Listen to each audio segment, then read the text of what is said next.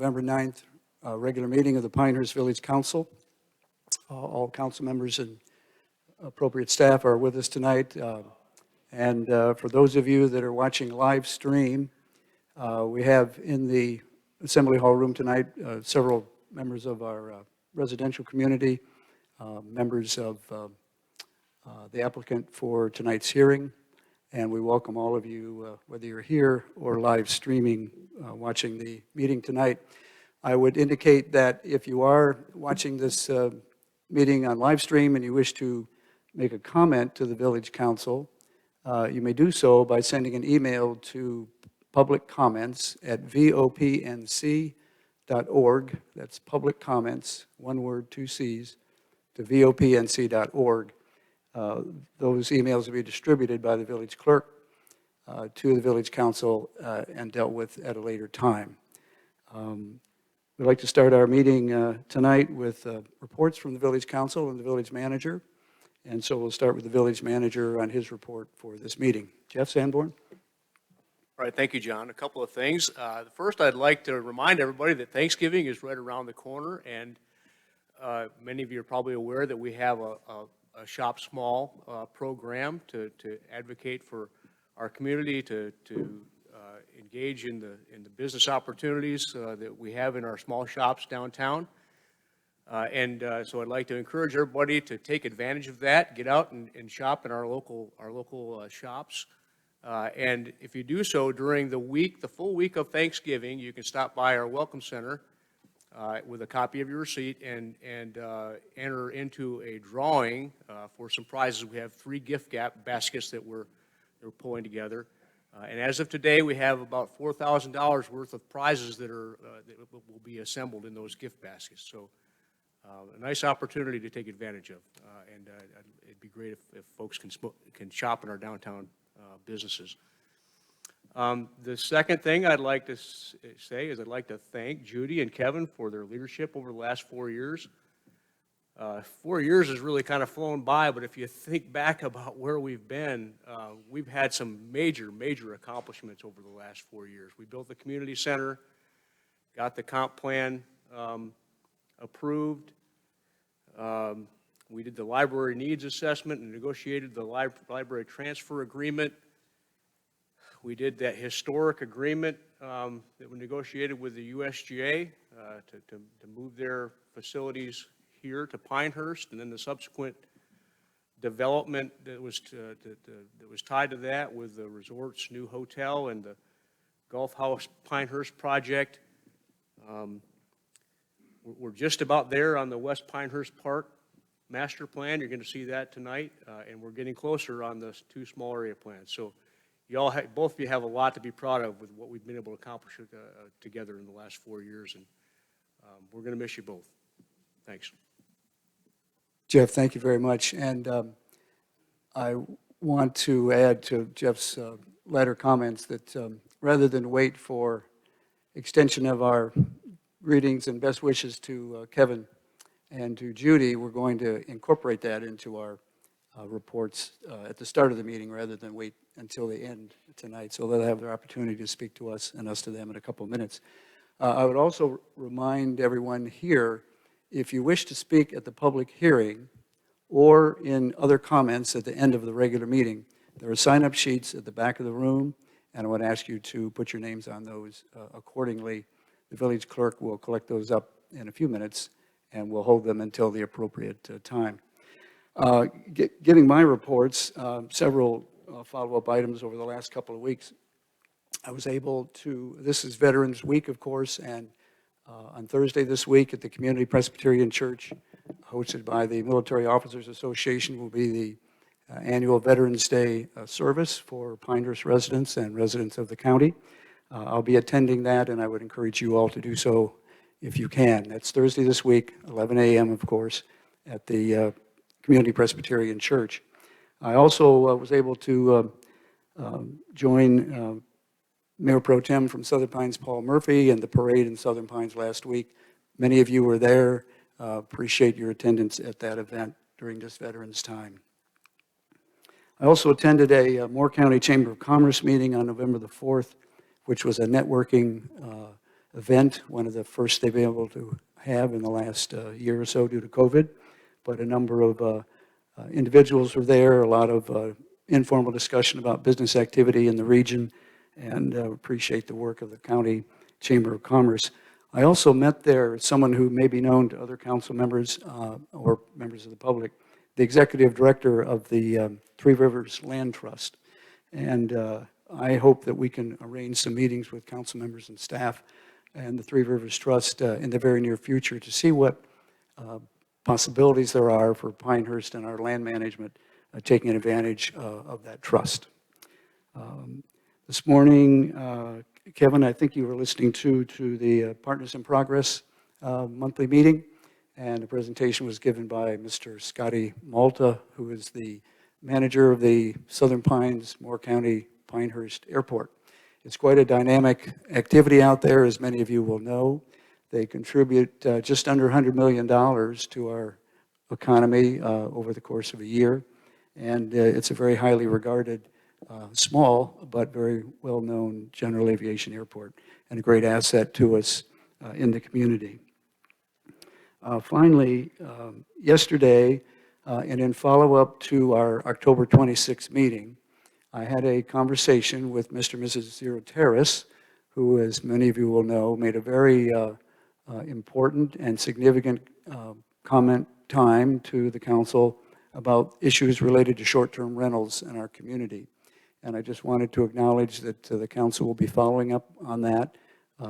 I think Mrs. Zero Terrace is here or will be, and may have some additional comments under other comments tonight, which we certainly look forward to. With that, I will move to hand the microphone to Judy Davis. And Judy, again, as Jeff said, we thank you for your service, but you have other reports for us today as well. I do. In order to make room for all the things you're going to buy at Shop Small Saturday, this Saturday at Pinecrest High School is a hazardous waste removal and recycling opportunity. So find all that paint that you've been holding on to that isn't ever going to work again because it's too old, or stains or whatever, and also your recycling, and take it off to Pinehurst this morning. I think it's like 10 till 2. In addition, this afternoon, I was at a Women's Leadership Forum sponsored by the USGA. And I just want to talk about how important a new partner we have brought to town in the USGA. They're having a lot of programs this week, another leadership meeting tomorrow with a different speaker. On Friday, they're having a cradle activity for the first responders in our community. And they've also recently made a $12,000 donation to First Tee. They are really stepping up, even before they've gotten here, in a much larger way than just occupying the offices above the Villager Deli. And they're really becoming part of the fabric of our community. And I think we thought in the beginning they'd be a terrific fit, and they definitely will be on an ongoing basis. I also want to talk about our meeting on the 26th, when so many people came and spoke at the end of it. I was so gratified by that. I felt like during COVID, we lost a lot of that momentum of hearing from our citizens, and whether I'm at the dry cleaners or the grocery store or the golf course or whatever, it's really important that we hear from you. And so thank you very much for coming out last month and continue coming and letting us hear from you. I do want to say just a short comment about leaving the council. And I found this darling book called The Boy, the Mole, the Fox, and the Horse by Charlie Mccurro. And some of you may know it, but it has some wonderful verses in it. And when you're thinking about, stepping down from this post, is your glass half empty or half full? Asked the mole. I think I'm grateful to have a glass, said the boy. And that's really sort of how I feel. I'm grateful to have had the opportunity to serve my community. I'm grateful for Jeff Sanborn and the staff, Jeff Batten and Rick Hunter and Angie Cantor and all the department heads who've really helped us understand what it's like to run a business in the city, in the village of Pinehurst, and for the citizens. So thank you very much for this opportunity, whether you supported votes I made or didn't. I'm grateful to have had the opportunity to represent you. Thank you. Judy, thank you very much. Kevin Drum, your reports and comments. Yeah, I don't have a report. I have my final comment, though. Kind of emotional to me.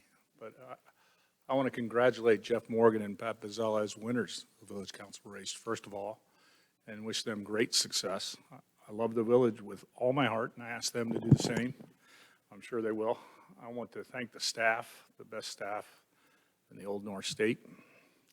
I mostly want to thank my friends and family and my supporters who have watched while I've endured and witnessed defamatory personal attacks. Still through it all, I'm honored to have served 4 years as a volunteer, 4 years as a councilman.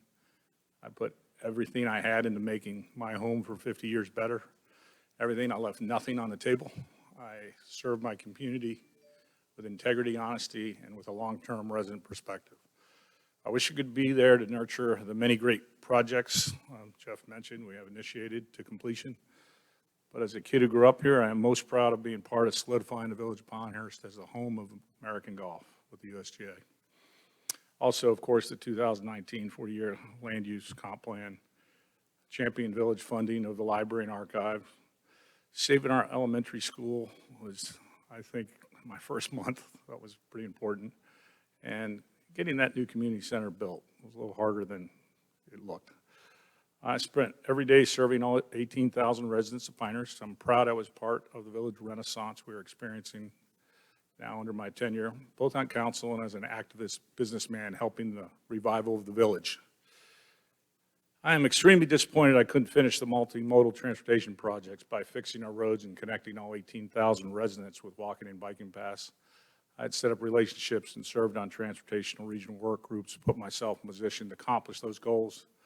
With the seniority I gained in my tenure, I support the new council in tackling these issues and anything I could do to help. But there are bigger things going on, bigger than village residents, councilmen, and village employees. I will now put all my effort into making the Village of Pinehurst Council better and ensure the politicization of the city councils could never happen again in these halls. It cannot be tolerated to have our public servants who represent the community work behind the walls of secrecy to defame someone to affect an upcoming election. I've met with the village attorney to fix this lack of process, but was told there is no internal process he can initiate. And village manager said the same. Well, there should be, and I will work hard as a citizen. And Mr. Mayor, we should all work hard to make sure there is a process for future council and staff to fix a broken process. As a positive person, I hope cooler heads prevail because we all love Pinehurst. It's important to make sure all council members, the public, and media can more easily access information perceived to be purposely hidden from them, so they don't accidentally fall into the trap of hearing unchallenged hearsay or reporting hearsay, unless becoming part of the problem that allows it to be reported as fact, tilting outcomes. Something my dad, a newspaperman, would be proud of, because he taught me to respect journalists. They really are a critical component of democracy. Without a free and honest press, elections are not free. Unfortunately, the failure of local press to have access to private meetings or that information to be challenged publicly with due process, in my case, contributed to real damages to me personally. No one wants to see something this sloppy happen again. We need to do better. We owe it to the public to make sure this type of political shenanigans don't ever happen again.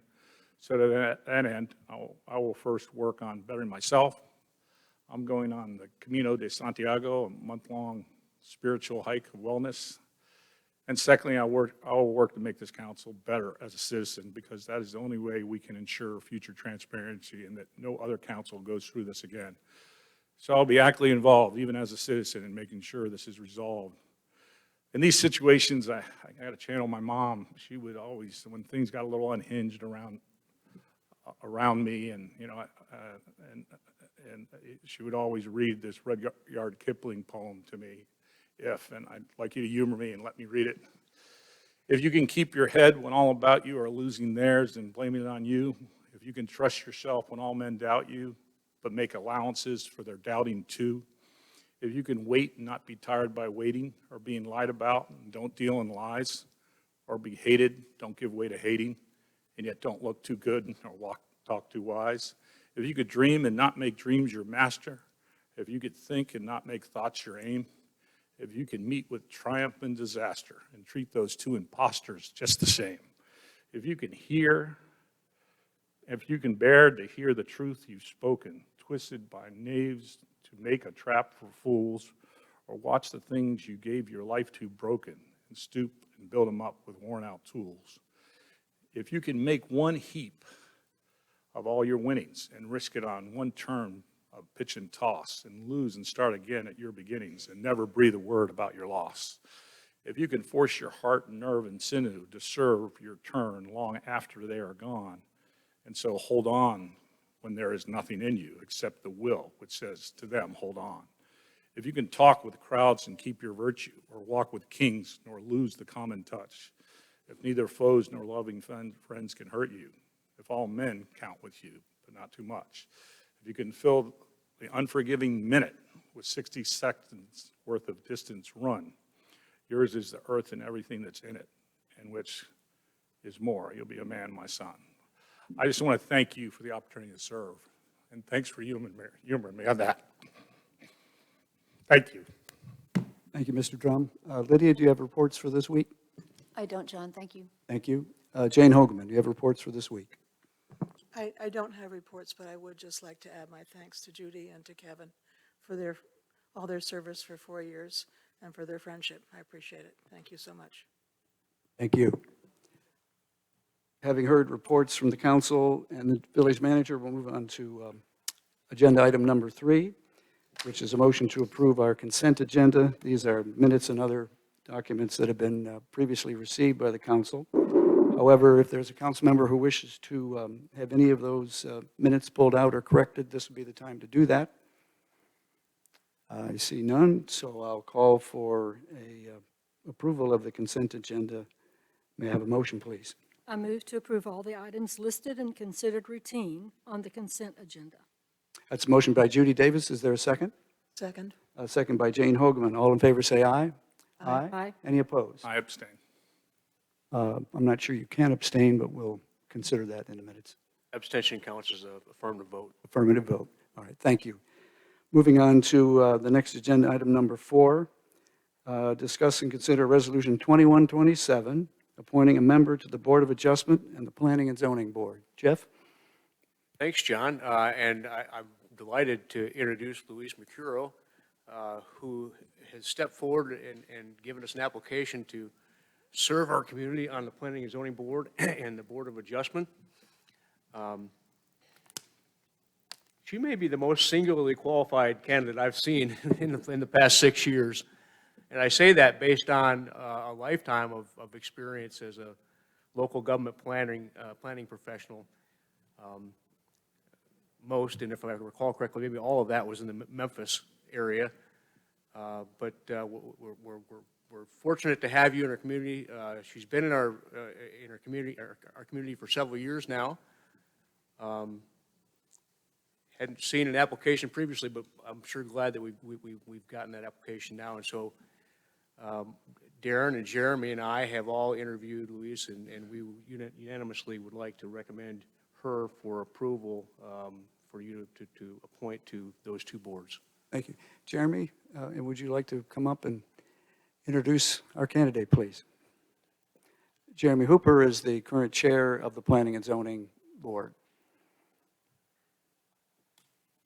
Jeremy, maybe you could comment a bit on the background, and we'd like to hear directly from Louise on that. Thank you. Sure, Mr. Mayor. Thank you for entertaining us tonight, Mr. Mayor and Council. Thanks for having us. I mean, I don't know what else I can really say. Jeff really said it best when we're excited to introduce Louise to the council. With her background and experience, it's very vast. She has greater than 30 years of planning and zoning experience with a very wide and vast roles with many municipalities. She's also held a professorship as well with the University of adjunct professor with the University of Memphis, teaching graduate students city and regional planning. So we're very excited to introduce her, and I hope you'll consider her and appoint her to our board. Thank you very much, Jeremy. Louise, good to meet you.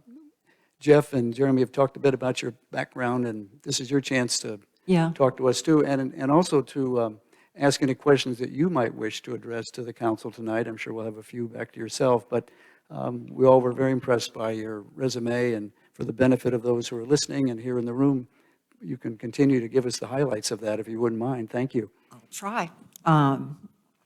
Yes, I have been doing planning, city planning, city and regional planning for many, many years. I did hold a job in my home state of New Jersey for about 5 or 6 years. I can't remember. And then I went on to get my master's degree in Memphis. So Keep in front of the microphone if you would, please. There you go. Thank you. Thank you, Louise. Okay. Pick it up. Whoa. They'll hear it at home. That's good. And I held many different positions in the Division of Planning and Development, and I worked, Planning and Development was one of the only joint agencies that was city and county. So not only did I report to the Board of Adjustment and the Land Use Controls Board, which is the planning board, they were joint, city and county, but I also reported to the Memphis City Council and Shelby County County Commission and both mayors, and that was not an easy task often. It really wasn't. Both bodies had to approve zoning in certain areas of the county where the city had ETJ, extraterritorial jurisdiction. So there was often a conflict between those two units, and learning how to negotiate in that time is something it's been one of the best things that I ever had to do, was to figure that out. But I did that, and I have a small consulting company which I'm winding down, so I really only have one contract left, and I don't want to do that kind of work in and around here because I don't think that's right, so I'm not going to. Let's see, I also very, very involved in historic preservation. I think 8 years I was president of Memphis Heritage Incorporated, which is the historic preservation unit for that. So, but I've been a member of that for at least 30 years or something, but I'm very into historic preservation. And that is something that I look forward to here. I do live in the village. I live on McCaskill Road. So all of that means something to me. I'm very open to new ideas. I'm not one that wouldn't hear any developer out, you know, just because of where a project is, or, you know, and that takes a lot of negotiation on part of the staff, and it's a difficult position sometimes to be in for the staff, but I think everybody that I've met has been great, and I look forward to working with them and working with the board. So, Thank you very much. We welcome your comments and now and into the future on the planning board. We may have some questions from council members. Lydia, anything from you on this? No question, but I just want to say thank you. Sounds like you found the right place in the village of Pinehurst with your lovely history, and you live I did. and I did. I hope you've seen this committee, this board at work. They work very, very, very hard. So I know. Great. Well, thank you so much for your willingness to serve. Thank you. I'm happy to give back. That's the reason I'm doing this. Kevin? Comment is, I thought it was a harder job than being on council. I served on it.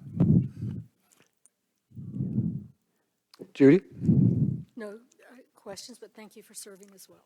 Thank you. Jane? Well, I'm looking forward to having you on board, and I hope that you'll be able to help us as we work through some of our PDO updates and these kinds of things, because I'm looking forward to it. very valuable resource. So thank you so much. Thank you. It is a lot of work. For the record, let me get this straight. you just said you're looking forward to working on the PDO updates and all that sort of stuff? All of that, yes. In fact, Seeing a lot of smiles from the planning department folks over here to my left, so. oh, they know that. Yes, in fact, I did one of the first, about 15 years ago, unified development codes for a large city in the country. And it was a very, very long process, probably took 4 years or something, but that's just because of the diversity of the city, and you're dealing with 800,000 people and, big, but anyway, I do have a very good background in the development code and the type that we're going to be instituting here. I look forward to that, I really do. Good. Well, as you know, by being a resident, we're way scaled down from Memphis and a lot of other Oh, places. it doesn't and, matter. It doesn't really matter because I have lots of experience with small towns around Memphis, and neighborhoods, a lot of neighborhood planning, which, brings it down to that scale. So it doesn't matter. The principles are the same. Doesn't matter if you have 17,000 people or 800,000 people, it's still the same principle, so. Thank you very much. Any other questions or comments? Without seeing any, is there a motion to make this approval? I move to approve Resolution 2127, appointing Louise Mccurro to the Village of Pinehurst Planning and Zoning Board, effective November 10th, 2021, to serve at the pleasure of the council until the end of her term on October 31st, 2024. That's a motion by Judy Davis. Is there a second? I'll second. Second by Jane Hogeman. All in favor say aye. Aye. Any opposed? That's unanimous. Louise, thank you very much. Jeremy, thank very you. much. Welcome. We'll move on to agenda item number 5, which is to discuss and consider Resolution 2124 for the adoption of Fort Bragg Regional Land Use Advisory Commission bylaw revisions.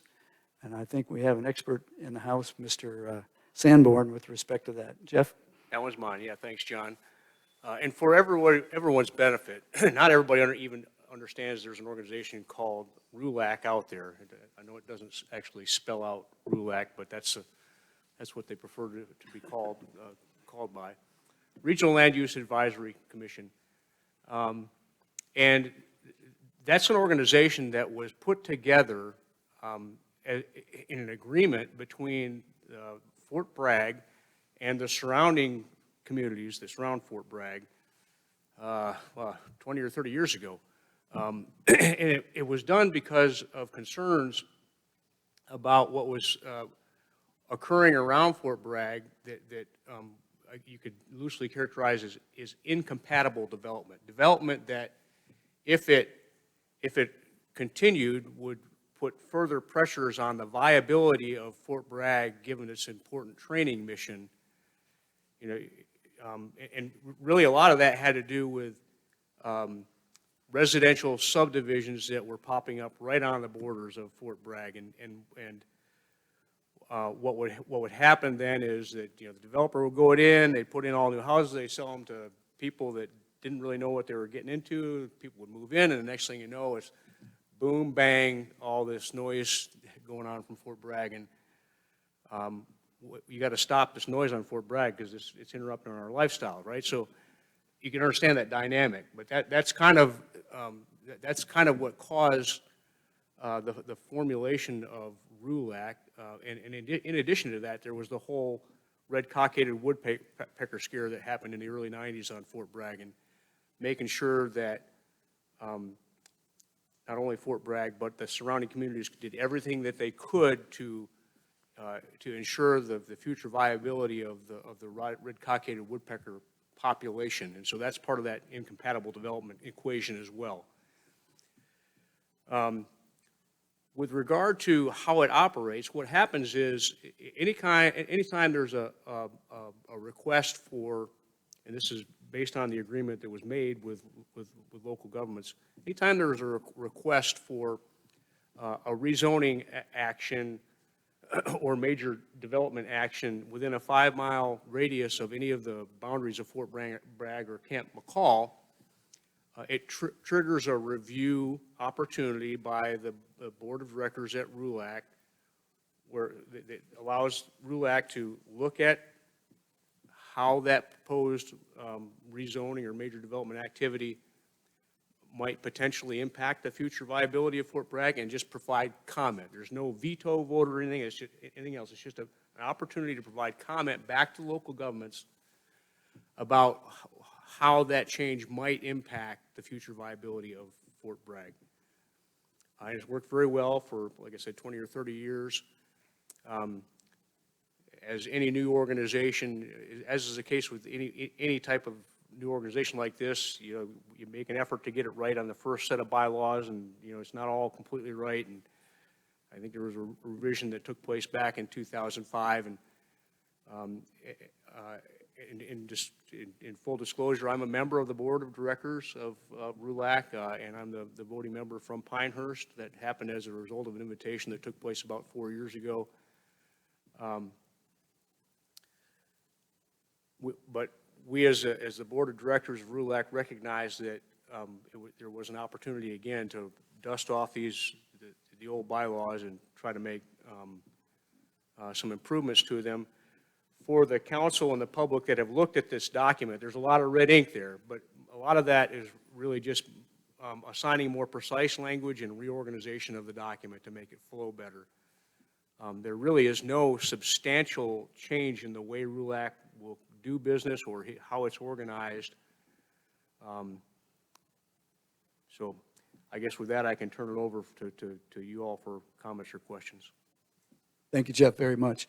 Are there questions and comments directed to Jeff on this particular item? Judy? Yeah, I had a question, because there are so many, the laundry list of all the cities and towns that you sent us and shared with us is quite extensive. So this adoption of these bylaws by each, is this happening by each of the different municipalities roughly simultaneously? Roughly simultaneously. I think I heard a report that something like on the order of 10 local governments had approved it as of last week. So we're all trying to get this pushed out at the same time. And I failed to mention, but in order to make a change to the bylaws in accordance with the language in the original bylaws, it requires approval by at least 2/3 of the member local governments. And how many was that again, that the total local government membership, Jeff, is? It's a lot, John. like It's a few, I remember the list, yeah, no, Yeah. yeah, okay. All right. So getting to that number, though, is going to take a little work. Process, Yeah, yeah. okay, all right, fine. Judy, anything else on that? Jane, any questions? Kevin? It looked like it was removal of foster increased local economic development opportunities, particularly as they relate to the military. It was totally removed. I think it was just reworded with regard to enhancing the language about compatible development that preserves the mission at Fort Bragg. Yeah. Help anywhere else, but that looks like a pretty big change. But Kevin, anything else on that? Lydia, please. Just a couple of questions. Who's the executive director? I saw you have a president, vice president. Does the executive director, sounds like? Executive director right now is a gentleman by the name of Von Hansen, and that's through what we hope is kind of a short-term contractual arrangement with the Mid-Carolina Council of Governments. We previously had a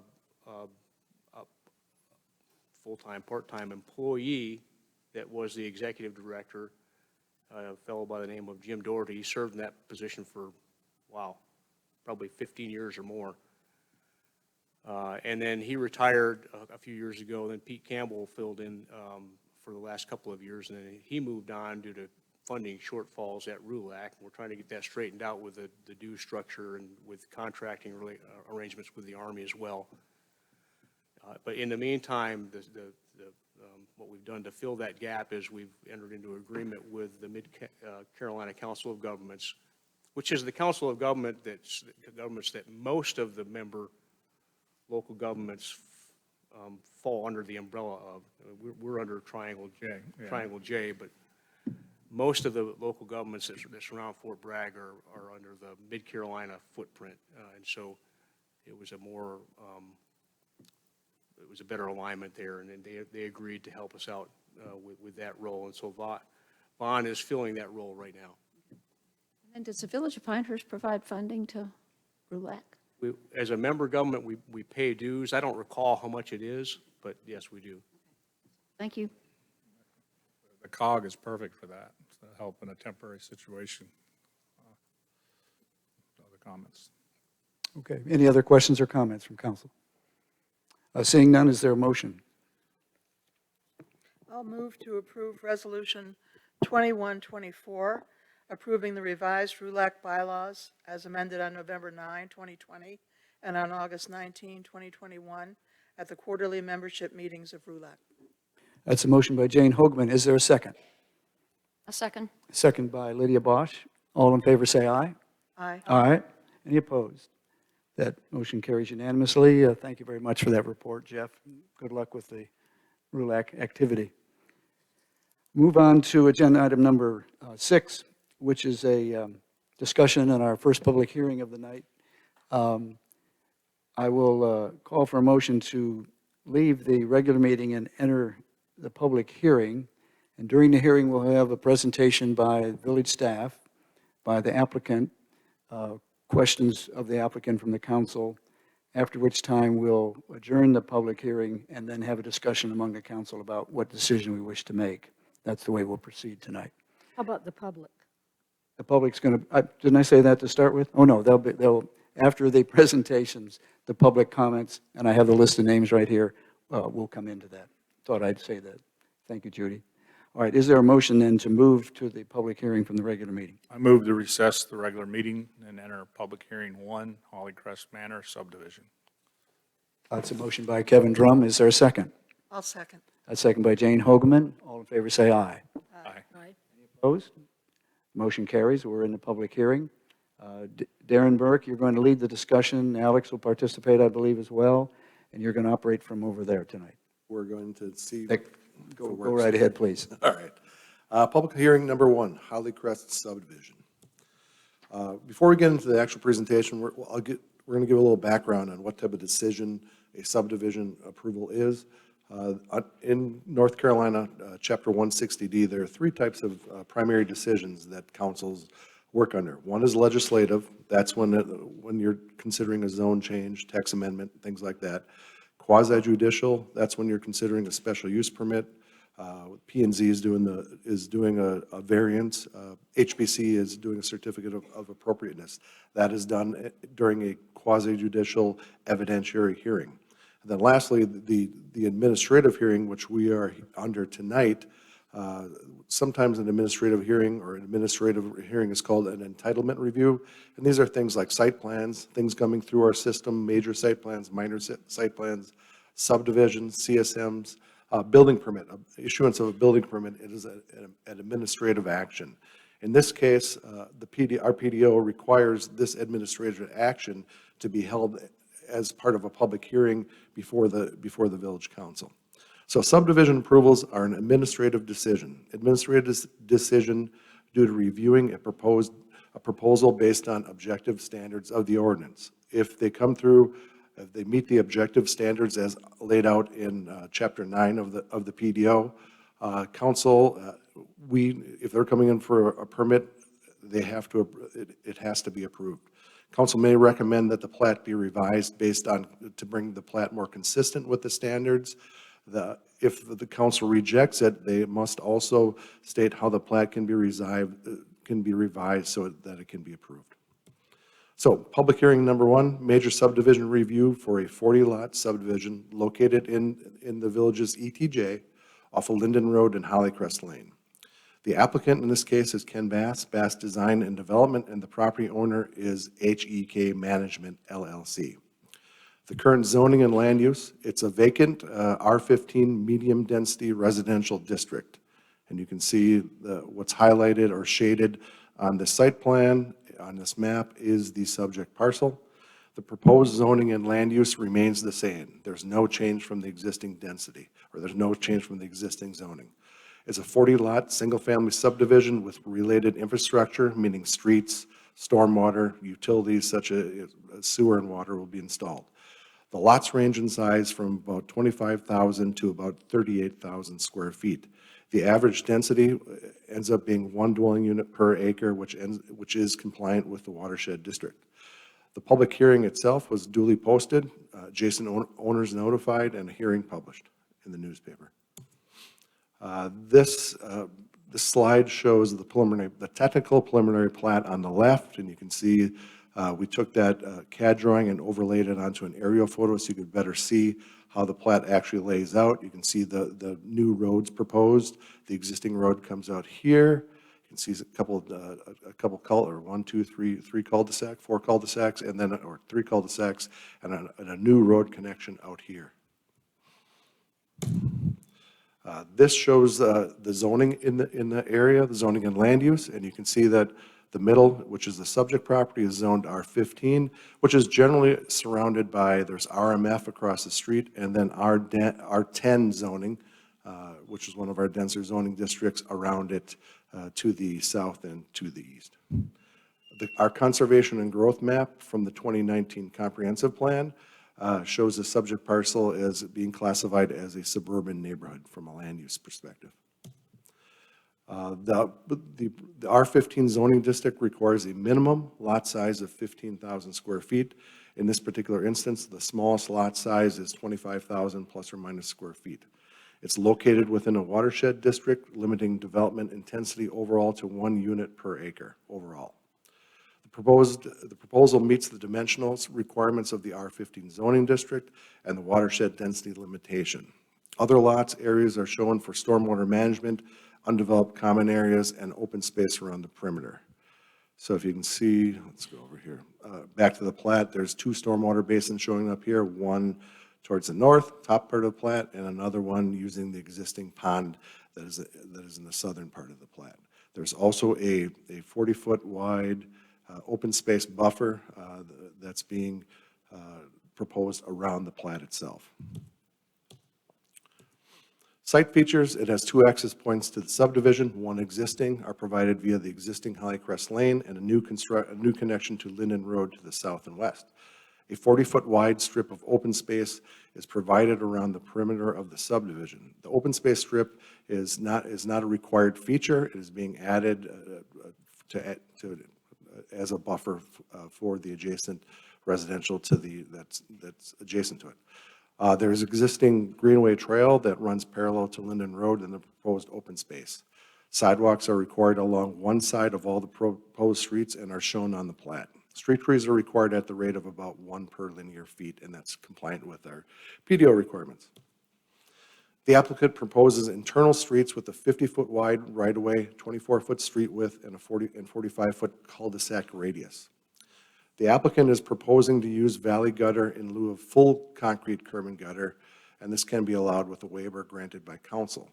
In the resolution, we gave you an update. We're requesting to update the resolution to add section 3 to grant this waiver. It is currently on the plat. So previously, before we started doing resolutions for this, all this information was contained on a plat as is now. For record-keeping purposes going forward, we're using resolutions so we can easily track the resolutions and things rather than having to go back through the minutes of the meetings, things like that. It's clear from a record-keeping standpoint.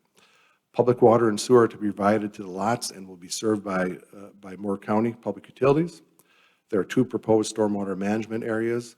Again, those stormwater management areas have been engineered, and as the plat moves forward, the engineering will go through our TRC review for compliance with the ordinance. At this time, annexation, we understand, is being considered. An annexation petition has not been submitted, but in our discussions, this is currently under consideration. An HOA will be formed for the maintenance of any required improvements in common areas. So when we talk about the waiver for curb and gutter, we got questions on what does this mean? What's the difference? So the illustration on the left shows your standard vertical curb and gutter. And on the right is the valley curb and gutter, which is what they are requesting. So you can see they both accommodate stormwater. In my experience, the vertical curb is used in more dense environments, a lot of times in downtown areas, to really control some of the traffic, trying to keep people off of terrace areas, things like that. With a valley curb and gutter, you don't have to worry about new curb cuts for driveways, things like that. So there's a lot of positive benefits of valley curb and gutter in lower density residential situations. Other agency review requirements: a soil and erosion control permit will be required to be issued by the NCDEQ prior to development. That's when you start to see silt fence and such going around the property to contain that erosion. A driveway permit will be required to be issued by the NCDOT for that new connection point to Linden Road. And then after approval of a preliminary plat, the applicant may submit construction drawings for review and approval by the Technical Review Committee. If it passes this first step, then the applicant can proceed with actual construction drawings which include all the final engineering. The Technical Review Committee has reviewed the application and the preliminary plat and have issued comments on the proposal to the applicant. And this is kind of a back and forth. I think this was first submitted in April, Ken. So there's been a back and forth between the village staff and the applicant to bring it to this point. And at that, TRC was able to approve it and recommend it, and it recommends approval to the Planning and Zoning Board and then subsequently to Village Council. The Planning and Zoning Board held a public hearing during the October 7th regular meeting and unanimously recommended approval of the preliminary plat. Tonight, Village Council, you're holding the public hearing. Review the application along with recommendation of the Planning and Zoning Board and TRC. After the public hearing, Council may approve the preliminary plat, approve the preliminary plat with conditions. Reasons for such shall be stated in the record. You may reject a preliminary plat, but reasons shall be stated also within the record, along with recommendations for ways to revise the preliminary plat so it could be approved. Again, that's PDO language. Council must render decision within 90 days after being placed on this council agenda. And with that, that ends our presentation. Darren, thank you very much. We'll move now to any comments that would be made by the applicant. Would you like to step to the table here and anticipate questions and maybe present any new findings or changes that have occurred since your hearing with the planning board? Could you please clearly identify your name and residence, both of you, please? Mr. Bass first. Ken Bass. I live in it's Pinehurst mailing, but Southern Pines jurisdiction. Okay. If the green light's on, you're on. I'm Jeff Barzak from Barzak Engineering Services. Jeff, if you hold that button down, the green will stay and it won't blink. There. Push it and you'll be all right, I think. Oh, you had it. Yeah. Would you repeat that, please? Jeff Barzak from Barzak Engineering Thank you. Services. And if both of you would stay close to the microphone so that not only people here, but watching on live stream can hear you correctly. Are there updates or presentations you wish to make at this time? I don't think we have any updates since I think it was the October 7th meeting. I don't think our plat or design has changed since then. Like Darren said, we've been, going back and forth with the village since April. I think we have, met all the PDO recommendations and design requirements that they're after. Back in October, we heard a lot of the same things we're probably going to hear in just a few minutes. Opposition to this, which I understand, but, we're proposing something that is already zoned a certain way, and we're not asking to change that zoning. We're doing what Pinehurst says we can do with this property. One dwelling per acre, in my opinion, is the kind of growth that even Pinehurst can go for. We're not trying to shove 100 units into 40 acres or more. you know, we got a lot of comments at the last meeting. I'm sure we're going to get them tonight, but most of those are things that are out of my control. Traffic, which is a Moore County issue, not just a Linden Road issue. I drive in it every day, so I understand. Stormwater, that is an issue that we can handle, and we will handle our stormwater as good or better than the PDO requires. Other than that, I'm not sure what else to say.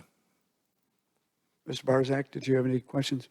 The only comment I'll make is we did meet since last approval with the engineering and planning staff on site, just to visit some drainage concerns that were addressed at that meeting, make sure didn't miss anything in the initial analysis of the stormwater. I've had conversations with Mike Apke and since have discussed the issues that were brought up, and there doesn't seem to be any issues that I can't handle within the proposed platted stormwater basins to meet current regulations by the village. I have one sort of overriding question which came up, I think, during the planning discussion and may come up tonight, and in a moment we'll call on the public comments. But just to lead a sort of an overriding issue which we don't have some control over, but which you do, and that has to do with the historic nature of the property, the homes that are there now, a little bit of history of the property, which goes back to a gentleman who is quite a well-known American scholar and politician, ambassador to England, who lived there for quite some time, Walter Hines Page. And while those are things that may have happened some years and decades ago, this property remains to be one of the prime and really nice properties in Pinehurst that can be developed. So there's concern and interest, maybe a better way to put it, that what happens there now in this new plan is consistent with the rest of Pinehurst and the various neighborhoods that we have. I would point out that in the last year, and as the village manager and some of us commented a little while ago in our public reports, we've had a number of major projects to approve, building projects over the last 12 to 24 months. And in each of those projects, and I'm speaking specifically of the village chapel on the one hand, USJ properties on the other, the result has been something that's going to be pleasing to the surroundings and pleasing to the community in which those particular items are being set. So I hope that as you go forward, and I know there's some reluctance to speak about who the actual builder may be, Mr. Bass, but as you go forward with whomever that is, and of course we'd like to know who that is, I hope that the historic nature of the property, what else is going on in Pinehurst right now, the historic community that we have, will be part of the decision on how homes will be constructed and the way they look within that community that's there. So I ask you to please consider that to the highest degree possible. Having said that, and we'll come back with council questions in a little bit, I'd like to go then to take a couple comments from the public that have signed up. And it may be just as easy if the two of you go back to the chairs. You won't be asked to answer those questions except when you come back and talk to us. John. Ma'am. Lydia, sorry. I have a couple of questions. You want to address them now or after they're Well, done? I have some questions, and then I have some comments that I thought I would say for when we discuss the resolution. Right. You know, I watched the planning and zoning hearing. Jeremy, thank you again to your committee and to your board. I didn't hear in there who your anticipated market is. Is it, we asked this question with the cottages, which is built down by Blake Boulevard, because those are smaller homes, and it was for people trying to downsize. It was for young families who wanted a home in Pinehurst. Have you guys anticipated who your market might be for these homes? I don't think it's going to be a starter home type, because they're going to be fairly expensive. The land's very expensive, the infrastructure is very expensive, so, and the houses will be very nice. So, I mean, our market is families, middle-aged families, Okay. probably not starter and probably not retirees. Okay. Even though the houses are not planned to be very large, they're, I think, The plan is roughly 26 to 32 to 3,400 square feet size homes. Okay, which leads to my next question.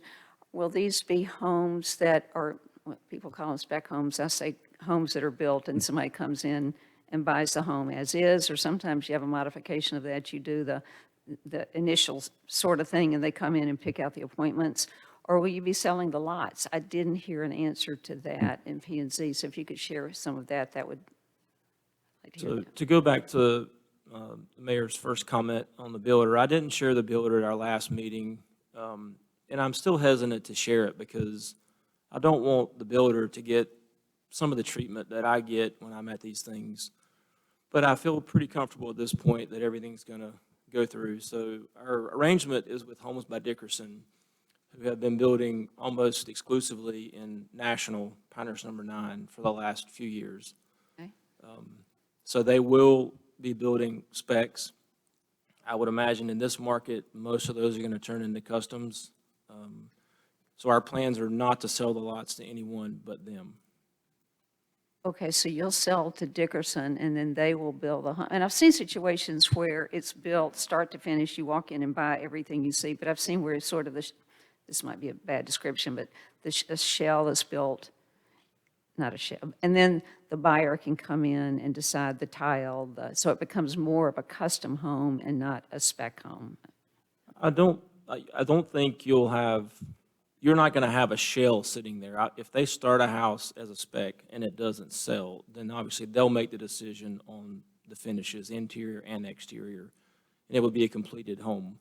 Okay, okay. I doubt that that's going to happen very often in this market, but there's a chance for sure. Okay, so when you purchase there, you'll be purchasing a house with, a lot with a home on it. Correct. Okay, and Dickerson will build all the homes. Okay. Oh, sidewalks. I walked my dogs over there today, and I saw you say you're going to have sidewalks, but you've got screenings along Linden Road, and you've got no sidewalks in the existing part. What do you think what will be the construction of those sidewalks? I mean, with screenings, concrete, asphalt? They'll be concrete. Is there any? The requirement is a 5-foot sidewalk on all new roads, so all the new roads will comply with that. Have you ever considered a variance? That part of town seems to lend itself, well, with our historic landmark status, sand, clay was the way to go, and now we're doing screenings, which is it's softer than concrete. So I didn't know if you guys were considering variance for something other than concrete, and it's your decision. But it's just, you walk that property and you see how pretty it is, and you see this concrete ribbon going through there, and it's just seems incompatible with what you, so that's just an observation. Should be careful not to steer the applicant in the direction of a variance for something like that. I'd remind everybody that a variance can only be granted by the Board of Adjustments in a hardship case. Okay. Yeah, you can see how timid I am about saying that, but when you walk over there and see that property and see the trees and see, like John said, this is really, it's not our historic district, but it's right there near our historic district, so it just. I would consider whatever would be best for the property, but I also am hesitant to try to ask for any variance so that I don't have to do this again. Right, and the PDO requires concrete. Yeah, I think. Sorry, what, Judy? The PDO requires concrete, right? Yeah. Right, so Yeah, they're doing that. which I recognize. So those are my questions. Thank you. Thank you, Lydia. Now, we'll move to taking comments from the public. I want to confirm the names because I have two lists. One was for the hearing and one was for other comments at the end of the meeting, and I'm seeing some joint names or names on one list that may apply to the other. So with respect to this public hearing on the Holly Crest, I have Mr. and Mrs. Boyle signed up, and Tara Maranzano at 105 Keswick signed up. And I believe on the other list, I have Jamie Keene, Lola Garbarino. Tara, you're on two lists here, okay. And all that relates to Holly Crest. So those of you that have signed in the public comments time at the end of the meeting who have listed your topic as Hollycrest, I think you want to speak during the hearing. Or if not, and you want to wait till the end of the meeting, that's your decision, just let me know when I call your name. So with that, the first name in the hearing for Hollycrest are Mr. and Mrs. Wayne Boyles. You can use the platform on the stand in front of you there, if you would, please, and identify your address. Thank you, Mr. Mayor. We have copies of our comments for each of the council members. Could someone distribute those? Could you speak into the microphone? Yeah. We have.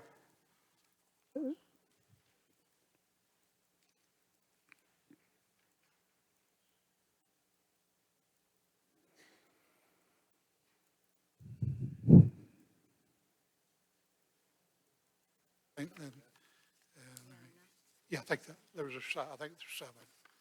And Mr. Boyles, if you, you can actually hold that microphone up to your mouth if you wish, if that helps. That better? Go from there. Thank you. Better? Okay.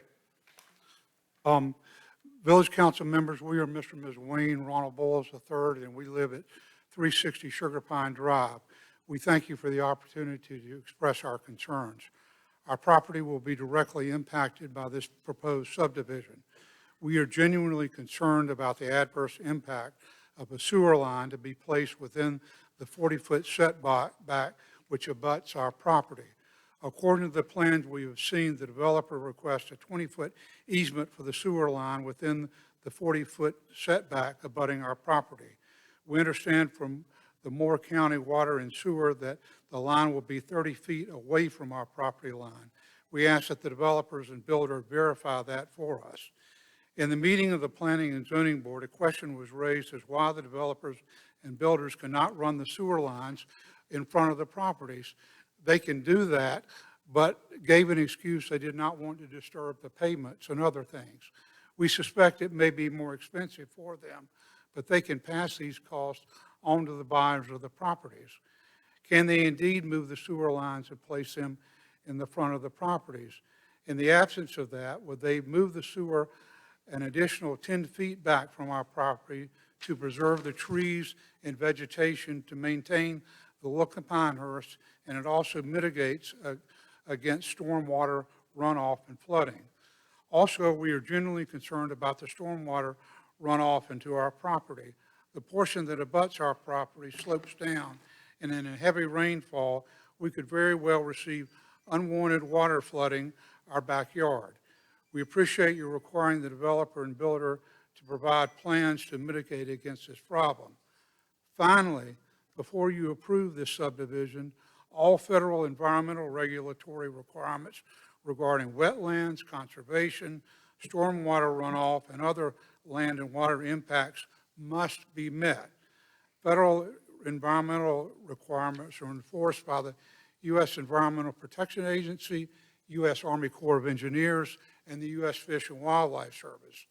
Have the known and unknown federal regulatory requirements been satisfied? Have the developers and the builder or the village council received these approvals in writing from these federal agencies? As you know, there can be severe federal penalties for proceeding with the development project without prior federal regulatory approval. We urge the village council to take a step back and not approve this application this evening, but postpone a decision until all known federal requirements and all other questions have been answered and addressed. Thank you so much for your time. Thank you very much. The next speaker is Tara Maranzano, if I have that correct, please. Tara? Very much. Village Council, ladies and gentlemen. You'll need to speak up a little bit. Thank you. Is this okay? Okay. That'll work fine. Thank you. I live on Keswick Lane, 105 Keswick Lane, and just moved there 2 months ago. I felt like I was dropped into a hot LZ because of the controversy surrounding this development. In my research and everything concerning the development and such, I have very, very many concerns. as well as I did attend the hearing with the Planning Commission, or the Planning Board, excuse me. I understand the village mission statement is to protect and preserve its environment and the nature and quaintness of Pinehurst. I don't believe that, even though this area has been previously zoned for development for a 40-home subdivision, that it would preserve the charm and quaintness of Pinehurst. Nor do I believe that it perhaps preserve the legacy of its owner, Mrs. Kramer, who never developed the property for a good 20 to, well, probably 20 years since she purchased it from the original owner. So the plans to possibly build the development back then has changed considerably because of the development around the area. Mr. Mayor, you had brought up an excellent point about the historical nature of the home, which is now the McAllister home. And there was never anything said about how that home and its value to the community of Pinehurst would be preserved. And in fact, based upon the traffic study that was formulated by the engineer, that formula is quite flawed. It's based upon 1 car per household. Now, if these are going to be expensive homes, of course, we don't know exactly what defines expensive in this area. Every home has a minimum of at least 2 cars. So when you look at the report where it suggests an additional 448 cars exiting out onto Linden Road from the 2 access and exit points, they will all head east towards Beulah. But then when you look down at how he breaks it down, those numbers don't add up. 448 cars equals, or averages out, to about 38 cars an hour if you're looking at an average 12-hour time span between 7 a.m. and 7 p.m.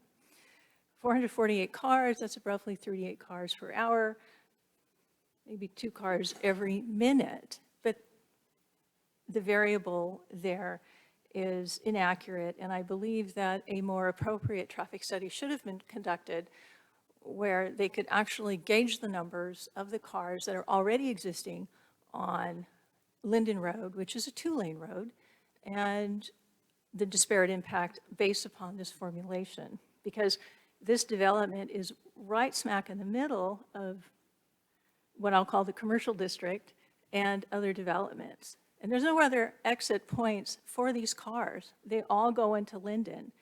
And 448 cars, that's a tremendous amount of traffic.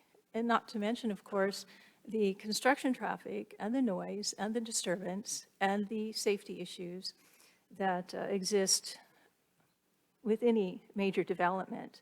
So I don't believe that that has been thoroughly looked at.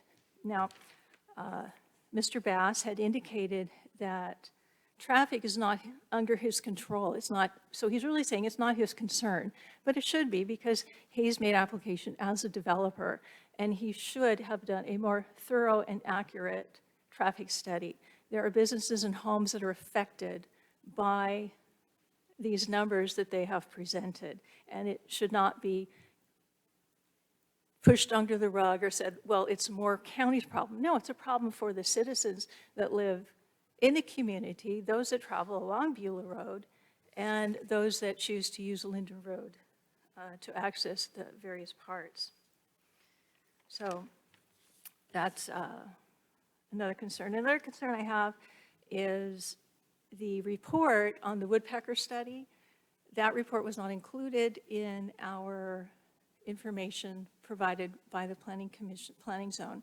The government suggests that the woodpecker does possibly live in the area, although there's nothing conclusive. But I would think that if the report, as it indicated the possibility of the woodpecker habitat in Hollycrest, the same letter also indicated that the United States Fish and Wildlife Service recommended minimizing the removal of pine trees 8 inches or greater in diameter to minimize habitat destruction. I don't believe that the report that was supplied by the gentleman who conducted the survey was conclusive as to that there was no woodpeckers in the area. And when I was listening to Mr. Sanborn discuss the issue with the Fort Bragg concerns over the woodpecker, I believe that it would be in the city's best interest to have definitives concerning this possible habitat destruction for the woodpecker. I mean, Chair, I'm going to have to ask you to conclude your remarks. We try to keep these to 3 to 4 minutes, and I'm That's happy to quite be all right. flexible, but try to conclude if you would. those were actually all my comments. Thank you very much. And I have one question back to you. Yes. Your name is also on the, speaking at the public comments time. Do you wish to raise another issue in public comments tonight, or is there anything else that you're here to speak about? No, I've made the comments that I choose to make here. Thank you very much. Thank you. Thank you.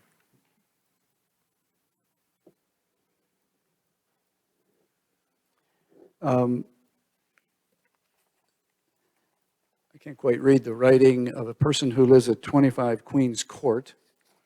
Are you, all right, so you're here to speak in other comments, not here. All right. Moving on then to comments under Hollycrest. Jamie Keene, Keene, 101 Keswick.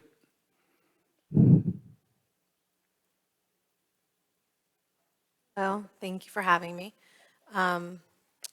I live on Keswick Lane, which is one of the existing homes in Hollycrest. It's in that court cul-de-sac right across from the Hollycrest Manor historic home. Mayor Strickland did bring up a very good point about preserving the historic nature of the neighborhood, which is my main concern. So far, what we've heard from Mr. Bass, and I was in attendance at the last meeting, was he had absolutely no idea about any of the history of the Walter Hines Page estate, nothing in regard to preserving the history or anything of that nature. It was just, and still to this moment, he doesn't know whether or not it's going to be starter homes. I would really like a definitive answer as a homeowner that's going to be directly impacted at this point. When you're saying, well, I'm not really sure if it's going to be starter homes, to me, that's not a home that is going to preserve the history of the manor that's adjacent to where he's trying to build. The homes that were built in 1986, I believe, which is one of the homes that I own now, they are brick on all 4 sides. There is a detached garage, and they are all, I guess, supposed to maintain the look of Hollycrest. So it has like a Georgian architecture, like I said, all brick. They wanted to maintain that, and I think that was in the original plans when they started in the 80s. And I guess the developer ran out of money or something happened, and they just didn't continue development. But I would like to know, and I don't know if that's for the next meeting, but I would like to know definitive answers to my questions. I mean, this is something that you think would know what you're building at this point, at this stage in the game here. That's a concern. Also, I don't know if, I couldn't tell from the last meeting if he's planning on putting sidewalks on the side of the street where there are existing homes, because I have magnolia trees that are older than Pinehurst itself, that putting concrete over the roots will destroy my trees. Also, Heck Management has owned the property where Mr. Bass plans on building for, I think, 30 years. They haven't done anything with the property. They've barely maintained it. The roads are crumbling. We've maintained all of the common areas, and my neighbor that's lived there from the beginning for 30 years, they would each contribute a little bit of money every month, and they would hire somebody to maintain, take care of the grass, the shrubs, any kind of overgrowth. For 30 years, they've been maintaining. Heck Management has kept one street light on for 30 years, which is very dangerous. I have children. Like I said, they go outside with their bikes and their skateboards, and the road is just it's in very poor condition. So my question would be, there's not an existing HOA. We do not want to be a part of an HOA. We were never a part of an HOA. So how does that work with the existing homes? Because Mr. Bass said at the last meeting that we would become part of the HOA with no cost to us. So we're just a part of, we just receive all the benefits and don't have to contribute? Because I would assume if we weren't part of an HOA from the beginning, we wouldn't be forced into one. We couldn't be legally. So there's a lot of questions that I have in regard to the existing homes that are already there. I mean, how does he plan to incorporate a new neighborhood into that, especially that cul-de-sac on Keswick that's existing? And just the nonchalant attitude, oh, I don't know if it's going to be starter homes, that really bothers me. I'd like to know definitively the type of home, the look of the home, and how it's going to be, because it's going to affect our property value, and it's going to affect our lives in the community. Not to mention what my neighbors have stated about the traffic issues. There is definitely a stormwater issue. There's issues when every time it rains, the front road in Hollycrest Drive floods. You know, there's a lot of issues that need to still be addressed, and I don't think that this is something that should be rushed into, you know, especially the historic nature and preserving that. I'd like to know the look of the homes and that will be preserved and respected. So that's my comments. Thank you very much. Thank you. Lola Garbarino? Yes, ma'am. Thank you very much. Okay. We'll try to address that as we go along. Thank you. I'll take you off the list.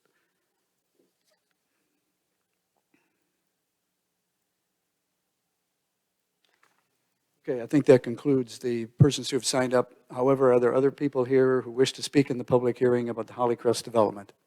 Anybody who didn't sign up who wishes to speak? Yes, ma'am? Would you please approach the microphone and give us your name and your address, please? Laura, and Wait till you get to the microphone, please. Susan Pilara, and I live at 4 Spruce Court. Give the address again, please. 4 Spruce Court. Spruce Court, thank you. I would like to know, I just moved here 2 months ago, and like another woman, I didn't have any idea about this. But there were some surveyors in my backyard the other day, and my concern is I live close to that retention pond, and my backyard, I have, my picture windows are the back that look into the woods.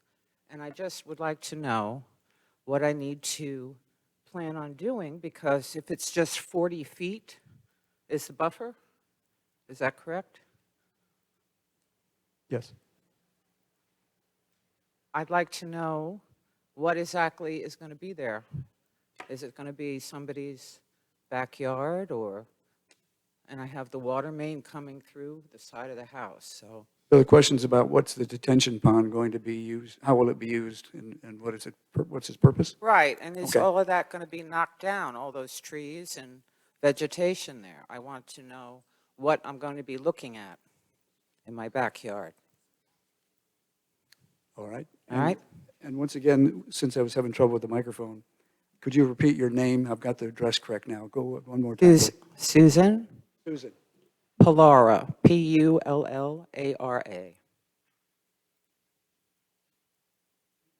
Thank you.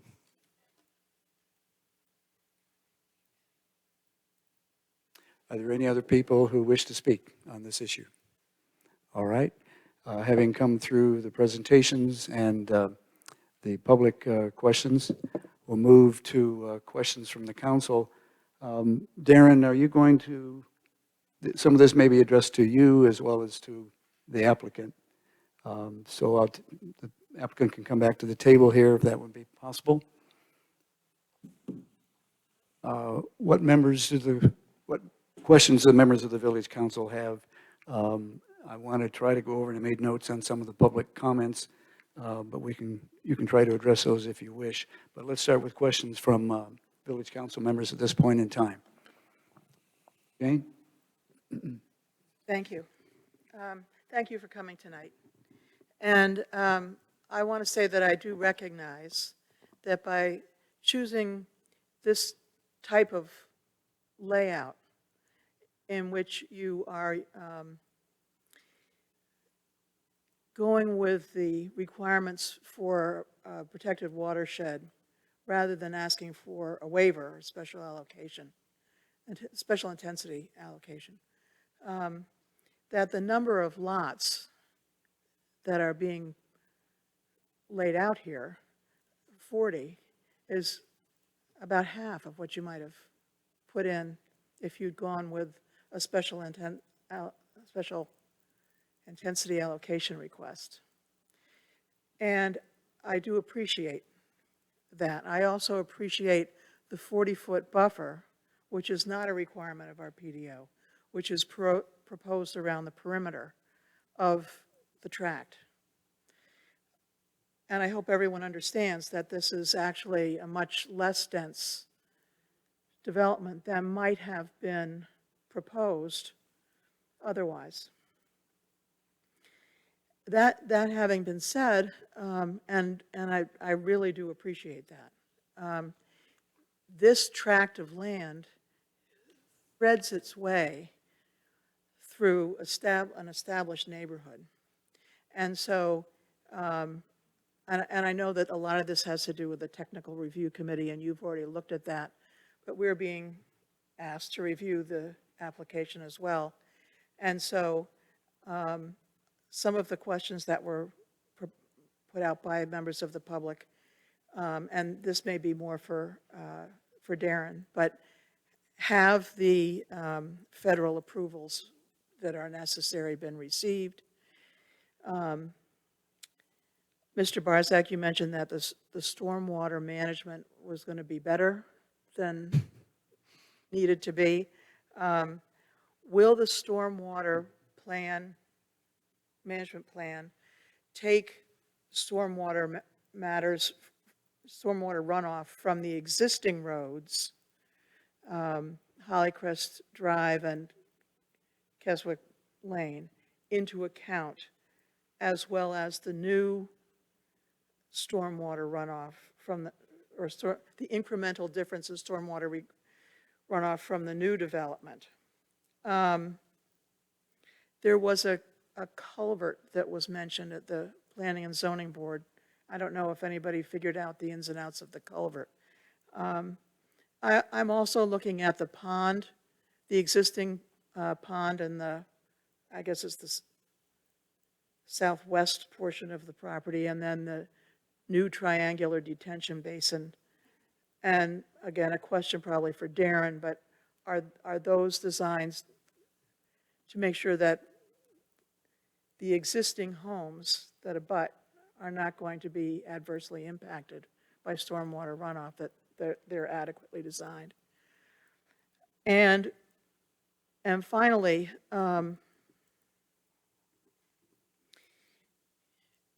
I gather one of the purposes of the 40-foot buffer around the perimeter is as a place to install water and sewer and perhaps underground electric utilities as well?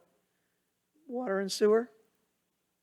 Only a small section Okay. on the back will have sewer only. Okay. The water, all electric, television, I think we're going to have natural gas, will all be on the inside of the road, not in the buffer. Okay, because we've got the tree survey, and that shows that some areas of that 40-foot buffer are quite well treed.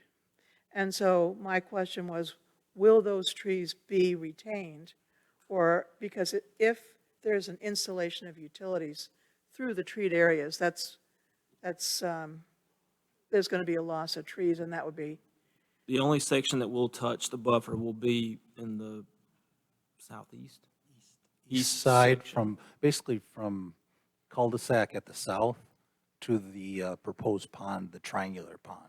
Along the rear there's only a sanitary sewer alone proposed to be installed there. No water main, no electric, no gas. Well, my hope is that in the installation process, and a lot of that gets worked out in the field, that as many steps as possible can will be taken to preserve that treed buffer, which Absolutely. is so important to the character of the area.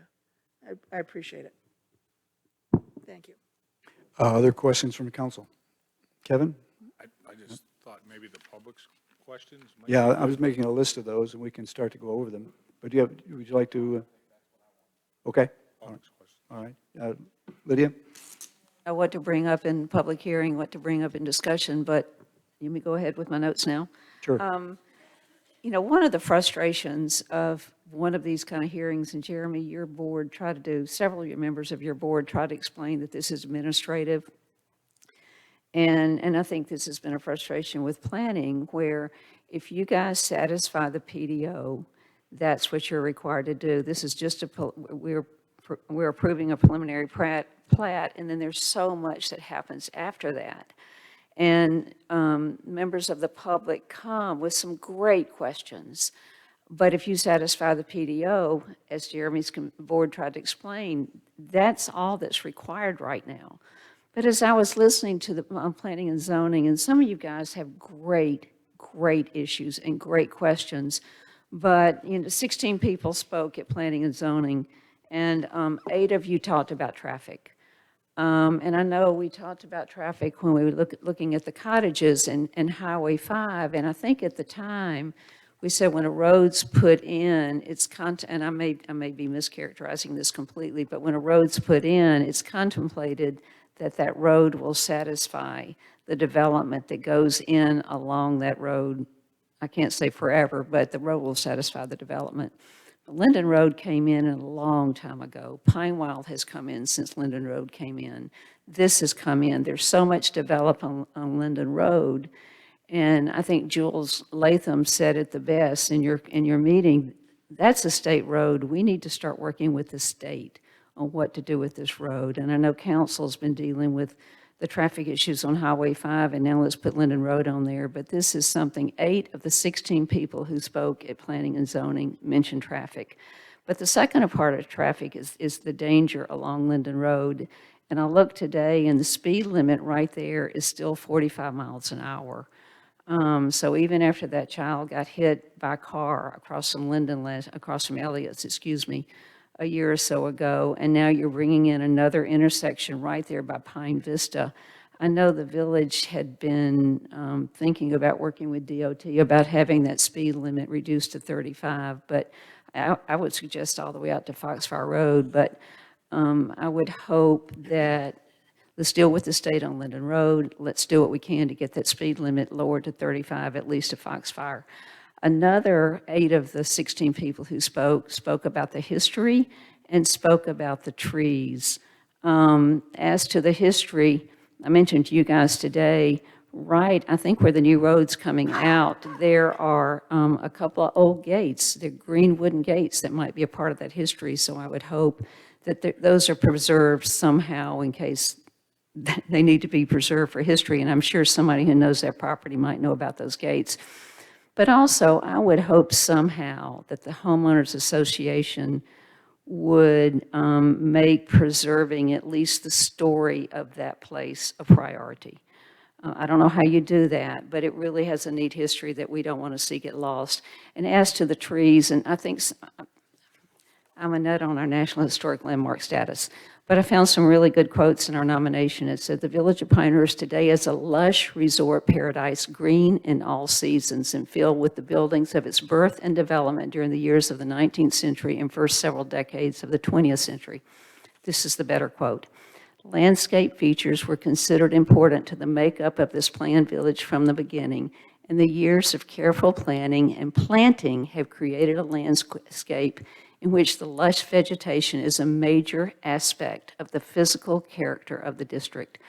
And I think someone who spoke at planning and zoning may have said, please make this look like Pinehurst. And I hope you guys will make it look like Pinehurst. I mean, you've got some gorgeous trees, and I heard in planning and zoning, you really are trying to preserve the look. So it would be a whole lot easier for y'all if you preserve the look out there. And I think that is all I had. Thank you. Lydia, thanks. I'm sure we'll all have comments later. Those are good questions and comments. I've made a list of the things that were covered, I think, in the comments from attendees tonight, and we'll get to that. But I'd like to make sure that the council members have a chance to address any other questions that they may wish to do. So, Kevin, do you want to do that, or then we'll go over the list? I wanted to hear the Public. response from the Yeah. public Sure. before Okay, I all right. answer my question. Judy, same for you? Same for me. All right. Well, what I'd like to do then, if this council would agree, not necessarily completely in order, but let's start with the content of the Boyle's letter having to do with water, sewer, stormwater, this sort of thing. And at this point, I'm sure we're going to want to hear from our planning department as well. So, and maybe I could start with that. Darren, I think, did you have a chance to see Mr. Boyle's letter? You heard, okay.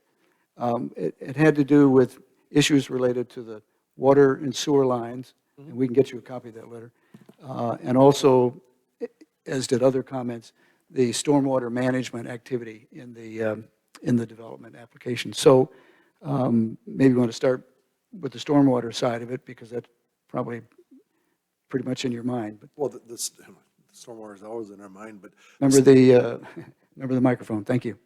the stormwater, with respect to the stormwater, that will be engineered out as part, and it'll have to meet our engineering specifications and standards, but we are not at that, so we're not at the level of an engineering review at this point. I know that there's been some preliminary engineering that's been done. I know that the engineer could probably speak to that better than I can, because I'm frankly not an engineer, so I would defer to him. On that particular question. With respect to the installation of the sewer and water, my understanding is that was a recommendation of the Moore County Public Utilities as the location. Again, I would defer back to the developer and his engineer to answer that question. From our standpoint, it was a recommendation of Moore County from a development standpoint, whether it's on the back side of those lots or even if it's in the streets, both of them are compliant with the PDO standards. Okay. Would you like to comment on that, Mr. Barzak? Sure. Go ahead. Sure. I'll address the stormwater first, because that's always a big issue. Thank you.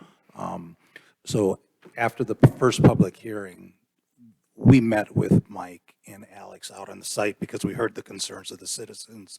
We wanted to make sure I didn't miss anything in my initial analysis of the stormwater. Upon review of a site visit, we located a pipe that was a concern on the south. That elevation of the pipe is at the top of the pond. It really doesn't do any good whatsoever for controlling stormwater. The issue was a culvert crossing the street on Linden Road. That stormwater was looked at and talked with Mike, the engineer, and it was determined that since that culvert was installed, there has been numerous improvements on the north side of the street for stormwater. We are containing all of our stormwater increase on our site to village standards. Those are preliminary numbers based on changing surfaces from surfaces that can soak water into introducing pavement, roofs, sidewalks, etc. I did a preliminary analysis, sent it to Mike. Mike reviewed it. We're both confident we can meet with the sizes shown on the plat, that we will meet and possibly exceed Pinehurst requirements that are in place for stormwater. So, Jane, to address your question regarding what water is getting in there, as much as we possibly can. So yes, we are taking the existing streets. We are taking some of the water coming off the center circle, because that's an existing, we really can't modify that. But we will be taking as much of that water into our connecting roads and directing them towards the stormwater pond, so it just doesn't run off onto the neighbors to the south and east. That's the stormwater. The sanitary sewer, there seems to be some confusion with, but like I said earlier, we are doing sanitary sewer extension from the south cul-de-sac along the rear lots within that 40-foot buffer. We are sticking to away from the residents to try keeping the disturbance areas as far onto our land as possible within that 40-foot right-of-way. The elevation difference is the key of servicing the north lots. it was determined by the county and myself on several reviews that we could not get service to the north lots by gravity without going the direction we chose. So therefore, it was brought up that it was a cost difference. We're actually spending more money trying to get that rather than building a pump station and servicing those lots. So it's incorrect saying that it's more expensive. I just want to make that, it's actually more expensive the way we're doing it. We are trying to preserve as many trees as possible.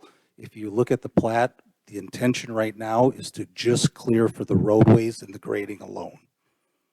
At that point, a builder will come in with a building plan specific to each lot, which will give the opportunity for the builder to preserve as many trees on lot as possible.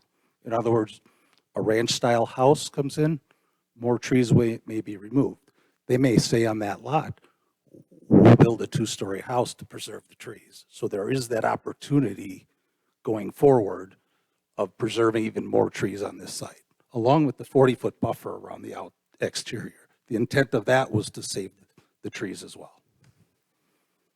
I think I addressed those two concerns. May have. Judy, were you asking a question there? No. No, I mean, those were some of the same questions that I Good, had. go ahead. And that, because earlier you'd referenced going back to that site, and I thought that was the same issues that the Boyles brought up in their content, and you confirmed that. What about the environmental regulatory requirements that were brought up by the Boyles? So the regulatory, I'm going to leave it the planning to answer that question, because at this point, in a preliminary stage, we do all the preliminary engineering ahead of time. To get into the final engineering is when you get into how much land's being disturbed will determine how much protection needs to be integrated into the erosion control plan. That's an after approval item unless planning has said something else. Did I misspeak on that? No.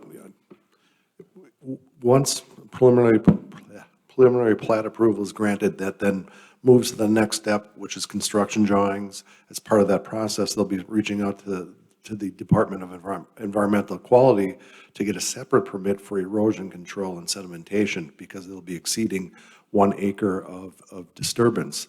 The other thing with respect to some of the other items raised in that regard, wetlands. From our view of the wetland mapper from the state, there are no mapped wetlands that we're aware of. If there was a mapped wetland on the property, they would have to maintain a buffer from that wetland. For the red-cockaded woodpecker, that there's not an active cluster according to the biologist, Dr. Carter.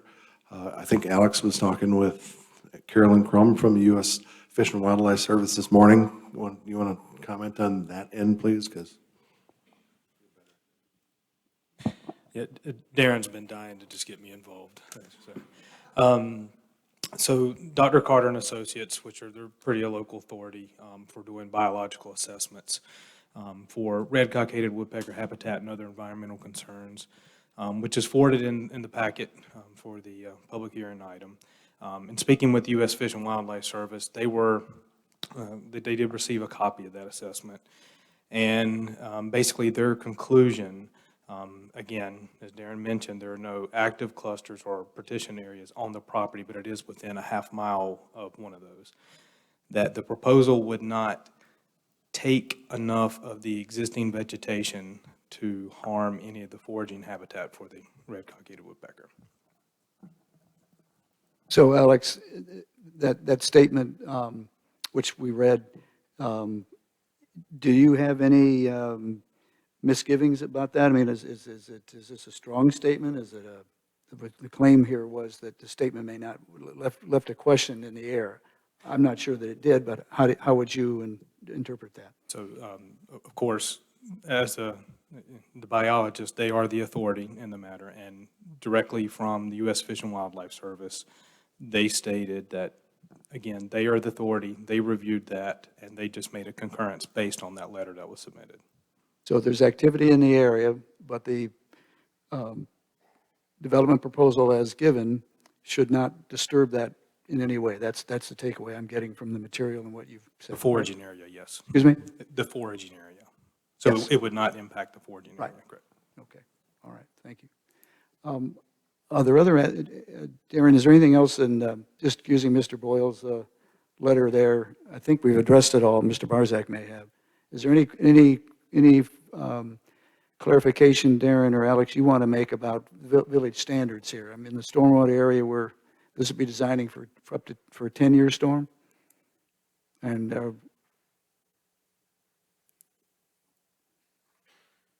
And of course, the village standard is for the 10-year storm. Again, with the numerous conversations that Mike and I have had with Jeff and Barzak.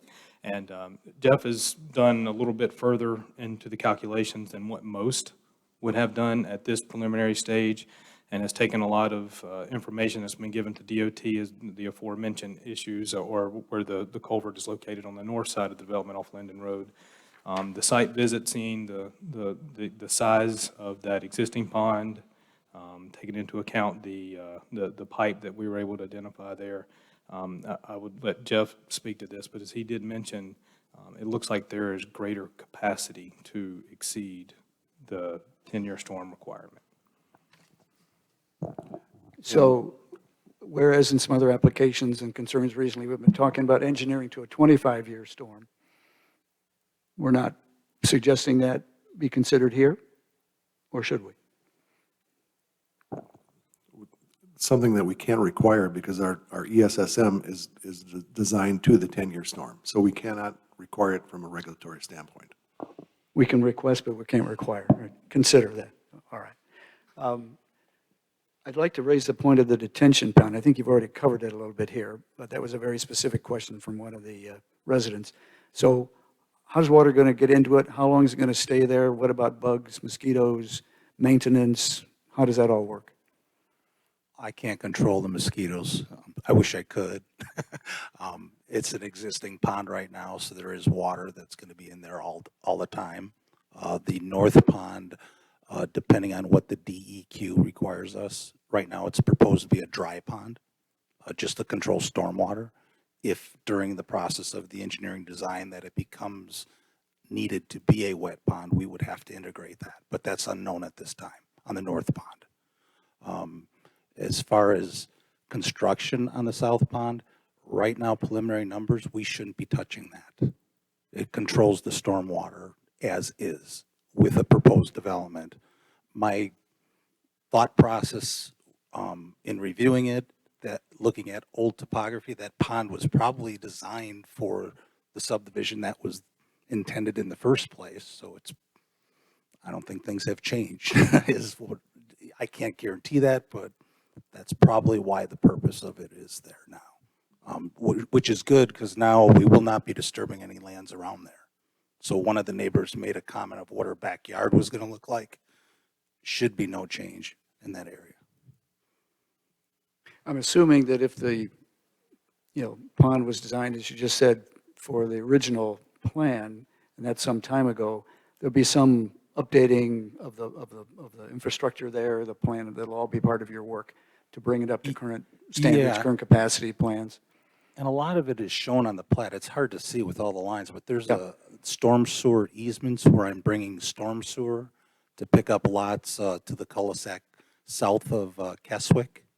I'm picking up drainage in the back of Keswick's lots with storm sewer, directing it through the cul-de-sac and the street to the south, directing all that water into that existing pond. So we're taking a lot of the proposed development as much as possible into that pond because we have a good control in place there without disturbing something else. That's the intent. Okay. Any comments from the applicant on these questions at this point?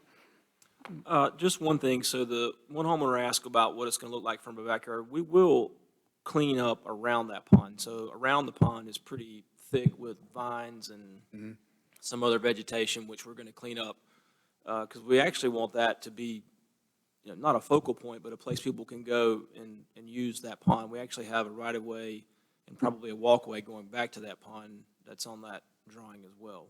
So it'll be cleaned up and a feature of the neighborhood, not just stormwater. Okay. Going down my list of questions. Let's talk about the HOA. Concern by people who live in the area now about how the HOA is going to affect them. Do you want to address that point best you can, please? Yeah, so as I said in the last meeting, the original HOA was, per my attorney, was pretty odd in how it was worded and documented. So even if we wanted to, I don't think we could bring in the 4 existing homeowners into the new HOA, which we will have an HOA, which you need for a development. So yes, those people will get to live in there and reap the benefits without being a part of it if they choose not to. The streets, though, I heard something about the streets were crumbling. The streets will be repaired, and probably the existing streets are going to be remilled and resurfaced, all the existing streets. So that's that on the HOA. I believe it was in the documents from the planning meeting, and maybe you identified it tonight. A resident currently there, such as those who spoke, can join the HOA if they wish to. They They're could. not mandated to, is that correct? That's correct. But that means that if they don't join it, the property itself, the streets, everything else that the HOA would be responsible for are then the burden of all the other homeowners, except for 3 or 4, potentially 3 or 4 residences. Is that? That is correct. That's one scenario. So if we do not annex, it would be the HOA's responsibility to maintain the roads forever. So yeah, they could abstain and you'd have 42 people or Whatever it is. that would be paying instead of 46. That's correct. And at this point, we're proposing to have them annexed in. We are proposing that the streets be annexed in. Is that correct? That's our last. We haven't applied for that, but we're considering it. We're not aware of that at this point. I haven't, Yeah. not in any material we've had. Yeah, we're considering the option. So will the village consider its option? Correct. On the HOA, how will it become known to potential new residents that there is an HOA and that they have XYZ responsibilities potentially forever? How does that get explained to new homeowners so we don't end up with a situation of a resident coming in 3 years, 5 years and saying, well, I didn't know I had to repave the streets or do this work or that work? How does that get placed in your documents? So the covenants will be recorded at the courthouse, and the HOA will be formed as an LLC. So the homeowners association dues will be set basically by me once we come up with the formula and the math of what we think we're going to need initially, and not so much initially because it's all going to be new once I redo it all, but 5 years, 10 years down the road, forecasting repairs or possibly repaving. So that HOA fee alone will trigger at closing the HOA documents to be signed. Mr. Bass, have you done this sort of development before where an HOA is created as a result of work you've done, and you have experience in doing that? Yes, sir. Thank you. One other note I have from comments from the public had to do with traffic. And I must say the estimate of 1 car per home looks a little light to me. So how are you reacting to that? And tell us why there shouldn't be a higher traffic count in these estimates. I don't know where DOT gets their data, but obviously one car or 1 per house is obviously inaccurate. Changing DOT's method of thinking or their algorithm, I guess, would be, pretty difficult, but. I think we'd all like to figure that out. Well, and there was another thing brought up, I think Ms. Bosch brought it up. We were out meeting Jeff, myself, Alex, and Mike, and I think just as much as the traffic is the speed. I mean, we're standing on the side of the road trying to look at stormwater, and I mean, it's brutal. I mean, people are flying. So, I mean, at that point, it becomes law enforcement as well as DOT involvement. I mean, you know, it's more than just traffic. It's people not obeying the law, which is very dangerous. And, you know, now we're going to be bringing more cars into that road. So hopefully we could get, you know, I see them parked on Monticello all the time where it's a 25-mile-an-hour zone and nobody seems to ever go down that road. It'd be nice if they were on a road that people actually sped on. I think as Councilmember Bosch said too, certainly traffic is something of concern, but, you know, we're trying to connect neighborhoods. So I like the idea that there's sidewalks in here, though we could talk about the surface requirement for that. But anyway, the walkability nature of that part of Linden Road, you know, over to the Cotswolds, over to Pinewell, back to Hollycrest, that's something I think we need to have in our minds as we evaluate this project and what's going to happen on Linden Road. Kevin's been very interested over the years in multimodal transportation plans and how our walkways can work. So it's going to be an issue and a concern for the council going forward. I definitely think the crosswalk at Elliott's needs to be addressed immediately. At Elliott's? Yes. At Chicken Plant Road. Yes. I was coming down and one car was stopped and somebody's walking across the road. I mean, there's no warning. It's an odd situation. It's pretty dangerous. Okay. I think I've covered the key points that I was hearing from our residents now.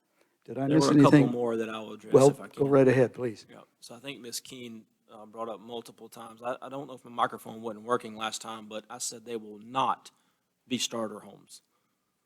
These homes will be north of 500,000. So I would think the property values in there, the existing property values will increase immediately based on what I've seen they have sold for in the past. I cannot guarantee the look. As I mentioned at the last meeting, Holmesburg Dickerson has expressed interest in trying to involve the historic look of the village into their design and their build. That's all I can say at this point. I will be sole discretion of what they look like, so I will have say-so in what the homes look like and the materials used as well. Good. Thank you for that. Are there other points that you heard or other points you want to address to the council and to the public at this time? I don't think so.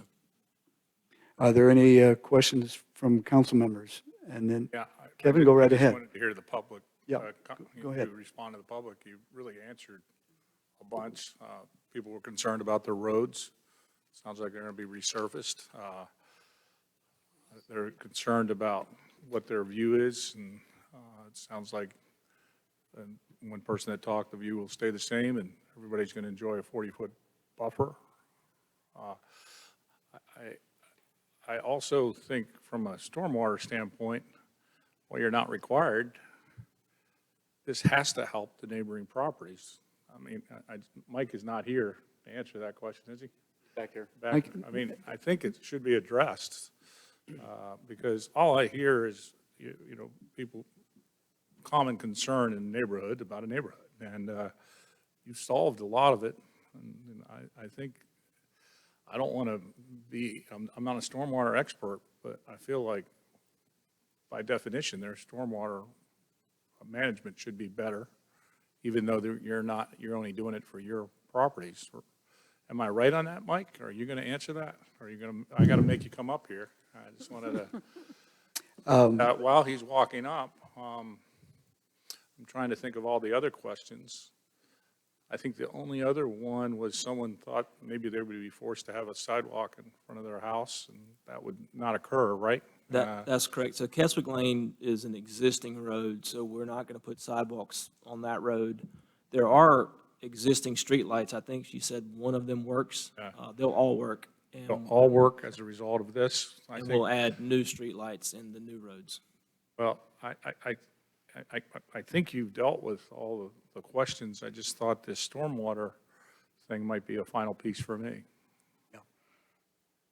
I guess I'll say.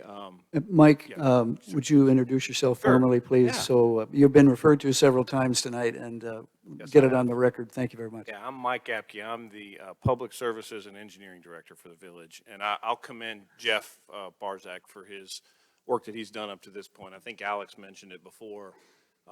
Jeff's done a lot of work on this, a lot more than he's probably required to do at this preliminary plat stage of it. I'm comfortable with the stormwater design as is. It is not final by any means at this point. We did meet out there and looked at the existing pond that's there. It's really big. You can't really get a feel for how large it is by looking at that plat right there, but it has a lot of capacity in it. They will be adding the second pond up there at the north. Jeff and I have talked about 10-year storms a lot, and he believes he well exceeds that. I don't want to throw a number that I think he does meet with that, but to your point, Kevin, yeah, I think it's a good design, and I think it can improve the situation out there. For the situation for the existing residents. Well, I think so. I'm just, that's what I needed to ask you. Okay.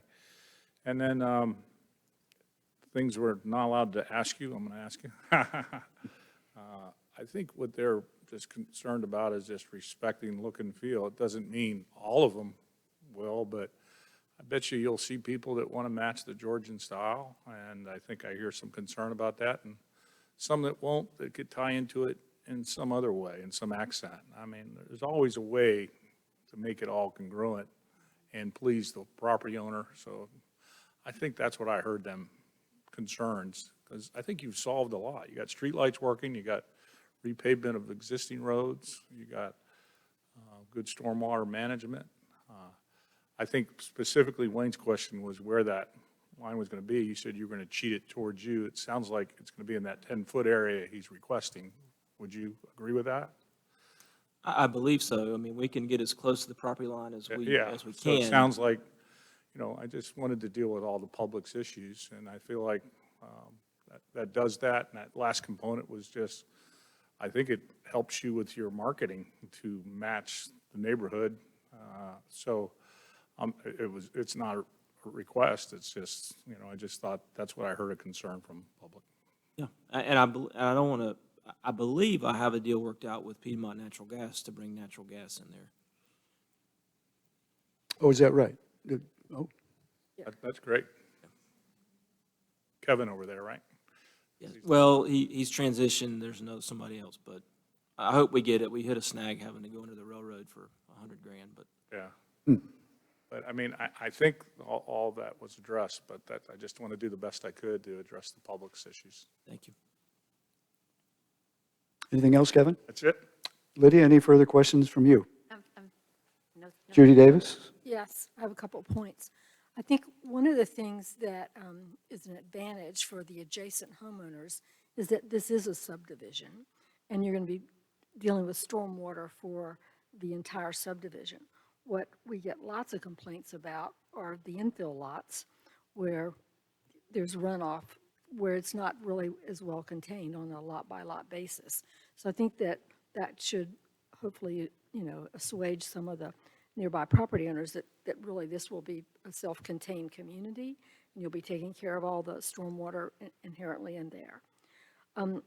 Kevin, I thought you would say, don't bury the lead to these guys, because you've got a jewel of a property. It's magnificent. The entrance alone is so stately, so grand. And driving through there, I mean, the vegetation, everything is lovely. So definitely maintaining and enhancing that and paying homage to the history that comes with that property, the manor house that's already there that was built in 1916. A lot of marketing opportunity for your builder to have a very special feel for that community. That said, I think the Keswick Lane feels like a redheaded stepchild. And I don't know what your plans are to allow continued development within Keswick Lane, or are you really going to bring this whole entire subdivision together? Yeah, so we obviously are going to build on the 6 lots on Keswick. They'll be, I'm not going to say they're going to look just like the other 3 on Keswick, but we'll try to integrate as much as we can to those while we blend into the rest of the neighborhood, because I'm not sure that those 3 are what you would see in the village of Pinehurst anyway. So it would be sort of transitional on that street possibly till we get to the rest. Good term. Yeah, transitional, yeah, yeah. Yeah. Anyway, I think it should be a marvelous housing area for people in our community who want to live a little bit further out and who want to enjoy the scenery around them. And I think you can be a good neighbor to all the people up and down Sugar Pine and Spruce and other nearby roads as well. We'll try. It'd be a good story. Thank you. Jane, any further thoughts? No, nothing further. Any other questions from council? Would it be the consensus of the council to close the public hearing and move back to our regular meeting for further discussion and decisions? I move to recess the regular meeting. I move to adjourn Public Hearing 1, Hollycrest Major Subdivision, and re-enter the regular meeting. That's a motion by Judy Davis. Is there a second, please? Second that. A second by Kevin Drum. All in favor say aye. Aye. Aye. Any opposed? Hearing none, the motion carries. We're back in the regular meeting for further discussion and decision on the Hollycrest hearing. Are there any other issues that the council wishes to address to staff? At least, excuse me, ma'am, we're in the middle of a meeting here. I'm sorry. Are there any other questions from council to the staff? Or any other questions to the applicant who has exited the room at this point? All right. Yeah. Thank you, Jeff. All right, seeing none, is there a motion on this hearing number 1?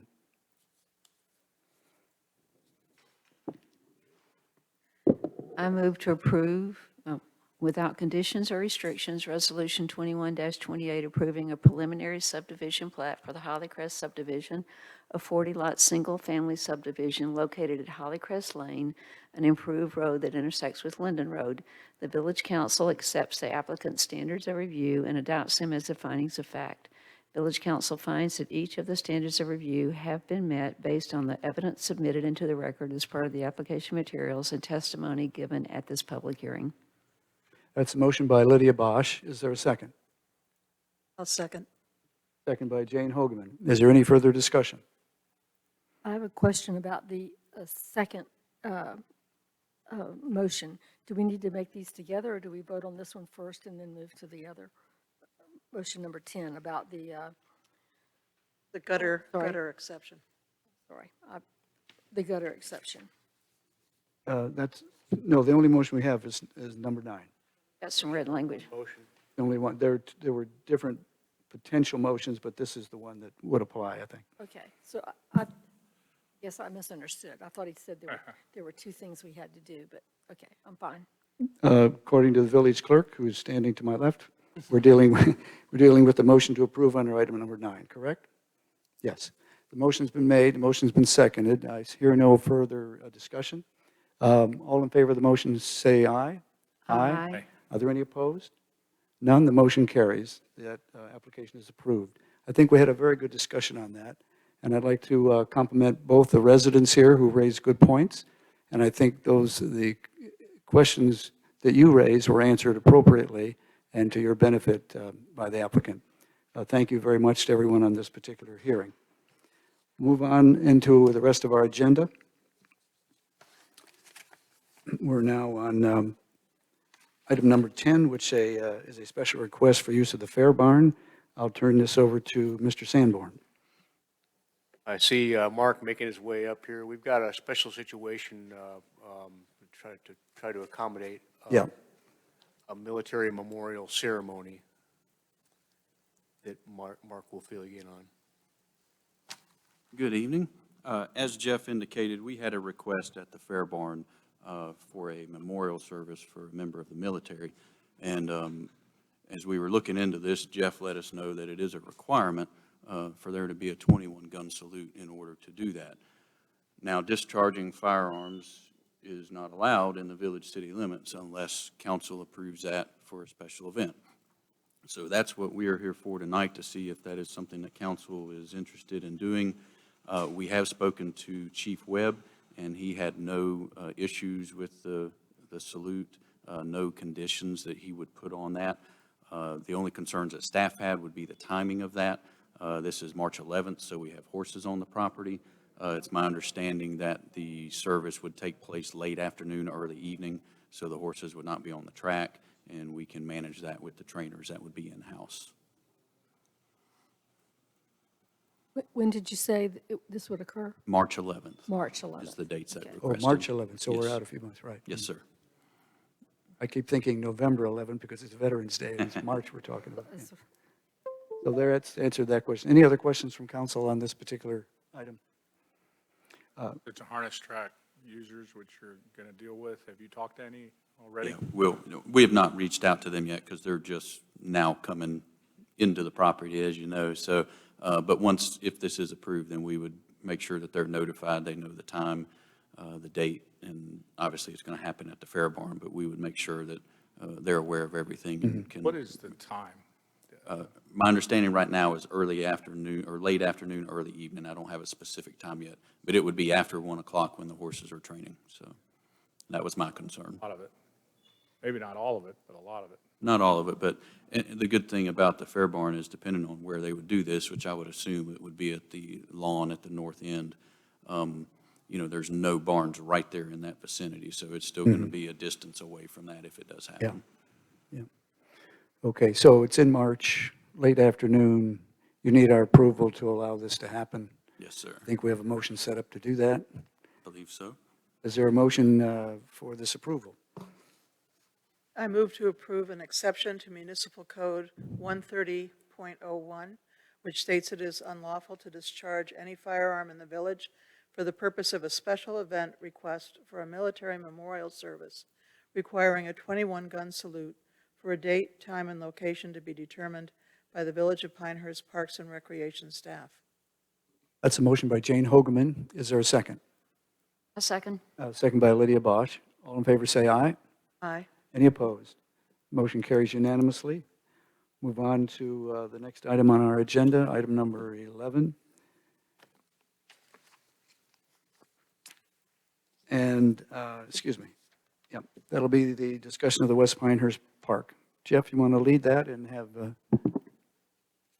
here we are. Mark's going to lead that, of course. Okay, yeah. Yeah, we're here again to talk about the site master plan for West Pinehurst. With me is Rachel Cotter with McAdams Company. You'll remember her from, I guess, a couple months ago when we were here with the first draft of the concept plan. So Rachel has a presentation, and Kelly, do you need me to step over there and do that? Okay. While Rachel talks, I'll go over and go through the slides for everybody, and then we'll be available to answer any questions that you might have. That's great. Rachel, welcome back. Thank you very much. Thank you for having me.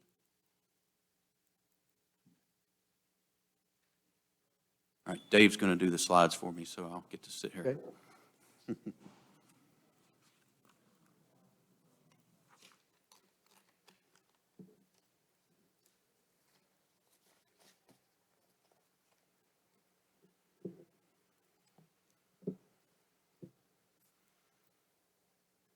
And I promise I have put in a work order for that door in the back that is making so much noise, so we will get that fixed before the next council meeting, hopefully. Sorry about that. You might work on the clock, too. I noticed the clock was off, too. I was like, 7 o'clock.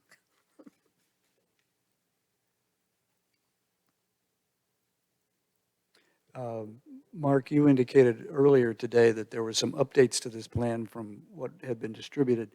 So I'm looking at what I had in distribution. This report will have some updates, and we just make sure you draw our attention to those things that are important Yes. in that. Yeah, that original plan that we uploaded to the agenda, we made some corrections just in terms of the terminology. At the last meeting, there was discussion about paved trails. Did we want to have paved trails? Obviously, there's an accessibility factor there. That's a requirement.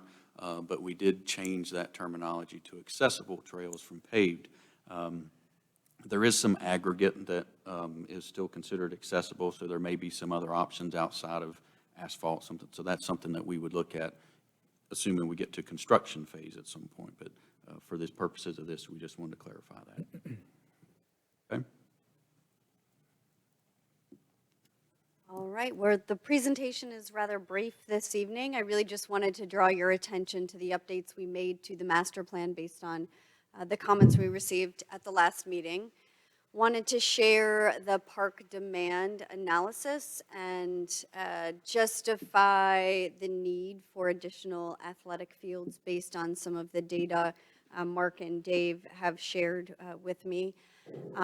There were a number of questions on the potential for synthetic turf fields instead of natural turf, and so we reached out to an athletic or a synthetic turf specialist who is an extension of the McAdams team. We work on several construction projects across the state with Dan Dodd with Fit Fields, and he's provided some general information we can share with you this evening. And then next steps is a request for adoption. Again, in terms of next steps, just want to remind everyone that this is a conceptual master plan, and so that means this is a living document. It can evolve over time. It is a framework and an aspirational vision for what could be once the park were to be funded and engineered. And so a lot of the detailed design decisions would take place in future phases. So as Mark mentioned, things like the difference between a paved trail and an accessible trail would be the surfacing, and those design decisions would be completed as part of the engineering phase. There were also several questions on the cost estimate and costs. They are round numbers. A master plan level, we're not doing the detailed engineering work that it would take for feasibility analysis or capacity studies or the detailed engineering that it would require to complete more accurate cost estimates, which is why we build in contingency factors. So to summarize the master plan updates, the amenities for the park remain the same. We feel that this best represents the highest and best use for the land. It meets the needs of the community in terms of both a demand for athletic fields and other recreational facilities. We understand that there is a need for other facilities. Skate park was one of them, and feel that there are other sites that are more appropriate and that are being considered by the village. The reference to a regional draw, we wanted to clarify that nomenclature to some degree. I think the word regional is contextual, and in this context, we're talking about Moore County for the most part. We're not talking about drawing regional crowds from RTP or other counties. Two athletic fields wouldn't support any sort of tournament play, so we're not looking at large tournaments coming to this area. We're not looking at drawing people from RTP or third-party private, tournament facilitators who might bring significantly large crowds. So this is really to serve the needs of local athletic and disc golf users. We added the option of using well and septic in lieu of expanding village services. And again, this is an element where we could certainly consider it and develop a feasibility study around the pros and cons of that and what the costs would be. It is absolutely an option that would need further investigation in terms of an implementation plan.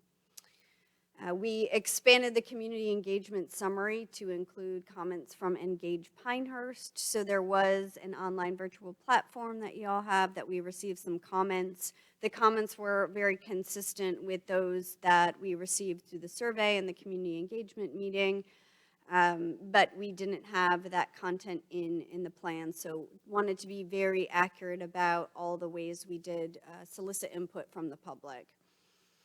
Mark mentioned we limited paved trails to accessible trails, so we're really trying to meet the not only the ADA law and requirements, but also tailor to users of all ages and all ability levels. That often serves a larger user base, brings more people to the park. We do understand that there were some concerns about clearing some of the natural vegetation for paved trails. That can be done very sensitively, and as Mark mentioned, there are some other surfaces that we can consider that are also considered accessible that we would look at in future phases of engineering and design. And then finally, we included an option for synthetic turf versus the natural lawn that was in the original master plan. So in terms of park demand, or demand for athletic facilities rather, there have been some pretty significant participation increases. The participation has just about doubled from 2010 to 2021. The program offerings have increased. It looks like those have doubled also from 2014 to 2021. We did see increased participation in the last year. It was mentioned that this could perhaps be due to COVID. I would also note that the years in the last two bullets there were pre-COVID, so some of those increases did happen outside of the COVID conditions, but we have seen an increase, which we expect and anticipate to remain. I think a lot of people certainly have been using outdoor facilities and engaged in athletics because it's one of the safe places to connect and recreate. But we've learned a lot from that, and we are seeing communities continue with this trend. So there are also demographic shifts that we're seeing. A lot of younger folks coming to the area, increases in younger populations, and changing recreation trends. So a number of reasons we're seeing that shift in addition to COVID-19. And then it was also brought up that one of the reasons this park was included, or this parcel was included in the previous, I think it was 2010 comprehensive plan as to be developed, was because as a whole, the village is below the national average when compared to other communities with a similar population. So the national average is 12.4 acres per 1,000 population, and Pinehurst currently is providing 8.9 acres of developed parkland per population. So again, that's developed parkland, it's not just vacant open space.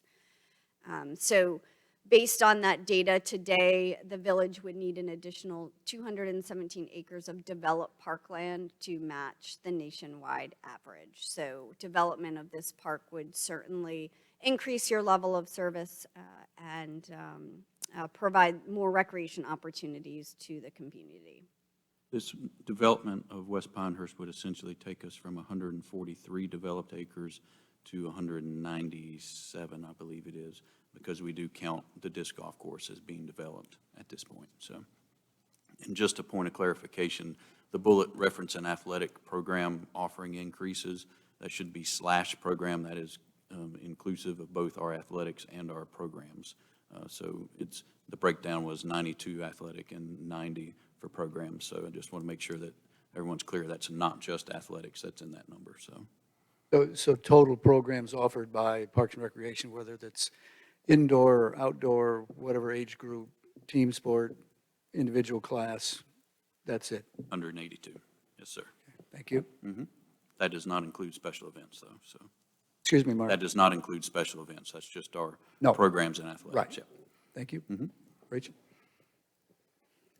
All right, so a little bit of information on synthetic turf. Of course, hearing that could be a potential option, as I mentioned last time, as any park and recreation director's dream.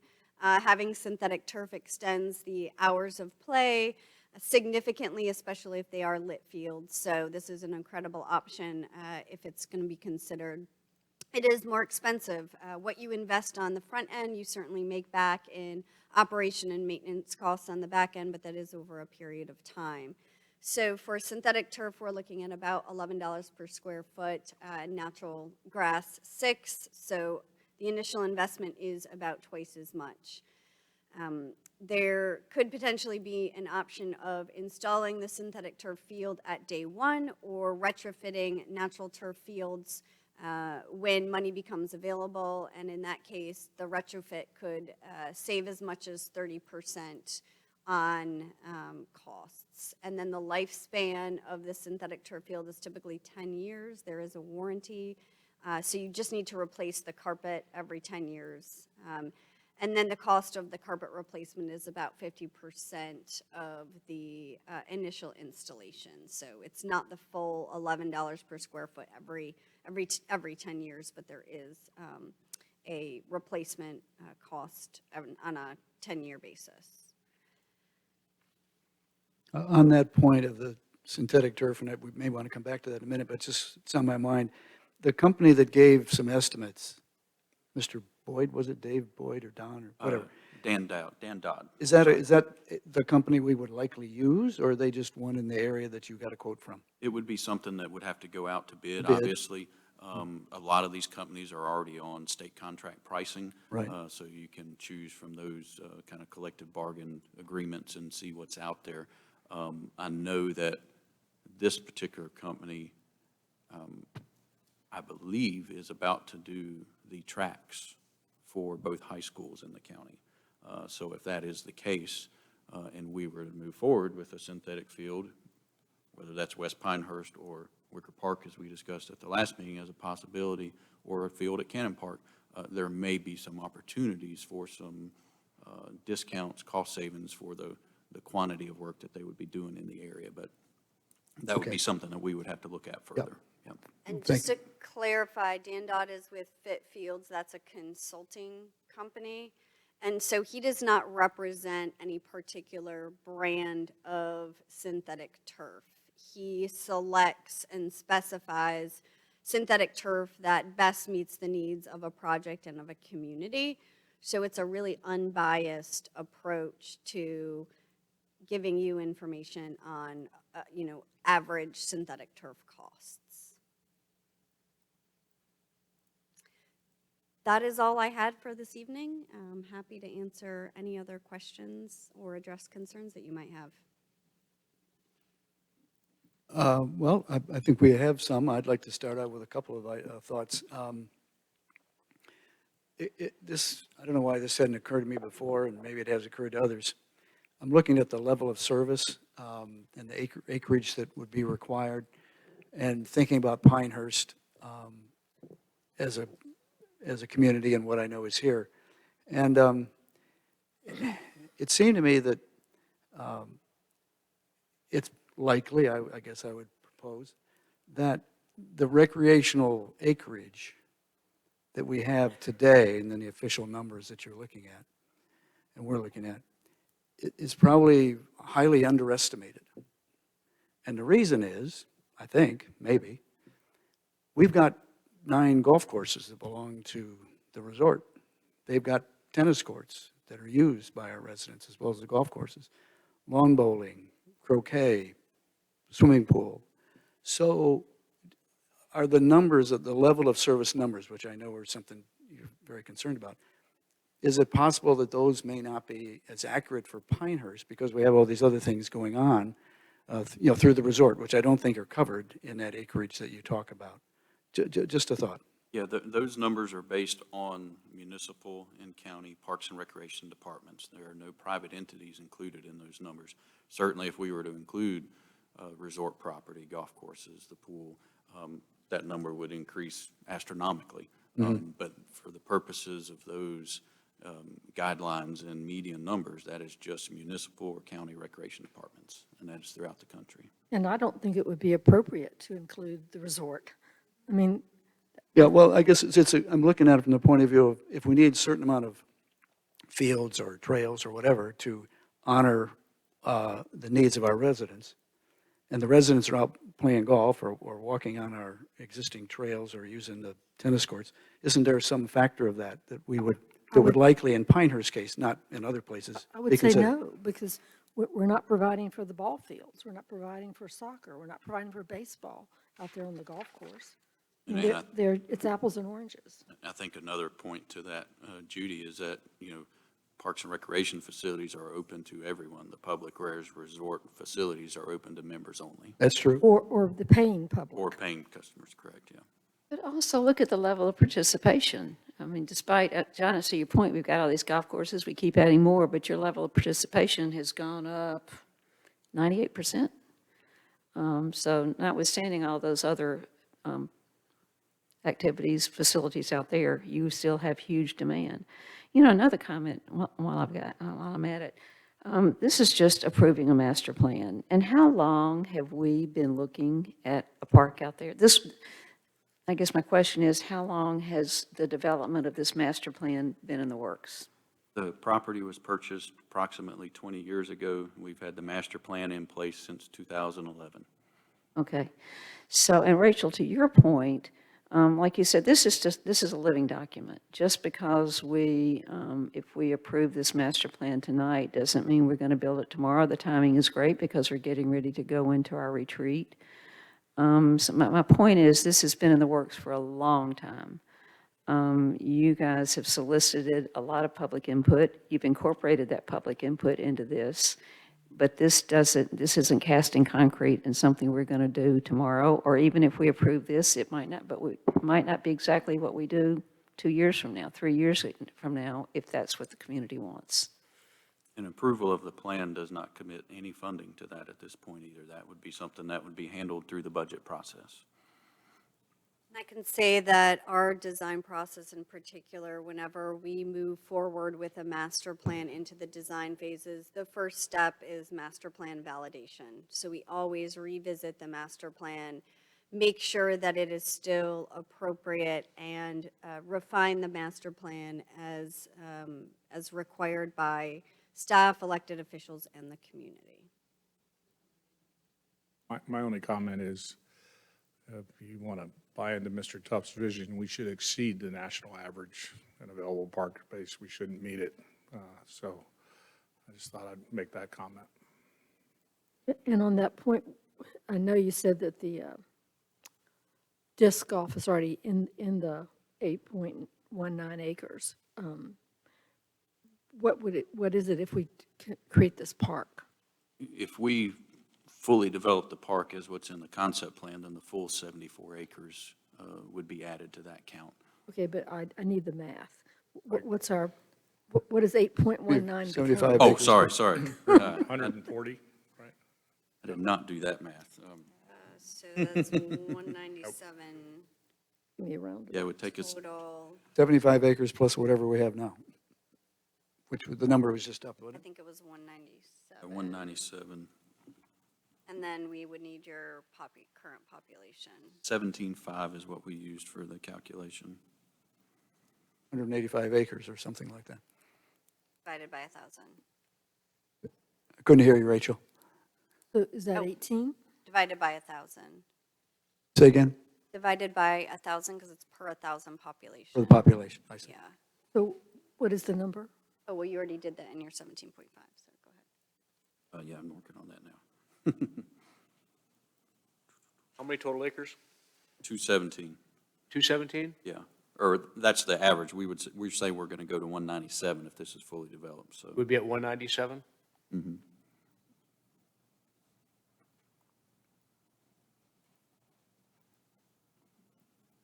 $11.2, $11.3. 0.25. Mm-hmm. So we'd be close to the national average, but not exceeding it. Mhm.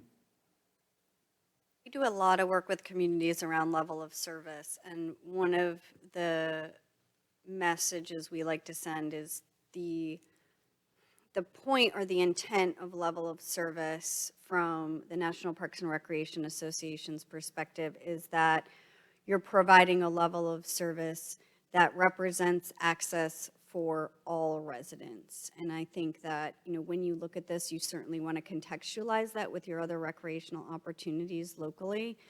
At the same time, you want to make sure that that level of service is rooted in facilities that are open to the general public. That's the biggest differentiator between a level of service calculation and the other recreation opportunities here.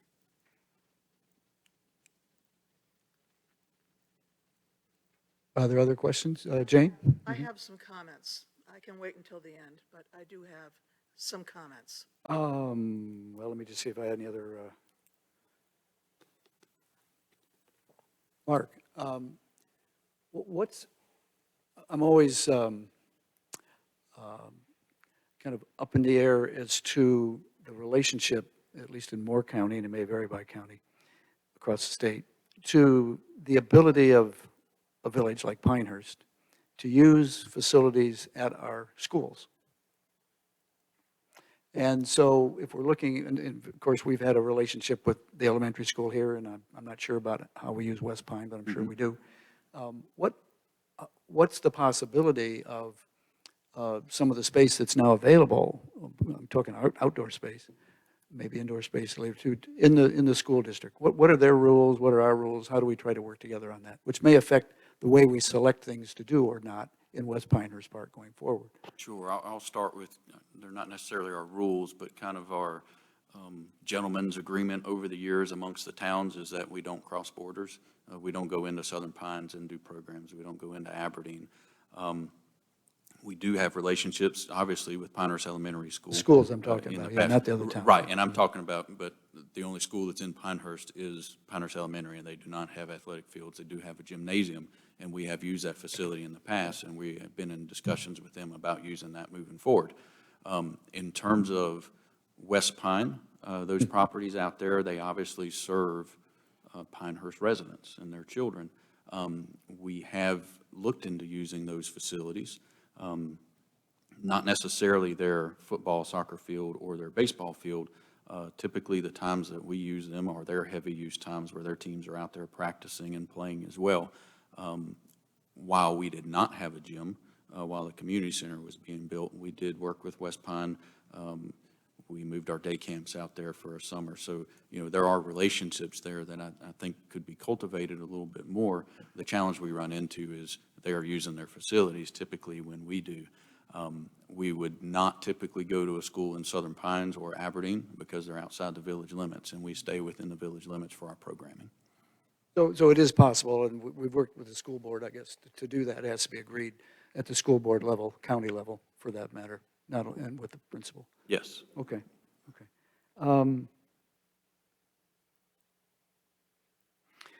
If West Pinehurst Park, well, if we pass the master plan, what do you think at this point in time would be the first development that you'd want to see out there?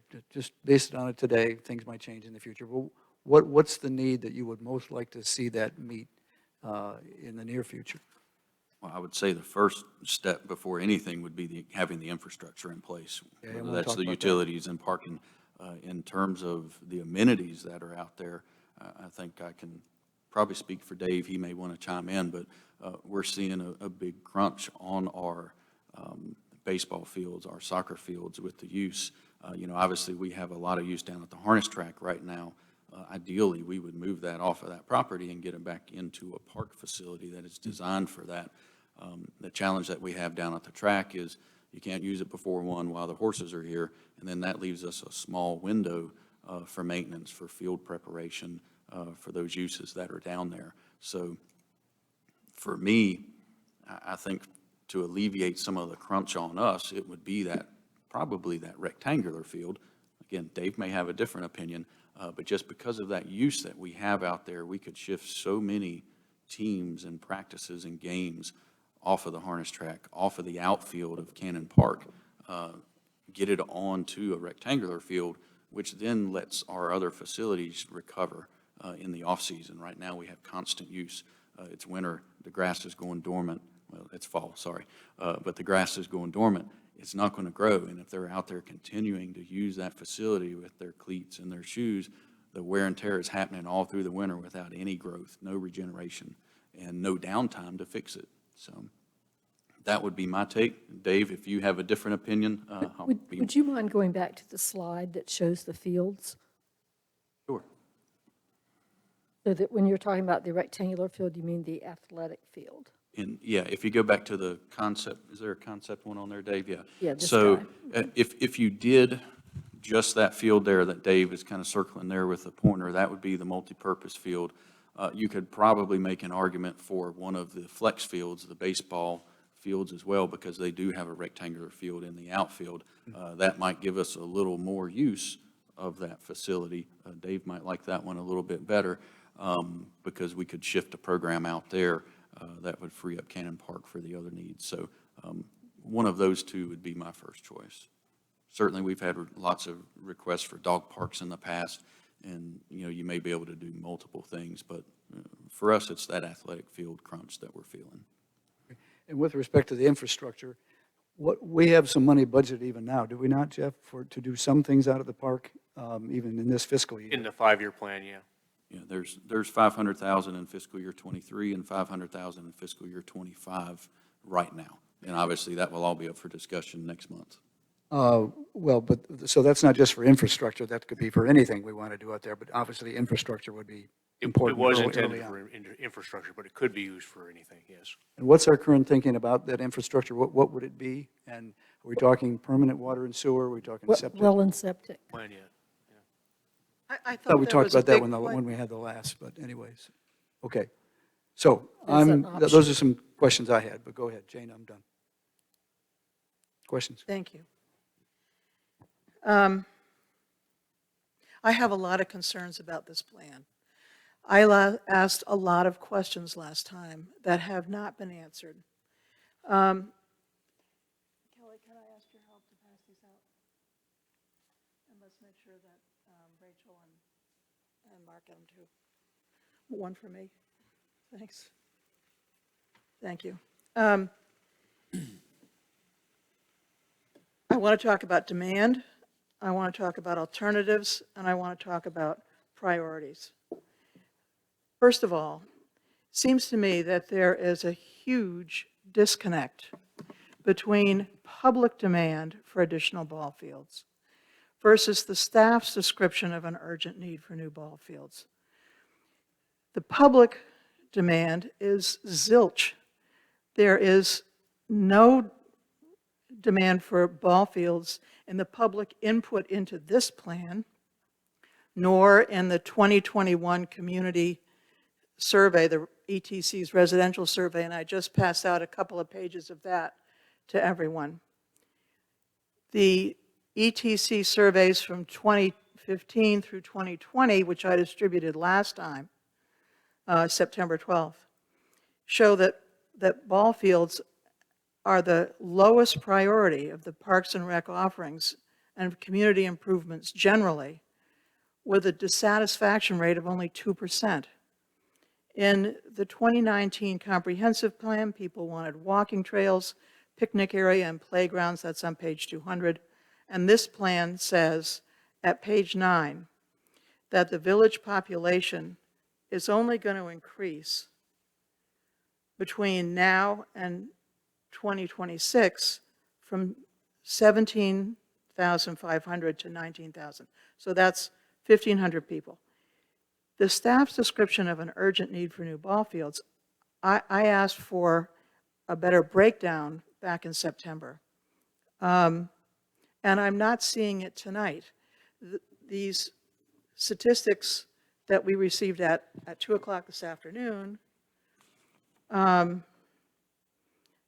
athletic program offering increases apparently are all different types of programs. They're not just athletic field uses. And the participation increases from 2010 to 2021 of 2,200 people to 4,000 people. That's not just ball field hours, right? That's correct. That's a whole broad thing. So we don't have the information yet on how the increases to ball field needs are trending.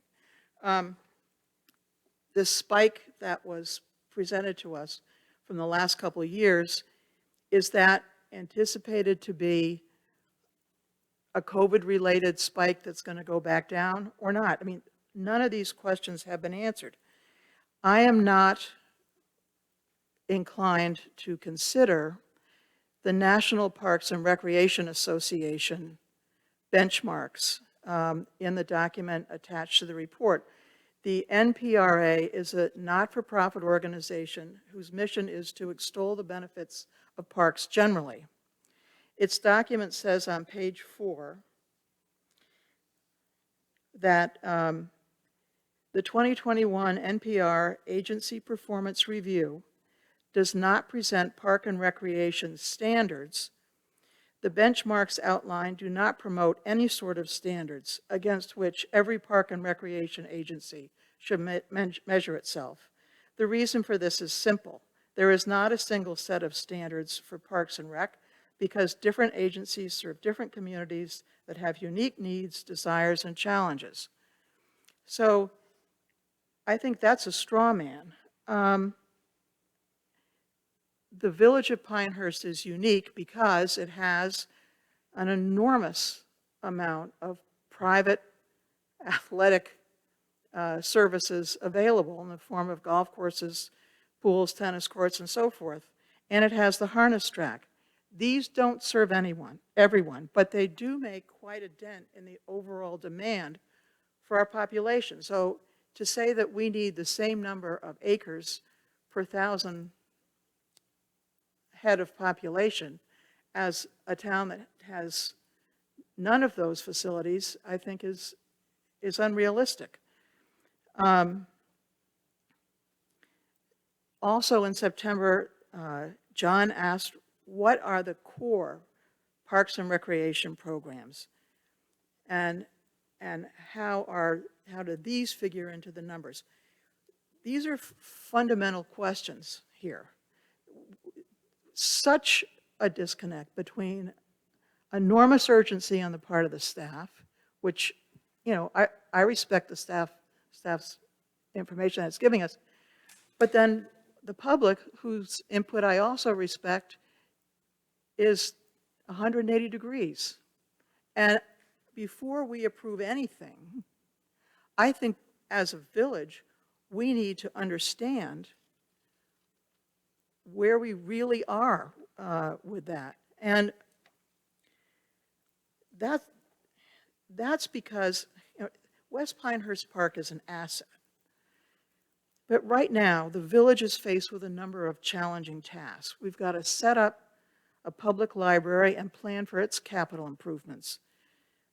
People want a new parking garage. We've got the small area plans we're working on, form-based codes and PDO updates, moving the public works facilities, stormwater planning, a third fire station. These all require a lot of work and a lot of money. So how do we prioritize something like this? We bought this land 20 years ago or whatever it was and haven't maximized its use yet. That's okay. It's not going away. It's not going anywhere. What alternatives do we have to the $5.4 million investment that we're hearing about and from our consultant? Well, first of all, artificial turf at West Pinehurst Park itself. On September 12th, we discussed using artificial turf instead of bringing in water and sewer utilities to maintain natural surface fields. And to hear you say that bringing in those utilities would be the first thing you do is very disturbing to me.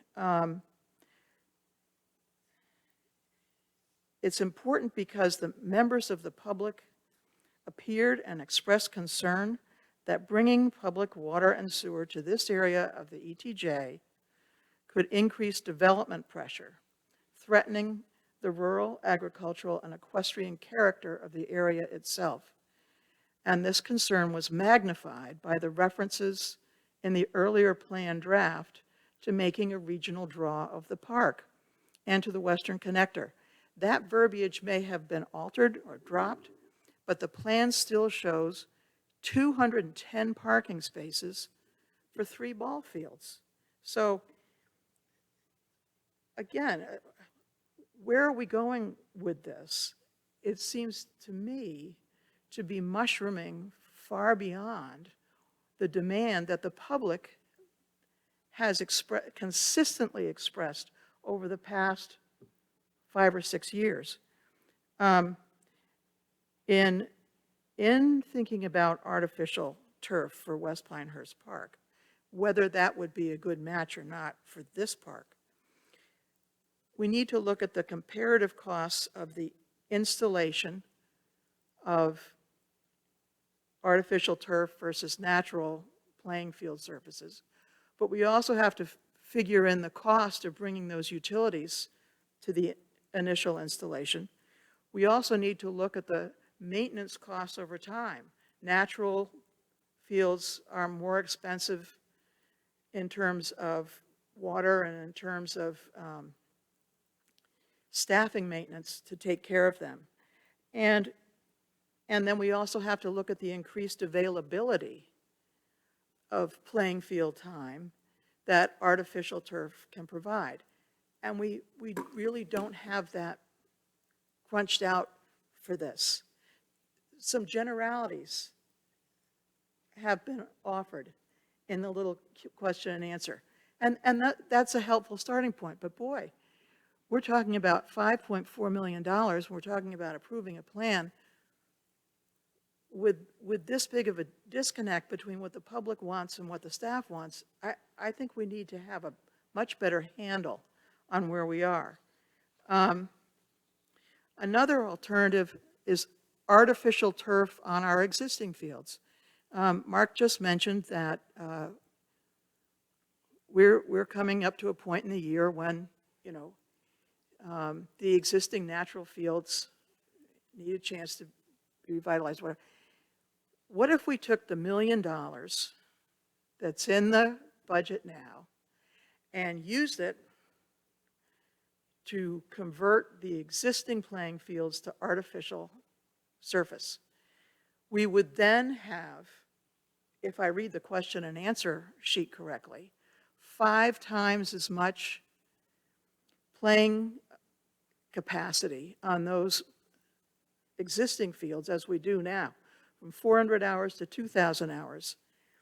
And that might tide us over until we get out to past some of these other big projects that we have and past, you know, the US Open and so forth, and we can take another look and think about where we need to go. Our comprehensive Parks and Recreation Plan, which is dated 2011, is due to be updated in fiscal year 2023, which is This year. It's actually in this year's yeah. budget. So why are we doing this before we do that? We're trying to fill in, I think, some of the questions that I'm seeing, the difference between staff's perception of what we need and the public's perception of what we need might be addressed in an update to the comprehensive Parks and Rec plan and might give us some answers that we don't have now. A third alternative that I think we should be thinking about is adding playing fields and parks elsewhere in the village. And Pinehurst Park, Pinehurst South is the spot that seems to me to be, you know, right on the front burner because we've got the small area plans that we're trying to work on right now. And because our marketing consultant for that project is recommending residential development in Pinehurst South to a greater extent than the comprehensive plan suggested. Comprehensive plan said it ought to all be office. But if we look at that area compared to Village Place has the community center, it has Cannon Park, it has the Camelot Playground, it has Rassy Wicker Park, and the Arboretum. But Pinehurst South at the moment doesn't have anything. Well, we've got some land, village land, north side of Monticello, adjoining the harness track. What about a park there? What are the costs and the pros and cons, the ins and outs of putting some kind of parks, including 1 or 2 ball fields in that area, rather than developing West Pinehurst Park, which at the moment has the disc golf, really doesn't cost us anything, and will always be in the cookie jar in the future. It's not going away. We might be glad to have it 10 years from now. So those are all things that make me think that we are rushing this through at a point when we don't have the answers we really need. Some of them are bigger conceptual questions, the disconnect between the public and the staff. Others are, get down to the artificial turf. How can we best spend our money on that? How can we best make that work for us? If we use the $1 million to convert our existing fields to artificial turf, extending their available usage significantly, and take a hard look at providing parks elsewhere as well, that might be the best course for right now, in my opinion. So, thank you. If there are any questions for what I said. I'm just looking at your slide. Number 3 is quality of village parks. Number 5 is range of amenities at parks and recreation facilities. Next one's quality of adult recreation program. Next one's number of village parks. Quality of youth recreation programs. You only counted the bottom. I mean, and then I honestly think the 1 point availability of walking and greenway trails will be a greenway trail there. So I think that could be an amenity to that. So Well, there's already some trails there. I think if you look at this slide, it kind of proves the point that we need it, that you gave me. Yeah. Well, And now then which I one are you just looking wanted, at, I wanted to Kevin? comment. Yeah, You got Ke- the filibuster, so I just want to comment. Kevin, that's not a filibuster, but yeah, make your point, because that's good. You've got some good ideas here. Yeah, you Let got- me I got- ask we you got- which we got page a you're half looking hour. at. I just wanted 2 minutes. He's on question 10. Just want to finish my thought, please. Question 10? Uh, Okay. Moving too quickly, if 20 years is moving too quickly, then I really don't quite understand that. If you look at this list on page 19, question 10, if you look at the list of cultural and recreational services that the public believes should receive the most emphasis over the next couple of years, the lowest one, the last one at the bottom, availability of outdoor athletic fields and facilities. And if you add up the people who said that was their first choice, and the people who said that was their second choice, and the people who said that was their third choice, it only totals 4%. Yeah, quality of village parks is number 3. Yeah, but we're not talking about quality of village parks. I think we are. Jane, I have a question. I hear everything you say, but it seems like everything you say goes to our retreat and we're here to approve a master plan that has been in the works for 20 years. But everything you say goes to how we're going to spend our money next year and the next year and the next year. If we approve this doesn't mean we're going to spend a dime on it next year. Well, But we Lydia- have worked long, and Rachel I think that you guys have answered all of our questions. And like I said, the timing's great because we're getting ready to go into pre-retreat and retreat, and we can see what the public wants, but we don't spend any money that the public doesn't want us to spend. Well, Lydia, I have to partly agree with you and partly disagree because in some ways we're saying the same thing, but because these are retreat issues, we should not be approving this before we've had the retreat.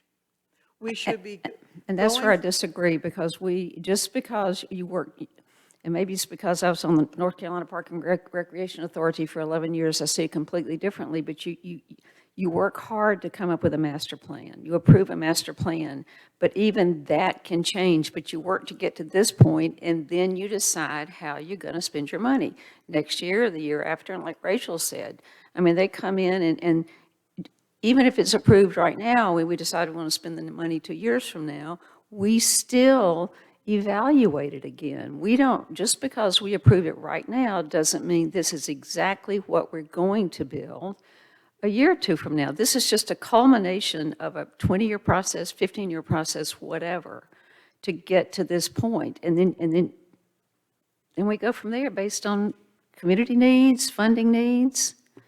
I see this plan as having come in at a relatively random moment.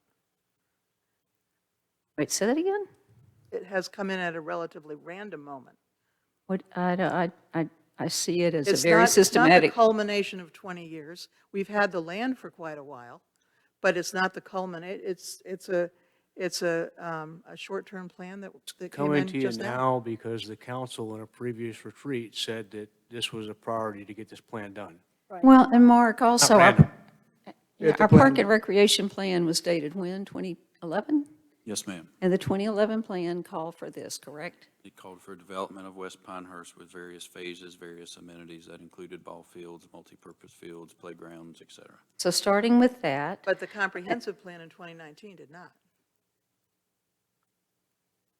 Page 200. There may be some, there may be some inconsistencies between, over 20 years, for sure, on what plan said what. And This is a strategy. 2011 is a long time ago.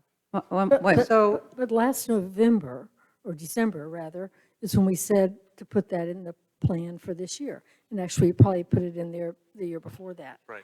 So the point is that they have done the work. Here's the body of work. You've pointed out some things that you don't think are settled. Well and septic, in lieu of extending village services being a good one. They're looking at that. I would say that I think our village staff can multitask. Yes, we've got a library to take care of, but, it's not the same people that are creating the library that'll be working on this plan. I mean, we've got a pretty talented set of people, and everything is not happening at one time. I do agree with your idea to let's think about, and maybe this is a retreat issue, those synthetic fields at Cannon Park. I think, the utility of those would be extended, and you'd also get some firsthand feeling and immediate feedback about, are these going to be serviceable? Do we even think about these for West Pinehurst Park? That's very attractive to me, too. I think that potential, again, subject to capital allocation. If I could, I'd just like to go back Yeah. to the word that I think was very appropriate early on. This is aspirational. Right. This isn't a funding plan. It's taken us close to 20 years to get to this point. It might take us another 20 to build this. This is what the community is telling us about what they feel for the next 2 years. We currently don't have anything in the next 5 years programmed for this other than putting some infrastructure out there. And you might change your mind on that in December. It's just the plan that lays the framework for potential future funding decisions that council will make.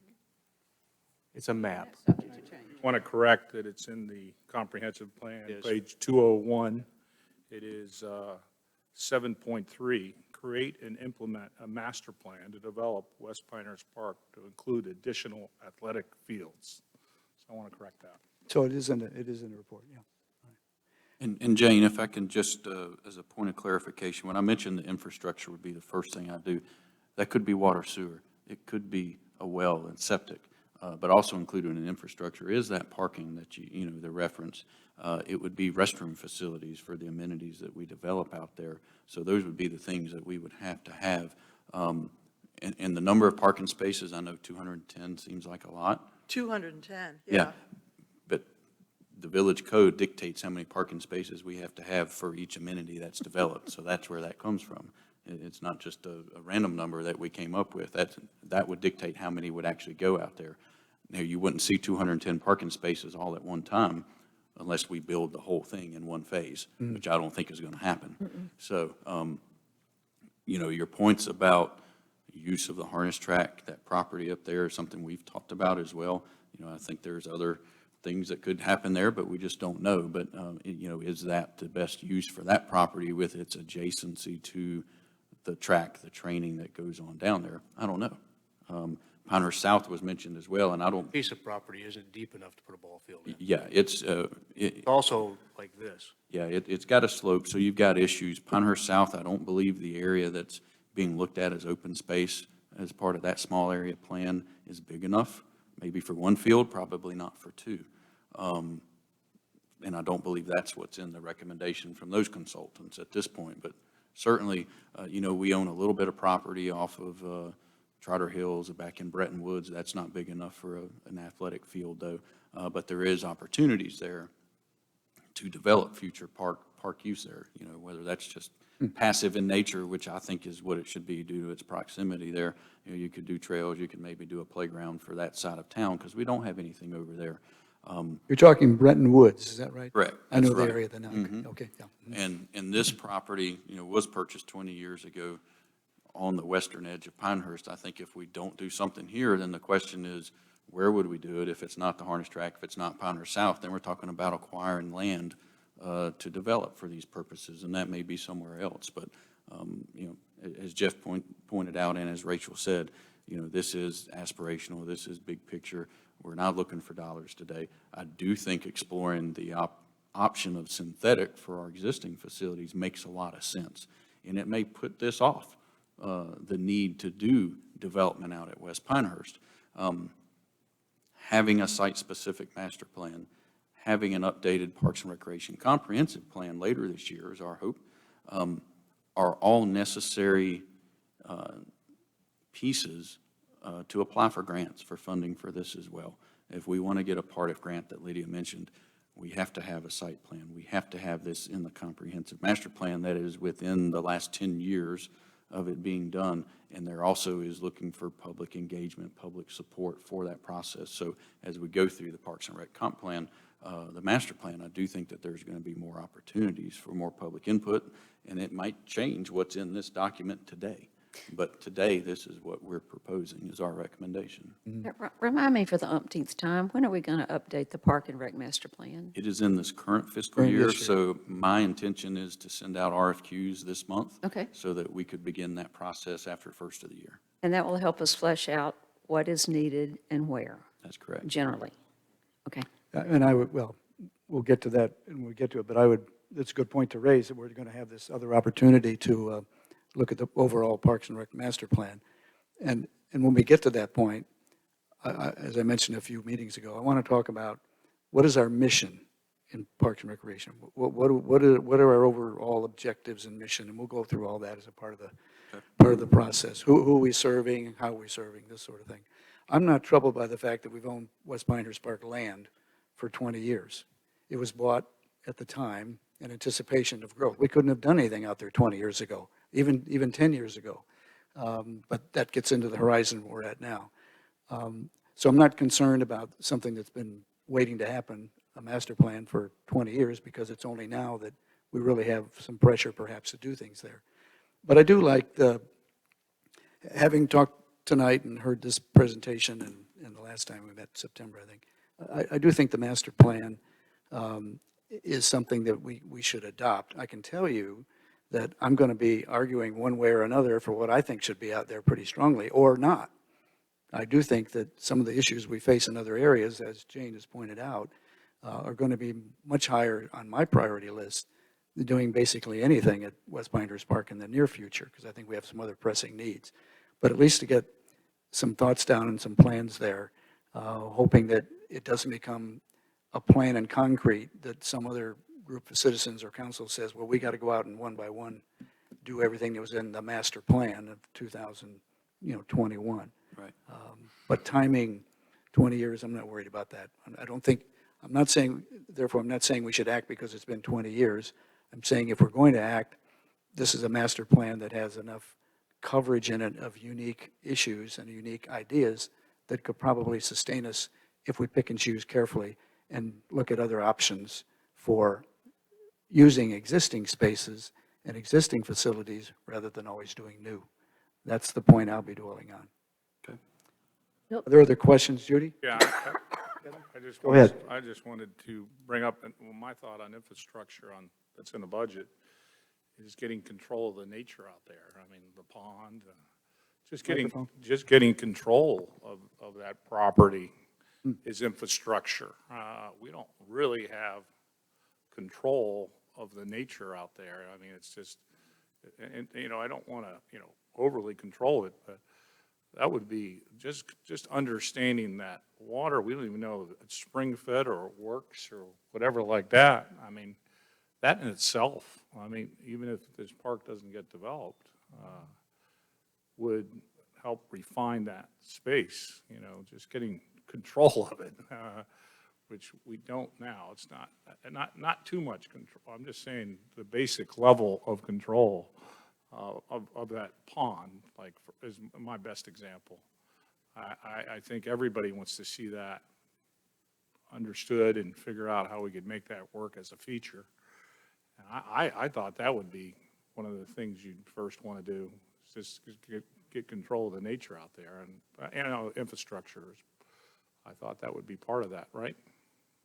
It certainly could be, depending on what use we would have for that body of water, Right. if any, outside of just being a focal Well, point. you don't even know if it can sustain itself, I That's think, correct. right now. I mean, Yeah. those are the type of questions that I think would get answered by going in there with basic infrastructure. And as you've said, Kevin, too, looking at the pond, doing things that in nature are happening out there or improving that is one aspect of the use of the park over time. That is, let's maintain the walkability, the out in the country atmosphere there. The pond is part of that if we get it to work right, or if not. But yeah, I can see how that could help.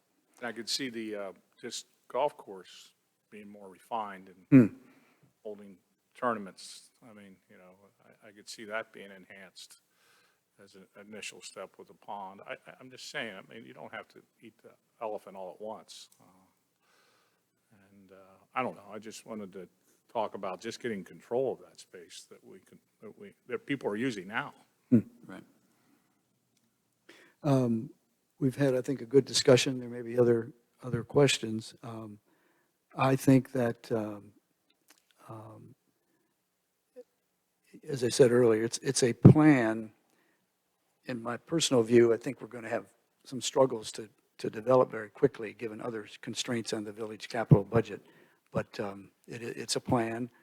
There's some things we're doing there now.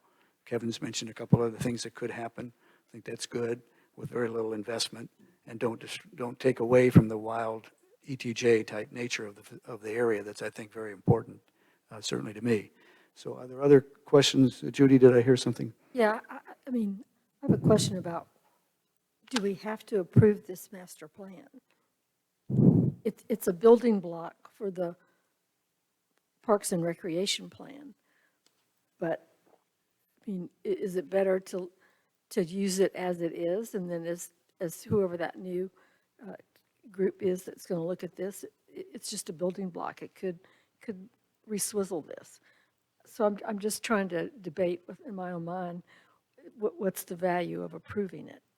I mean, we could add the word subject to strategy and funding decisions at the end of this. And so then what does that mean? Is that any more than just the body of work that's been done as a feeder document to the Parks and Rec plan? I mean, I'm just He said it's about. I think that goes a long way, Judy, to addressing the concerns I have. Here's a body of work. That's great. There it leaves certain questions unanswered. I think it's premature before the questions, which are pretty fundamental, that I raised as to how this fits into the public's desires and the public's priorities, and how this fits into our other demands for recreational facilities elsewhere in the village and so forth. But accepting it as opposed to adopting it are two different things in my mind. If I could, Mr. Mayor, you do need an adopted master plan to apply for part of funding, which is a grant, the 10,000-pound gorilla grant in North Carolina that provides a lot of funding for. But we could always adopt it later. Can't apply for grants anymore. Rachel, I agree. Well, You're grants for this- exactly right, but I see us a long way from doing a part of grant. And in fact, if we do it in 2 stages, I can see the second stage being more suitable for a part of grant than just infrastructure. They like to see the stuff on the ground. Oh, absolutely. The more amenities, the better. Yeah. And I don't know if it would help, but I could also shed some light on the discrepancy between the demand that the Parks and Recs Department is feeling in this survey. If you're Please. okay with that. So we work with ETC Institute on all of our statistically valid surveys. I'm very familiar with them. We're currently working with them on 5 projects, all Parks and Recreation comprehensive plans in North Carolina. One of the things we specifically use them for is to solicit input from a random sample, which this is, and solicit feedback from folks that might not already be engaged in Parks and Recreation. And so this is very accurate. It's absolutely what I would expect to see. And if you do this type of survey for a comprehensive plan, you're going to see a similar result. And that is that while athletic fields might score low, you're asking a random sample, which is a different group or different population than the folks who are currently registered for programs and that Mark is experiencing the crunch. I think the great thing about this is that a lot of the other amenities that score high on here are included in this master plan, especially greenway trails and walking trails. They do mention other things like cultural arts and events, and we did have a amphitheater in the first concept, if you remember, which was taken out because it might be too high of a active use. So to me, focusing on all of the other elements in the master plan that could serve the community, there's also not a park on the western side of Pinehurst. And so one of the things your comprehensive plan should look at is geographic distribution of amenities and wanting to make sure that there are amenities available in a equitable distribution across the town. So I would just add a little bit of context around the results that you're seeing from this survey. So that brings to mind a little bit of what we did with the library, how we had a separate survey. And maybe as part of your comprehensive plan, we need to do enough sampling of users of these facilities so that we get a more accurate picture. I frankly have heard the cries from parents who want ball fields at West Pinehurst Park. And so I'm not as doubtful on this one. But I think that could be a good thing to infuse into the next level of work is some more specific questions and surveying of the population that will be users. We just approved a new subdivision tonight, 40 homes. These are going to be over $500,000, and they're expecting families to be there. That's I'm sure in Pine Wild you've got a lot more school buses than you used to have. And so we're all across the village landscape, there's more and more children and more people that will use these athletic fields. But I think we do need to be respectful of where they are. And to me, a well and septic is much better than bringing in village services. Let us not be the lightning rod for additional development. But let's all think about synthetic fields so that we can actually have prolonged use on those fields. I think those are just some of the things that we need to think about as you're looking at that comprehensive Parks and Rec plan and really trying to sort out what you want to do with this. And that's why I'm just saying, do we really need to adopt this at this point in time, especially if the point about grants, Well, the grant, not going to happen next week. But why, I'm just going to suggest, if we need to adopt a plan to qualify for grants, it would be grants specific to West Pinehurst Park, right? Because we have other plans. So, but it looks like we're not going to be doing anything, maybe other than some infrastructure at West Pinehurst Park for a period of time. So we're not going to be looking to make grant requests, which comes back to Judy's point, I guess. How would we best take this plan and integrate it into the new overall Parks and Recreation Master Plan, which we're going to be working on momentarily. I'll come back to that point. But that's the inconsistency, I guess, I'm trying to deal with. Yeah, I think certainly we could incorporate the recommendations of this plan. They would be a part of the update of the comprehensive Parks and Recreation Plan. Funding cycles for PARTIF, we just got the email today. Applications are due May 2nd, I think. So, we would not be ready to apply for anything at May unless we, have an adopted site plan and an updated Parks and Recreation Comprehensive Plan. So, we would not be applying for something, I don't think, in spring of '22. Spring of '23 is probably more realistic, depending on how these plans are approved. Again, I do think that we should try to adopt this master plan and let it be the framework for us moving forward. It is subject to change. It's a living document. Right. And that can be, maybe it's in the next 6 months as we go through the Parks and Recreation plan update. It could be that that's when that happens. Yeah. I guess the only thing I don't want to do is cripple whoever's going to be doing that next body of work. To think that this is aspirational, which is right, but it's not prescriptive. I think that you start to try to think about how this all plays out in the future too, and yeah, so I guess in theory you could just not adopt it and use it as a kind of a concept for the future. But it's also true that you could adopt it and you could amend it in the future. Right.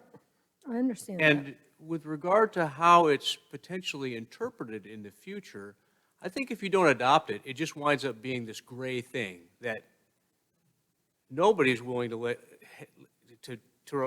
refer to or rely on, because there's, there'll be the counter narrative that, well, we didn't adopt that, so it's not the plan. Yeah, I guess I completely understand that, and I'm sympathetic with that. If these two things weren't so close to one another, I definitely say, the point is, at the end of this sentence, it doesn't say, subject to strategy and funding decisions.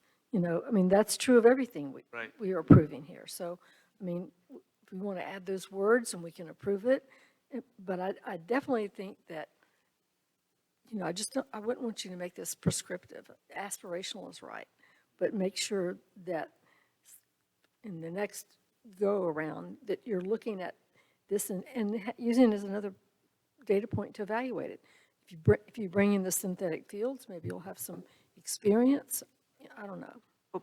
Judy, how would you, Jeff, go ahead. Questions of playing surf for surface materials don't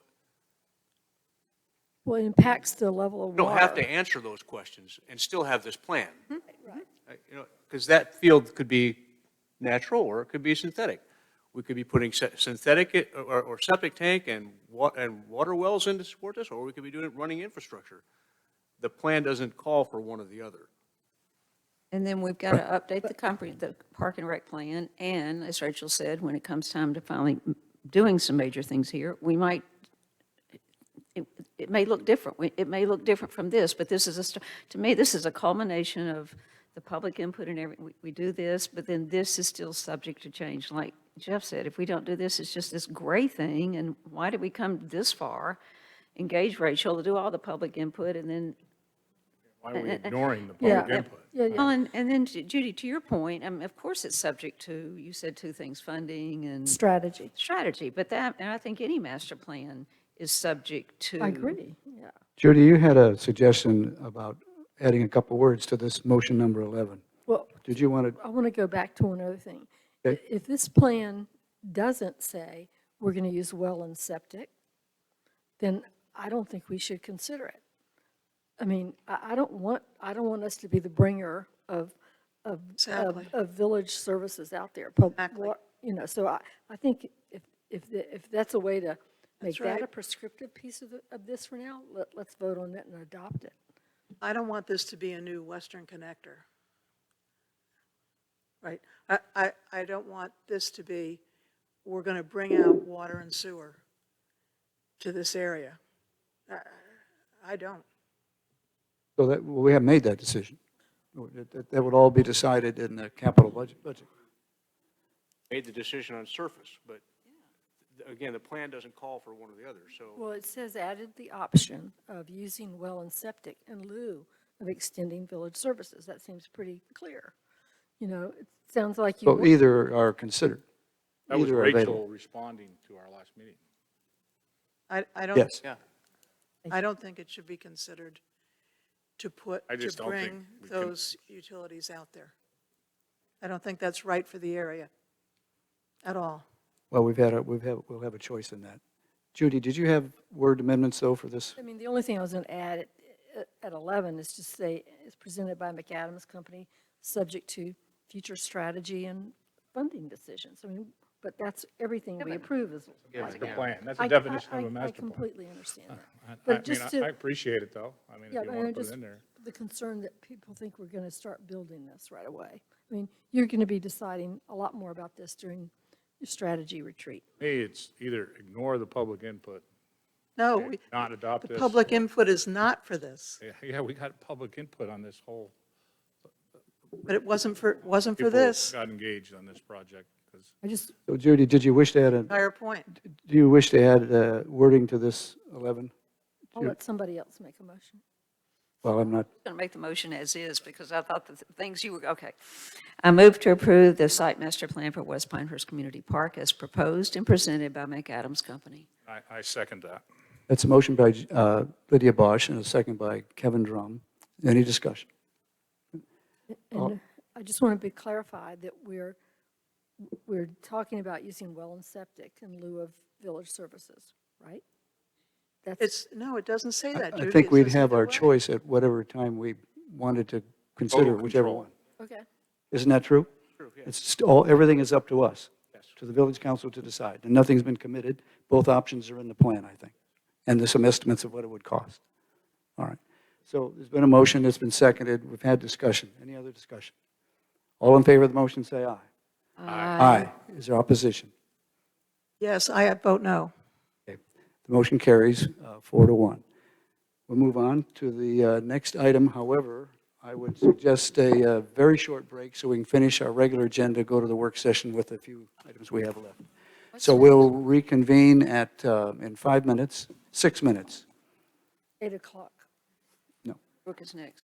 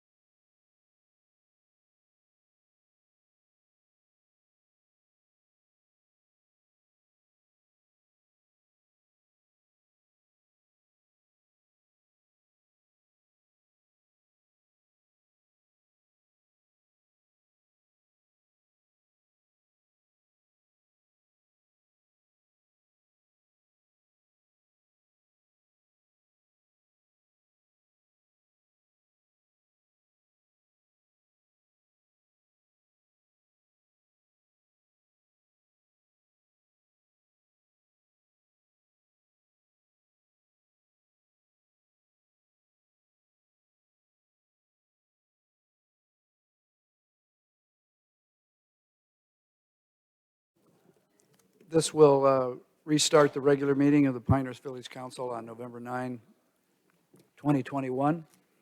I believe we're picking up with agenda item number 12. And Jeff, do you want to introduce Brooke, or she can do that Brooke's herself? on her way up. The next couple of items here. Thank you, Brooke. But yeah, Brooke's going to give you a couple of presentations. The first is our year-end financial statements from FY21, and then also she's got the end of first quarter FY22 financial statements to discuss with you. Great, perfect. Thank you, Jeff. Yes, so first we'll be covering the financial statements for the year ended June 30th, 2021. At the time this memo was prepared, the financial statements were technically unaudited, but since then they have been finalized and there have been no numerical changes to those. The audit will be presented to you all in December by Dixon Hughes Goodman, so that'll be a separate meeting. So the financial statements say we ended the year in a strong financial position with our fund balance above council's policy minimum and no installment purchase debt. Operating expenditures are in check, our revenues are growing at a moderate pace, and that is in spite of the coronavirus pandemic. From a financial position standpoint, the general fund revenues exceeded expenditures by $2.1 million. And that brings general fund balance to $13.3 million. However, I do want to point out that that does include, we ended up rolling forward $1.4 million in projects that were reappropriated into the next year's budget. And so although we ended with $2.1 million, 1.4 of that is already earmarked for specific projects in the next year. The Community Center Capital Project Fund was closed this year, and the remaining balance of $245,000 was transferred back into the general fund. We also opened an American Rescue Plan Special Revenue Fund in June of 2021, and that is to account for those federal grant funds. However, the first distribution was not received by June 30th, so there was no activity in the fund at that time. Fund balance policy requires us to maintain unassigned fund balance of at least 15% of actual expenditures and a minimum fund balance of 30% of budgeted expenditures. Recent revisions to the policy also incorporate a statement that when total fund balance at year end is in excess of 40% of actual general fund expenditures, then council may commit those excess funds for future capital needs. And so in fiscal year 21, council did opt to approve 2 resolutions to commit excess funds for future capital needs, which totaled $4.1 million, and also $1 million for improvements to the library and archives. So at June 30th, the unassigned general fund balance was 2.9% or 15% of actual expenditures as the policy requires. And we also had total committed fund balance of $5.1 million, or another 26%. Total fund balance of $13.3 million represents 58% of budgeted expenditures, and just for comparison, the statewide average in our peer group is 54%. And just to note again, though, this amount does include $1.4 million of those large reappropriated projects or roll forward projects that were on order but were not complete as of year end. Total cash and investments at year end were $12.5 million compared to $10.9 the previous year. This is an increase of $1.7 million. We only earned about $2,900 in investment earnings for the year, and that was just with the Fed reducing rates pretty significantly once the pandemic began. The village paid off all outstanding installment debt in fiscal year 21, so there was no remaining debt.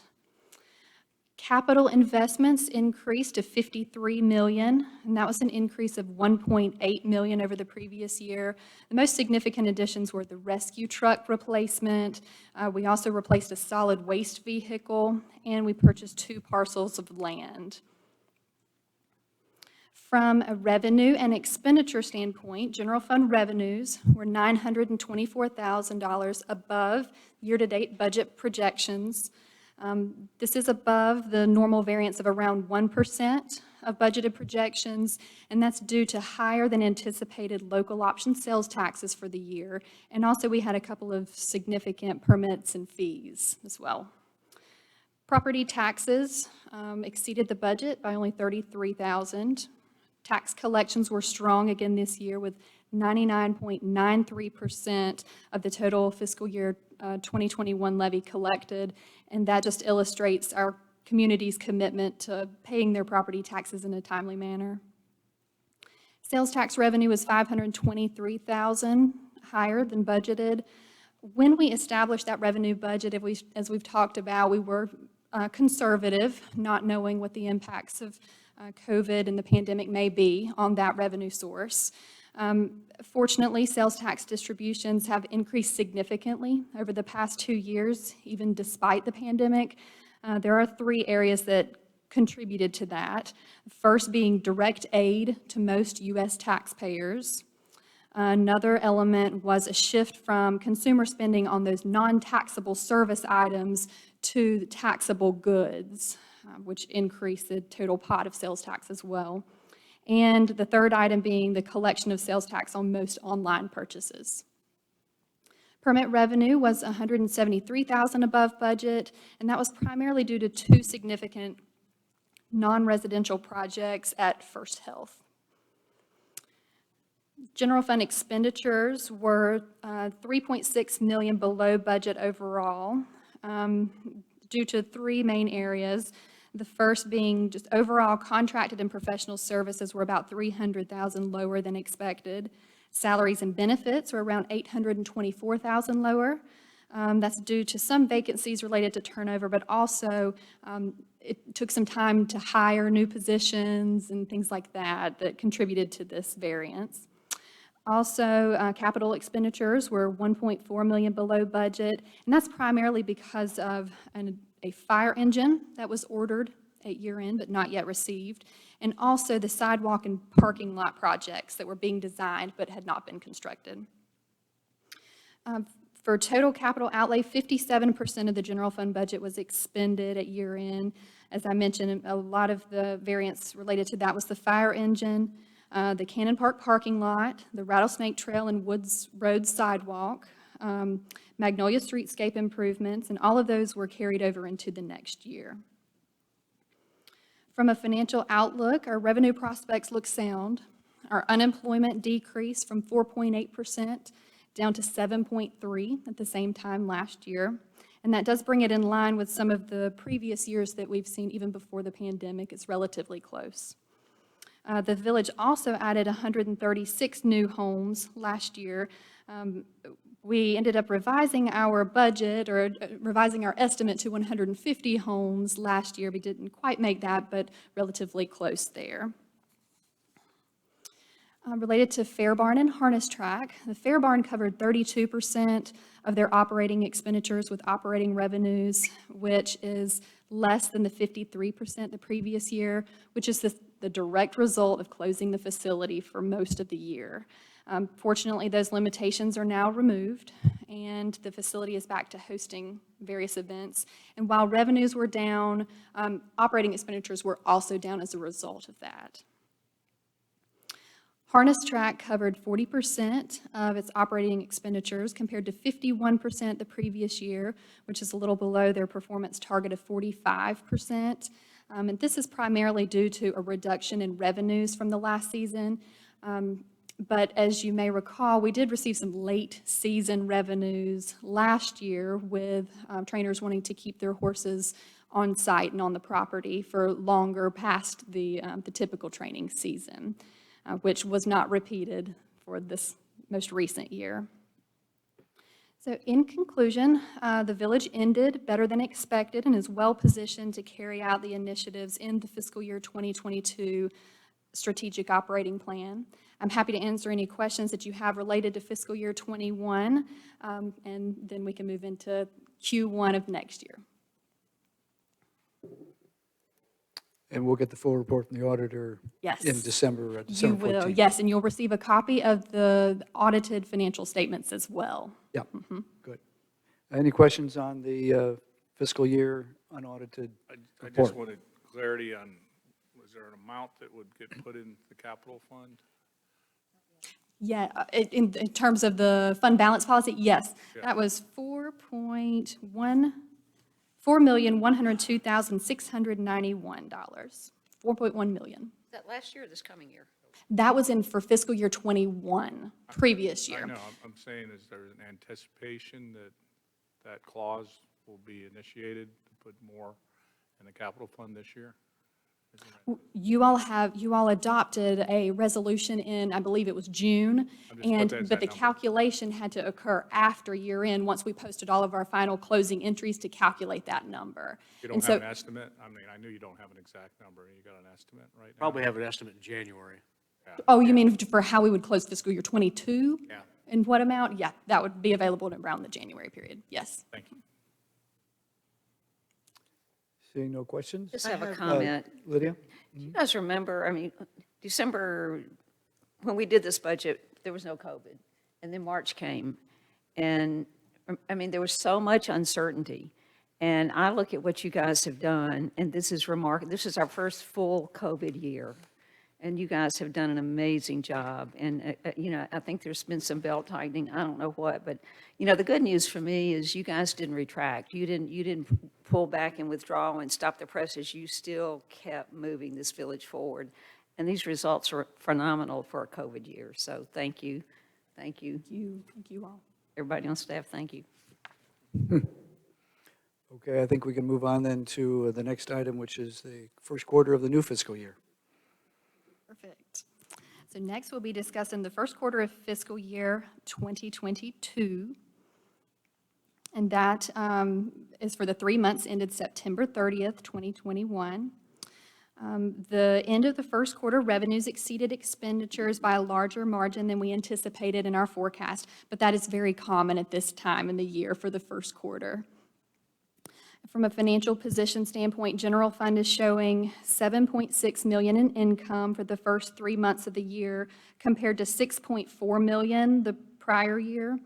General fund balance is currently 84% of budgeted expenditures, which is higher than the 78% level seen the previous year. But I do want to mention this is one of the highest points in the fiscal year because we have received a lot of that property tax revenue, and now we'll be spending it over the next 3 quarters. The village received its first allocation of American Rescue Plan Act funds totaling $2.6 million, and those are reflected in the American Rescue Plan Act Special Revenue Fund to account for all of those revenues and expenditures separately. Total cash and investment balances increased by $3.2 million compared to the previous year, and that's primarily due to the receipt of the American Rescue Plan funds. $18.6 million of our total cash investments was maintained at the North Carolina Capital Management Trust term portfolio. From revenues and expenditure standpoint, general fund revenues were $1.1 million above the quarterly budget projections. Property tax revenues were $941,000 above quarterly revenue estimates. A lot of residents do choose to pay their property taxes early to take advantage of the county's discount instead of waiting until the December-January time period. The collection rate of 81% is higher than the 78% collection rate at the same point last year, but still very comparable. The valuation of real and personal taxable property increased by 1%, and motor vehicle valuations increased 4% compared to this time last year. And both of those rates are comparable to our budget projections of 1.5% and 1% respectively.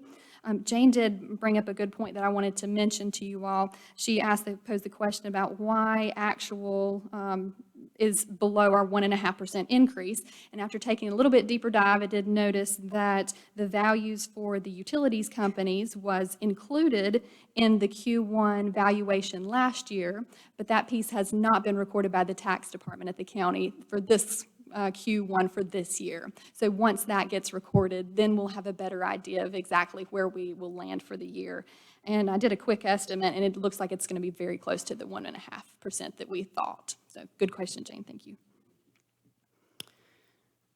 Local option sales tax revenues were 183,000 higher than the quarterly budget, but I do want to caution everyone, 2 of the months in this quarter are estimates and only 1 is actual, so we'll continue to monitor that. General fund operating expenditures were 1.4 million below quarterly budget overall, and that's comparable to previous year amounts at this point in the fiscal year. Again, that's just a timing difference there. For capital outlay, only 15% of the capital outlay budget in the first quarter was expended, but we are still planning to complete those projects.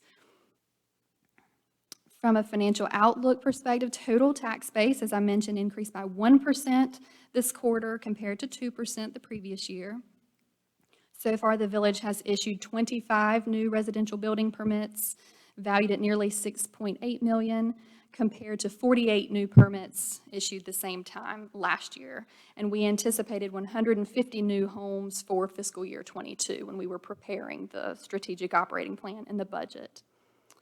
Other items, Fairbarn covered 79% of operating expenditures with operating revenues. That's significantly greater than last year, of course, when the Fairbarn recognized no revenue in the first quarter because the facility was closed. Although this year's result is slightly below the balanced scorecard goal of 95% for the whole year, we are seeing increases in event reservations for the remaining months left in this year.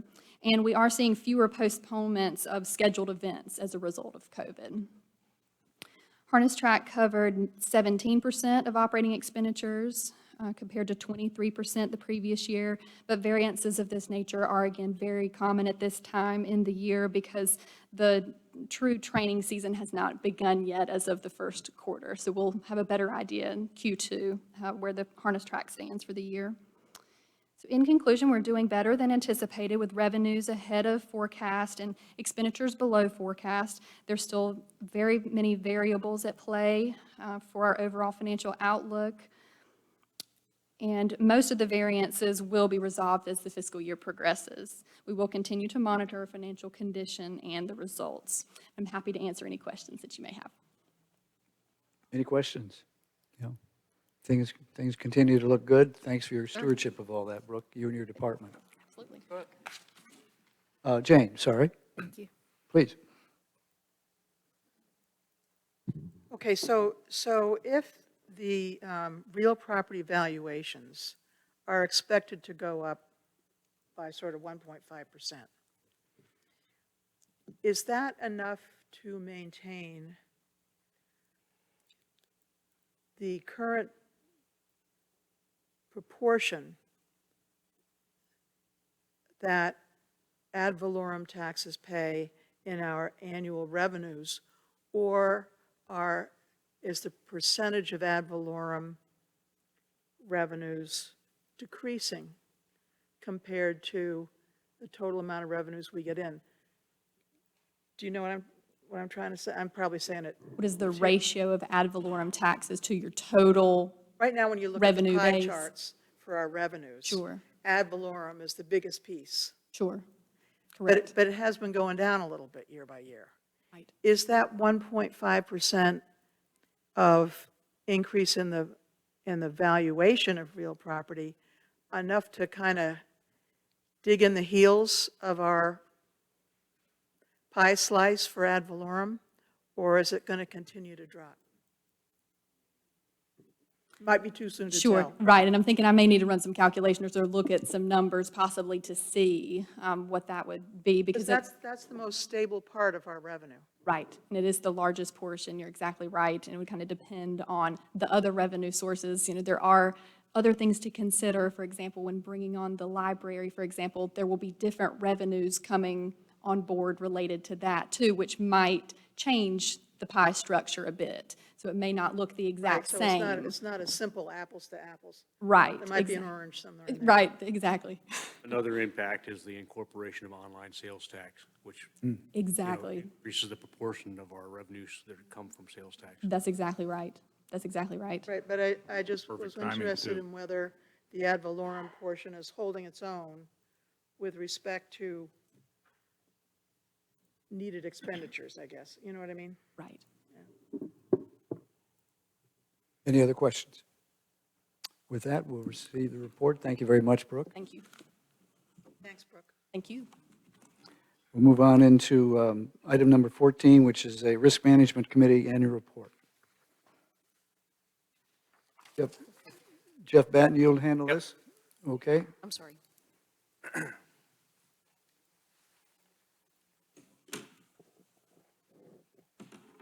All right, good evening.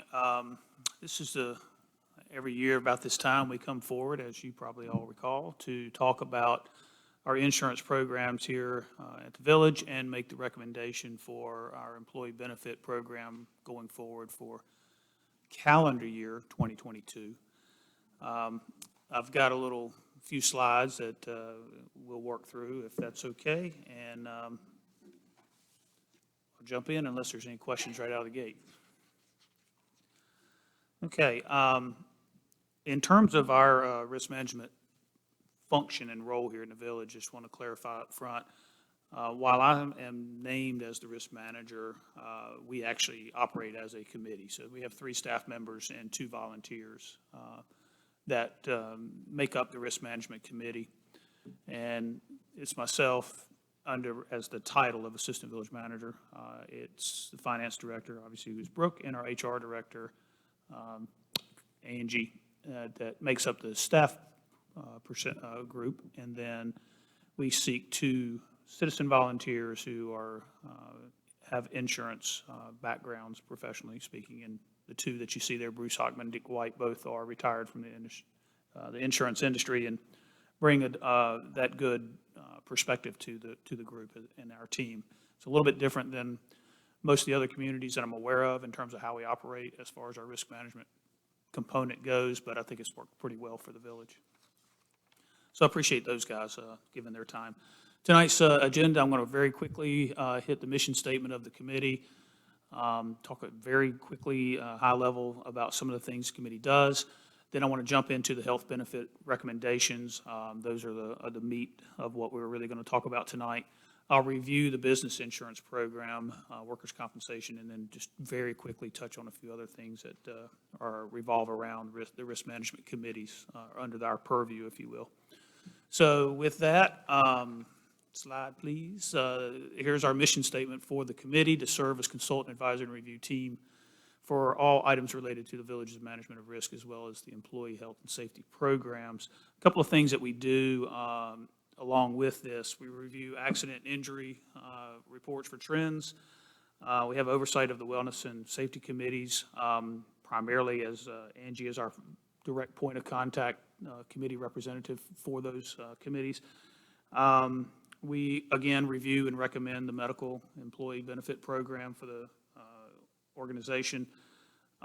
We review, select the property liability coverages, the workers' compensation coverages.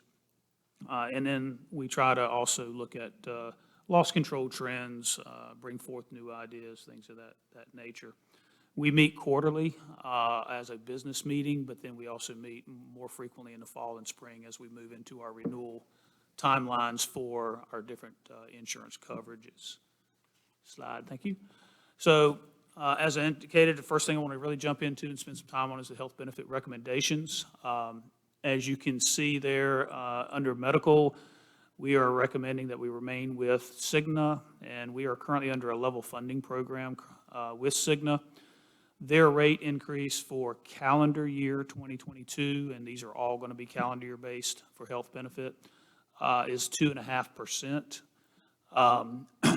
The level funding program that we currently are with is a program where the premium is set, obviously, by Cigna, and we pay that on a monthly basis per employee. But at the end of the year, they true up the numbers based on claims paid plus the defined administrative cost, and then what is left over, it would be considered profit. We split that 50-50 with Cigna.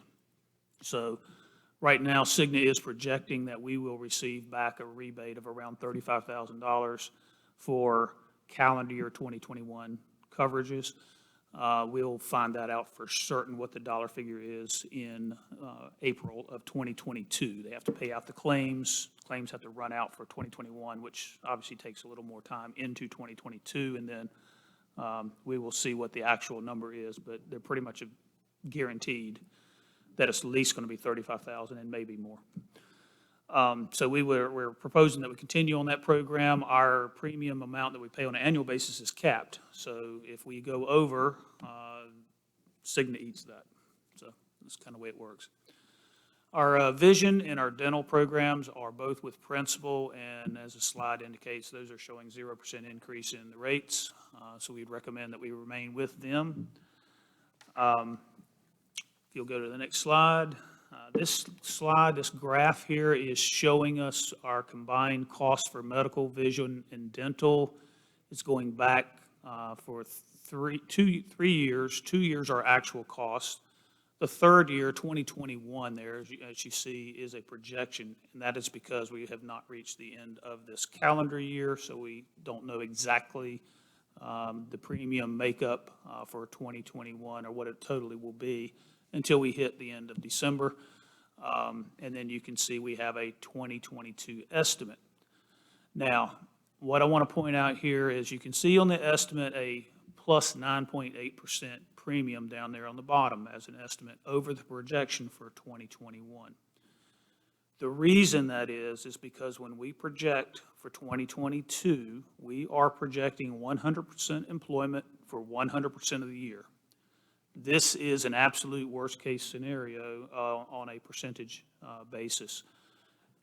We never have 100% employment for 100% of the year. And so the 2021 projection is already taking into account the vacancies that we've had in this past year, premiums that we did not pay, and it also takes into account the $35,000 rebate that we are expecting. That's been deducted out. So that's why you see the 9.8%. The reality is it'll come in something considerably less than that, but for the purposes of this exercise, we're showing what is the worst-case scenario.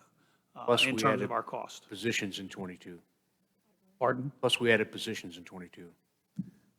Yes, that's correct. So those kind of make up that difference. When we say a 2.5% rate increase and then you see 9.8, you understand why that is. That's not likely what we will actually see. Slide, please. Okay. In addition to those coverages, we also have some additional benefits for our employees. We carry life and accidental death and dismemberment coverage on our employees. Again, that's with Principal. There's no rate increase on that. Long-term disability for our senior leadership group is included as a benefit. Again, with Principal, 0% increase. We also offer our employees a flexible spending account. There's an IRS, in accordance with IRS regulations, it's a benefit that we can administer where employees can have child care expenses, medical expenses deducted pre-taxed. Flores and Associates is the contractor who administers those accounts on our behalf. Again, no rate increase there. All of those top three there combined are about a $20,000 cost to the village overall. So it's, in the grand scheme of things, fairly small numbers when you're looking at the total package of the benefit program. The last two items on this slide, a waive option, what that means is we do allow our employees to waive insurance if they choose. Some have options that are more beneficial to them than our insurance program at a lower cost for them. We had about a half a dozen people or so in 2021 that opted out of our coverage. And I would expect we will probably land somewhere in the same neighborhood for the number of people that may opt out. Again, recalling back that we did not plan for any of those opt-outs when we were projecting that 2022 number that we saw on the previous slide. In addition, elective coverages, we arrange for our employees that wish to purchase elective coverages. We have two providers, US Able and Aflac. Their rates are unchanged. Those are purely elective by the employees. They can choose to do those or not. It's up to them. They do pay 100% of the cost. We do also, when we're talking about medical, vision, and dental, allow the dependent coverage to be acquired by our employees, but they do pay 100% of the premium for that. Any questions before I slip to the next business insurance arena? If not, I'm going to move on. That previous group of slides kind of is our recommendations. We will be asking you at the end of this, if you are in agreement with staying with Cigna in principle on those coverages. We will need authorization to enter 2 of those contracts. One is the medical with Cigna, and the other is the dental with principal. Those 2 exceed the manager's authority to execute, and so we need your specific direction and approval to enter into those particular 2 contracts. You noticed in your packet, those contracts are not in your packet, and the reason is they do not generate those contracts until we've authorized those contracts to be executed. So there's a lag on those, so they will be coming in the coming days after we alert them tomorrow that hopefully that you did approve it. Okay, so jumping over here on the business insurance side, these all run on a fiscal year basis, so they start at July 1. Our property and liability insurance is with the Interlocal Risk Financing Fund of North Carolina. That is the organization under the North Carolina League of Municipalities. So we participate in our insurance pool with other municipalities. The one exception is the harness track. As you can see, the harness track, being an equine facility, is not the type of coverage that North Carolina League of Municipalities offers, so we have to seek that in the private market. Markel Insurance is our provider and has been for years. Their rates typically have remained flat, although the premiums may have increased because values of buildings increase. And I want to touch on that here in just a second again. Next slide. So this slide here, this graph is showing 3 previous years of actual premiums paid for insurance coverage. And then you see the estimate for fiscal year 2022.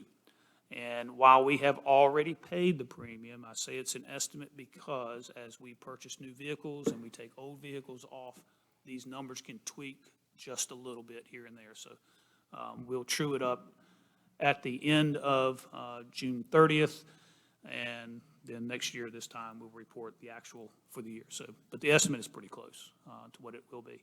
Now you can see that that's a pretty significant increase there of plus 23%.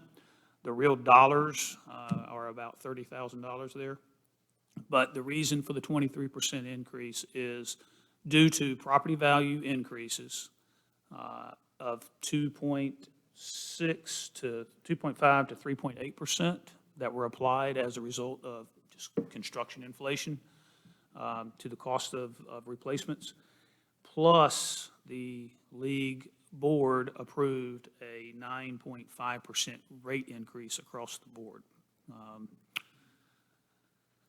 That is primarily due to losses that have been incurred with storms and things of that nature.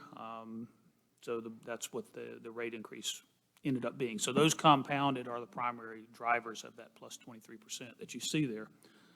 We also, because our premium is driven by an experience modifier, we lost a good year and replaced it with a better, or let me rephrase that, we lost a good year, replaced it with a worse year in our terms of our modifier, so our modifier adjusted a little bit as well, upward. So we're paying a little bit more as a result of that.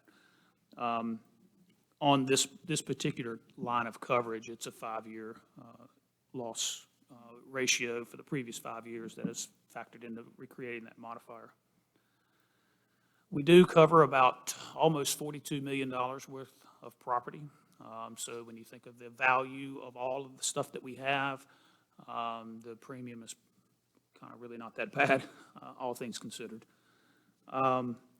Jeff, that's all of our, all buildings, all equipment, everything we see that isn't leased.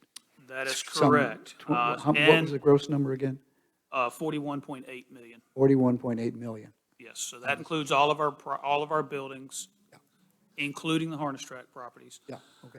It includes all the autos, the heavy equipment, the tractors, front-end loaders, all of that kind of stuff. It also includes all of our liability, general liability, public officials liability, police professional liability, employment practices liability, dishonesty, forgery, all of those things are wrapped up into that number. So, and this number here does include property that is insured separately with Markel. So this is a combined number of everything. It also includes which is a small number, but dollar-wise, is the statutorily required bond for our finance director and our tax collector, even though we don't collect our taxes ourselves. The county does. We do have a designated tax collector, and we're required to have so by law, and we are required to insure them.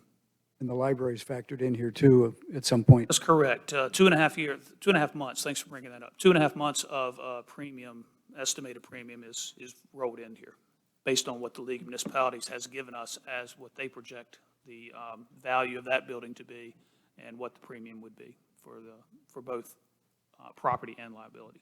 Thank you. Thank you. I have one question. Yes. Last year, you wrote up that the finance director's bonding was included, not this year, but you just said that bonding is included. Correct. So Okay.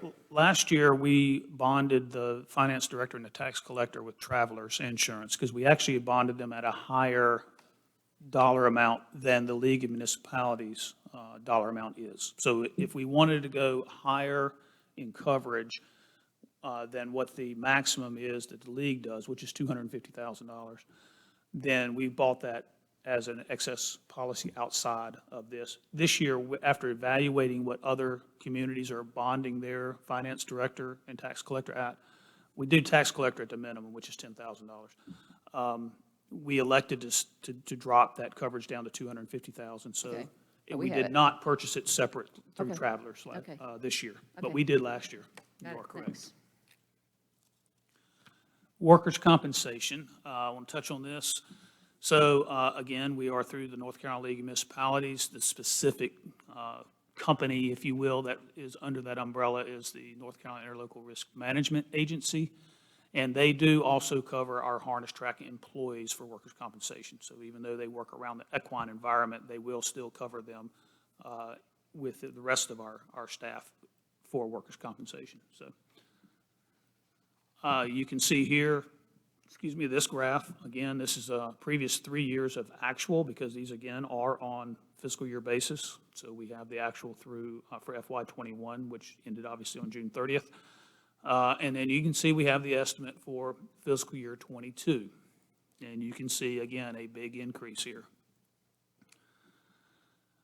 Workers' compensation is composed primarily, the premium is developed based on two items, payroll being one.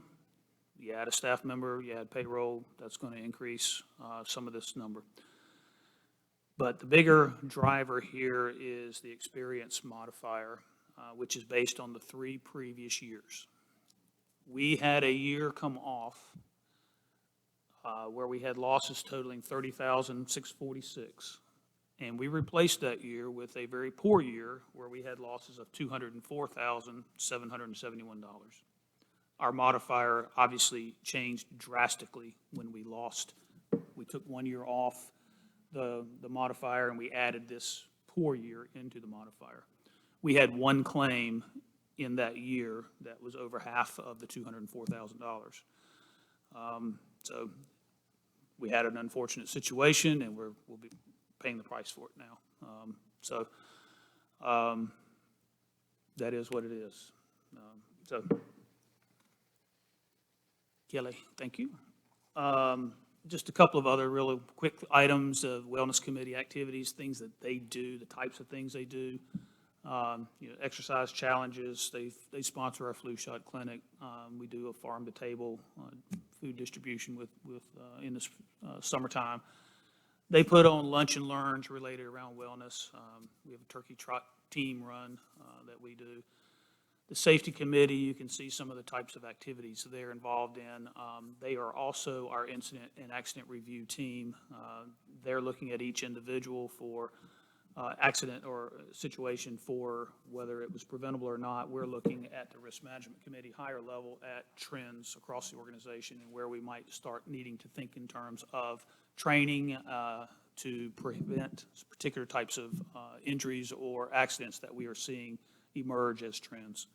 So want to recognize Lori Hercules back over there in the corner, who is our wellness committee chair, and Chief Carlton Cole chairs our safety committee. So With that, that concludes kind of the quick presentation of our insurance programs. Happy to entertain any questions, and if there are none, what we would ask you to do is to consider a motion to approve the authorization for the mayor or his designee to enter into the contracts for both the medical insurance with Cigna and the dental insurance with Principal. Thank you very much, Jeff. Other questions from the council to Mr. Batten on these issues? Lydia? Yeah, I do, and we don't have to get into detail, but when you see that we added $204,771 and more than half of it was one claim,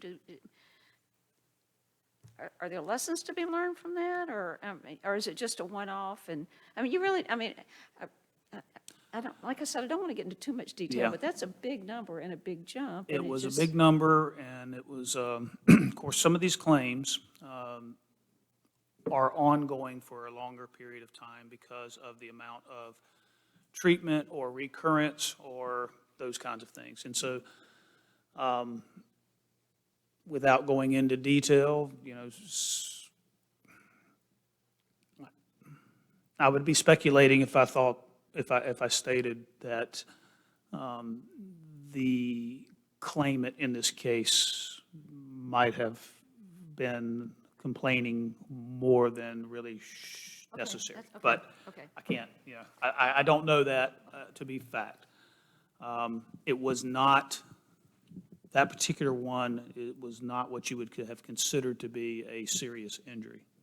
It's one that lingered, and that particular employee is no longer with us.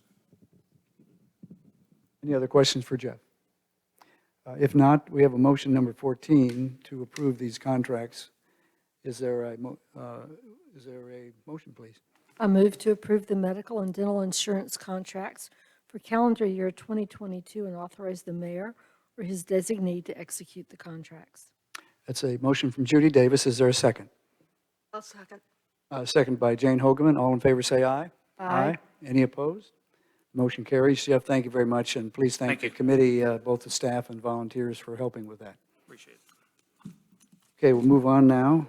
Is there any other business to be brought to the village council tonight? Item number 15.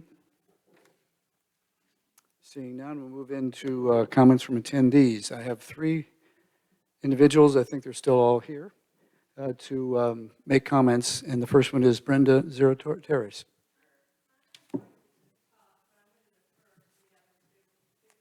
All right. Linda Guerra. Linda, good evening.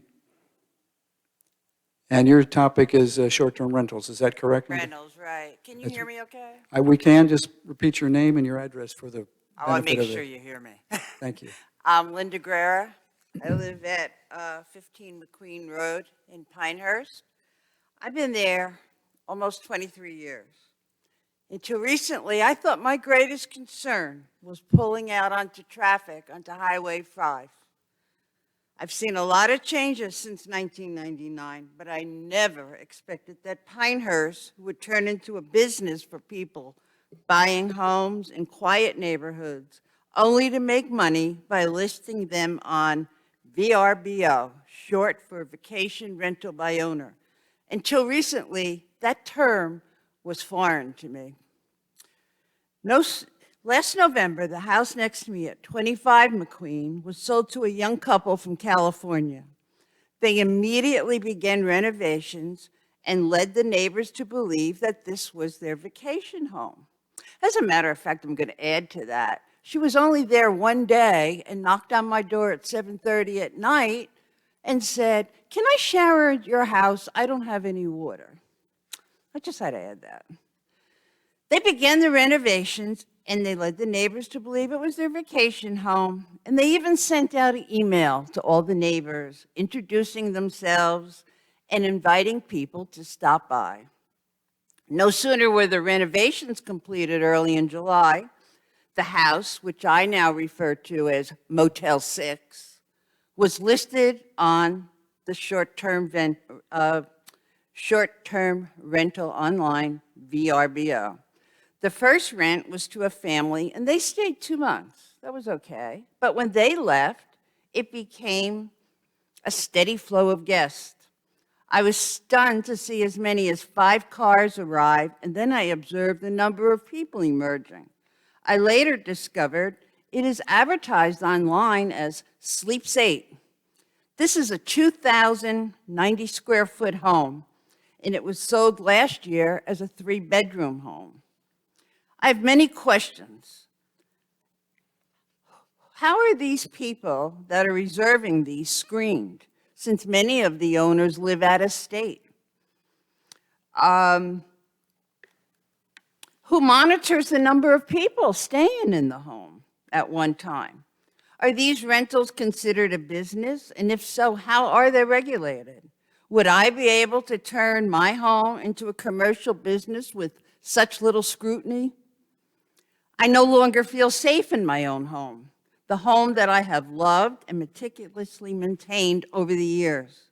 I no longer open my bedroom window, a routine that I have had for years to allow in the fresh air at bedtime. My bedroom is located less than 25 feet from their driveway. My home is my main asset, and I was recently advised by a realtor friend that homes next to short-term rentals can turn away potential buyers.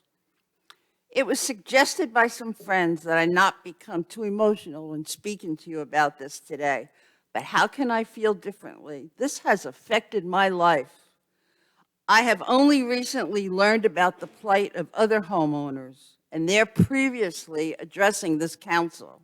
It seems that this has been a subject for more than several years.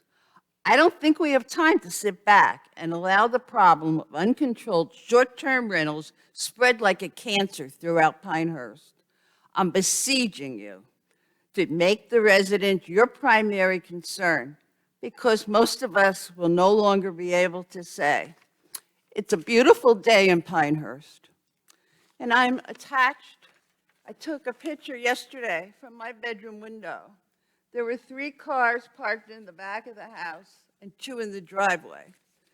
And this has become a daily routine now. And I don't want to have to leave Pinehurst.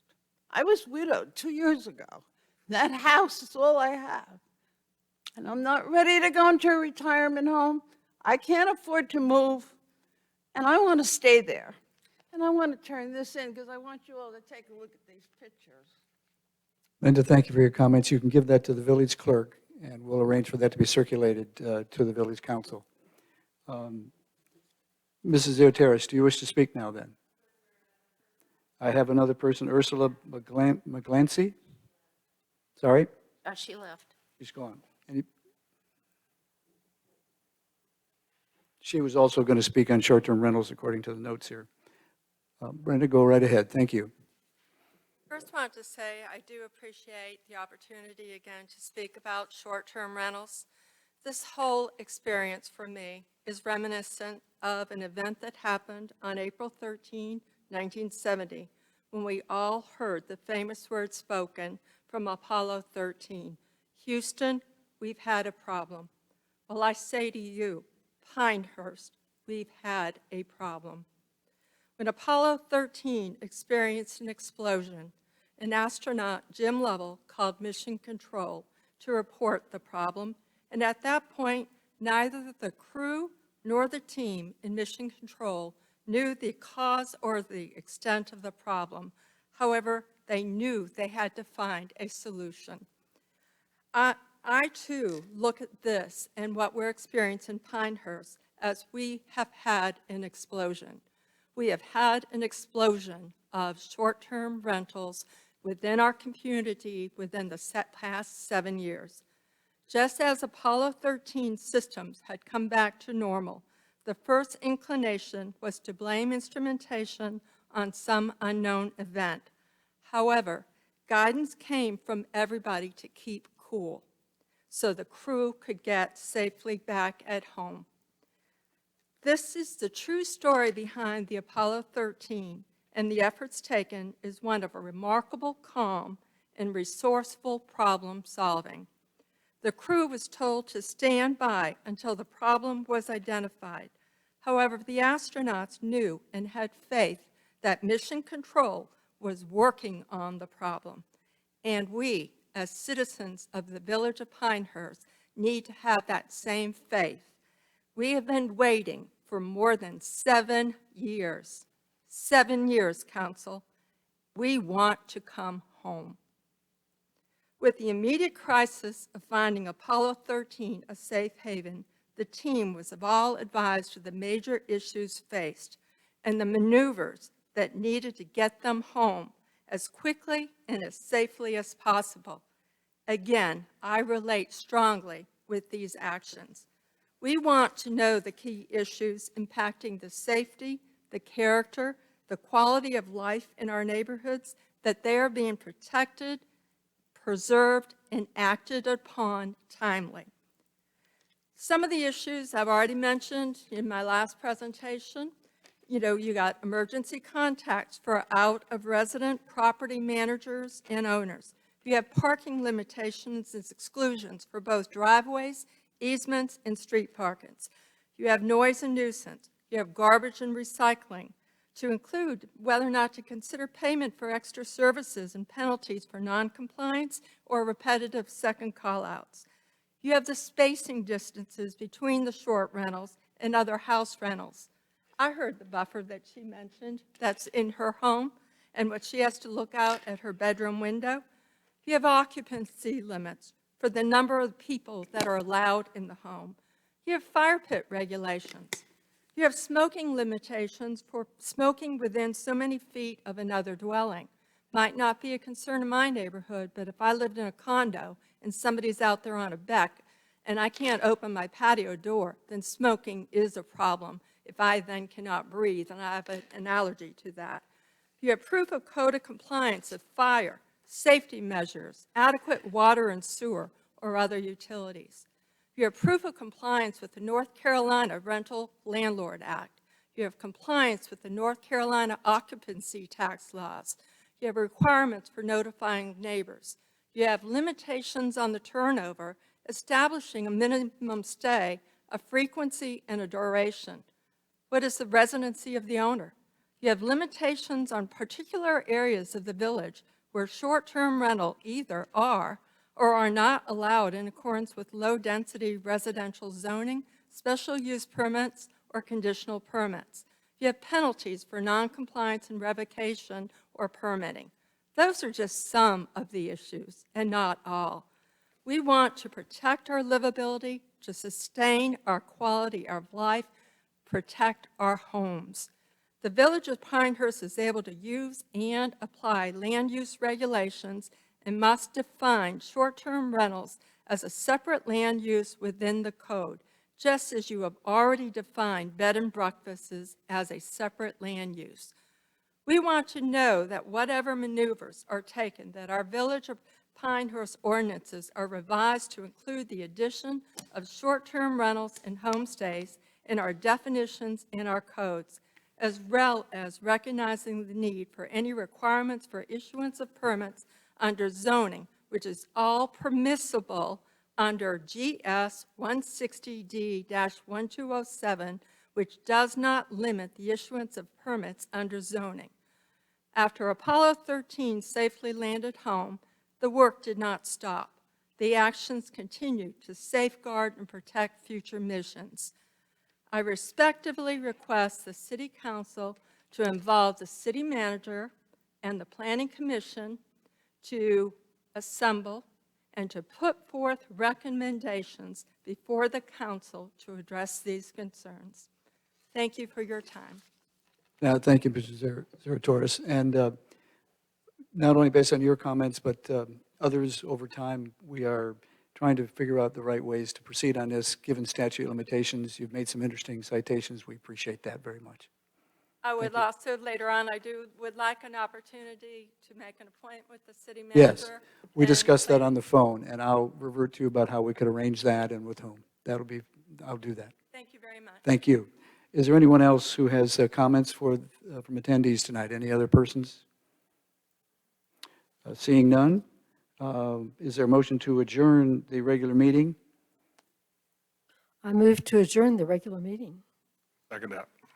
Motion by Judy Davis and a second by Kevin Drum. All in favor say aye. Aye. Aye. Any opposed?